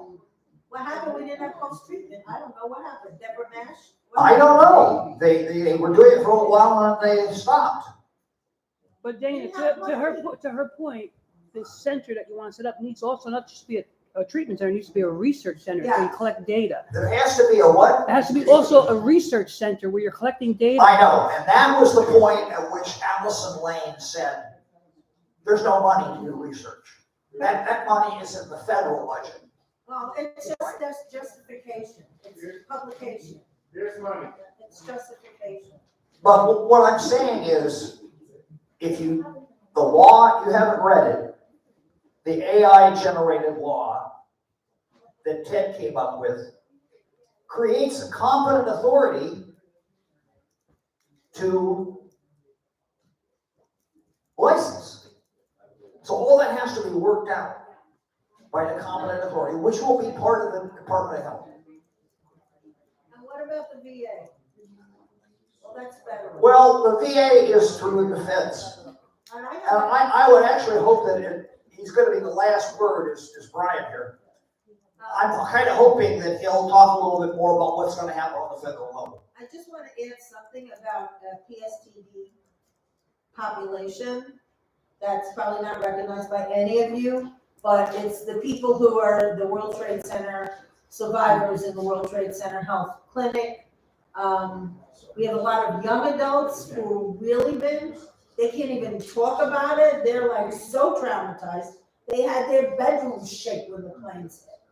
So PSTD in that population is huge. And it's a cyclical thing. It comes and goes. Sometimes people don't want to go in an elevator or under a tunnel. Comes and it goes. Superstorm Sandy floods and they're all isolating. The lights are out. But that is a population that hasn't had enough mental health address. And we've been trying to work on it. I mean, I'm on the Survivor Steering Committee working with the doctors and the population and the feds, unfortunately, because we did get federal funding for it. But the area workers and residents use Bellevue, they use Health and Hospitals, and the first responders use Mount Sinai. So, yeah, unfortunately, there's a little federal. The Stanford study addressed that specifically. So there was a study that was published. I'm just saying, there's like maybe some advocacy from people. I think so. I think what it's going to take to push the envelope forward is to align with credible organizations, institutions that you mentioned. So academic institutions. There are some that are already doing research on it. In fact, Columbia, they're the ones that published the paper about the 6-oxo ibogaine, the other alkaloid that's found in the iboga plant. That has a huge name, Columbia, NYC. The Veterans Association, those that. Veterans Administration. Say it again? Veterans Administration. Veterans Administration, right? So aligning with that, who doesn't love the veterans? I don't care, there's still a stigma amongst substance use disorder amongst many people, but everyone loves the veterans, right? So But the veteran VA is federal, but there's a group that advocates for them. John Field, who brought in John Stewart, that got us to get the money to support the bill for veterans, Right. from So maybe Department of the Justice. approach is to go through this organization, go through those channels in order to have them advocate for the research, because it's by way of the research that we Well, can convince. research in a room to try. Yeah, Correct. treatment and research, yeah. Yeah, but the main thing is this, you're talking about a political struggle. This is as much a political struggle as this is a scientific one. And when I hear too much defeatism, and talking about what is possible, let me just say this. In the summer of 1960, at the beginning of the student city demonstrations, I was in them, but I came home for that summer. And the wisest people I knew, the preachers, the teachers, my family, all of them told me, said, listen, we understand what you are trying to do, but you will never live to see the end of segregation in the South. They said, maybe your grandchildren will live to see it, but you won't see it, your children won't see it. That was in the summer of 1960. The summer of 1964, the Congress passed the Omnibus Civil Rights Bill, Lyndon Johnson signed it into law, and segregation was gone, just like that. So I'm a generation that believe anything is possible through struggle. You understand? I'm Frederick Douglass, the people who say they want things but are unwilling to struggle, there are people who want lightning, rain without thunder and lightning. There are powers that sees nothing without your man. And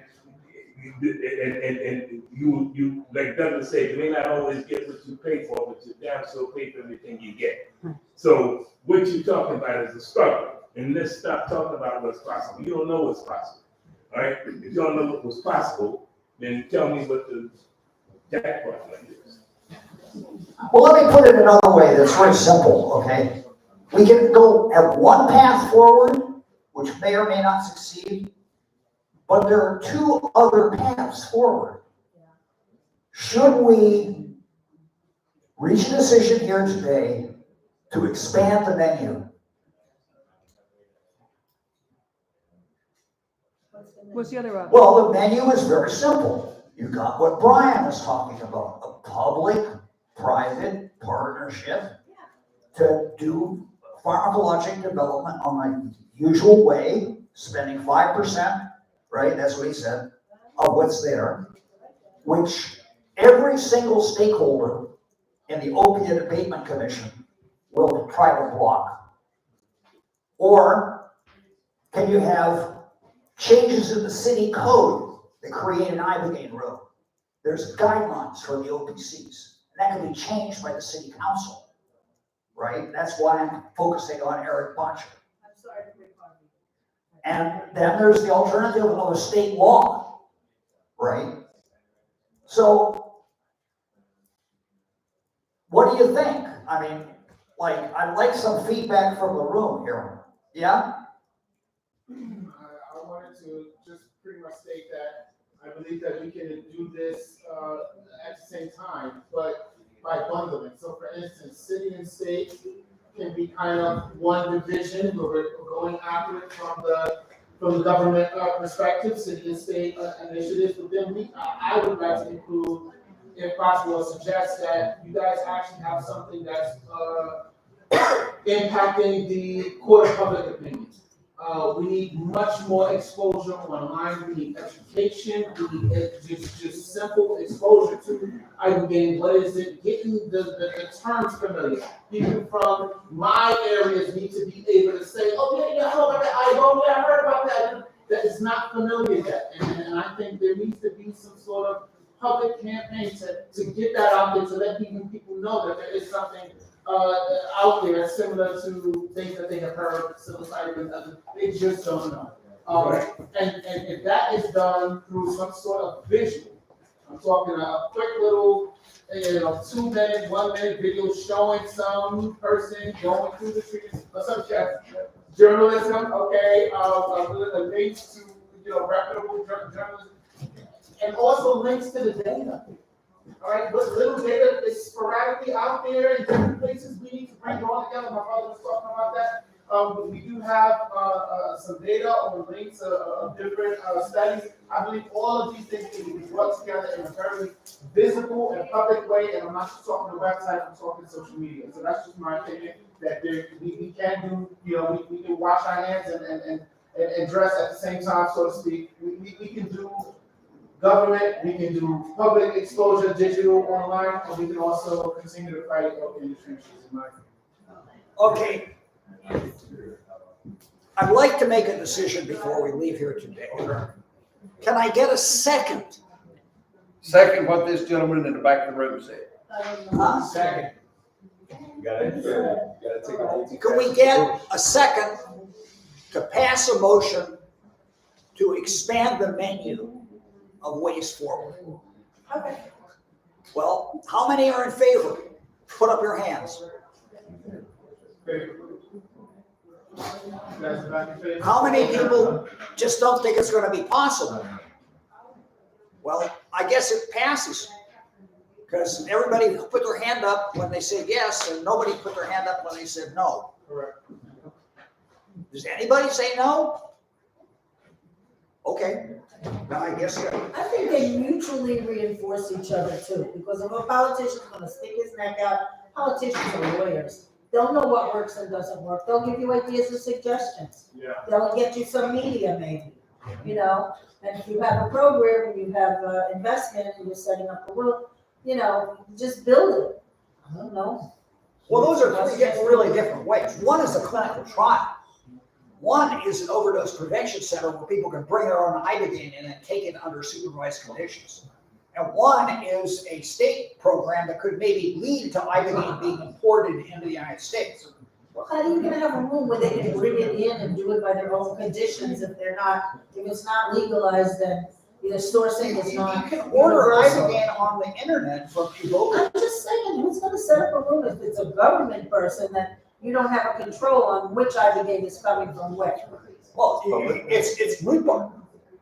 It's hard to fake root bark.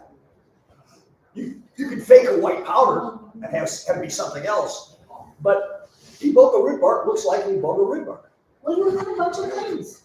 You want advocacy, you want political support, you want a room where they can do it, you want research. But you have to figure out how you're ordering it, and you work with politicians the same. See, I think that, if you set this up, researchers will come and embed themselves in the process so they can get the information. Puerto Rico. I don't know. I don't know what to say. Trust you. Thank you for all your work.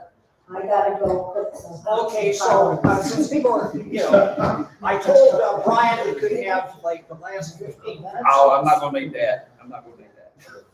I don't need 15 minutes. Well, what do you need? Because enough to tell everybody who is still here and has listened to all this, thank you dearly. Thank for your you. concern for your fellow person Thank in you. Colorado.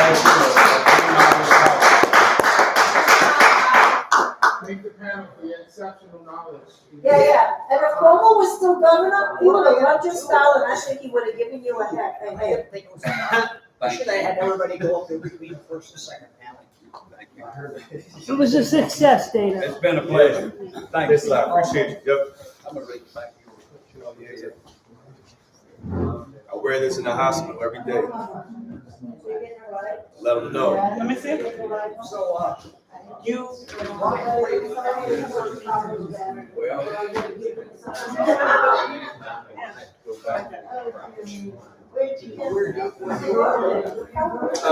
No. That was you, right? Thank you. Have a lovely evening. I appreciate that. Thank you. Anybody else? It's very Really great good. that you keep on. Were you a pastor in your former life? Yeah. Yeah. You got that type of conviction. Yeah, you got that very good strong speaking voice. Okay. And it comes through. It's just, I hear that. The passion speaks through. Absolutely. What was the last time?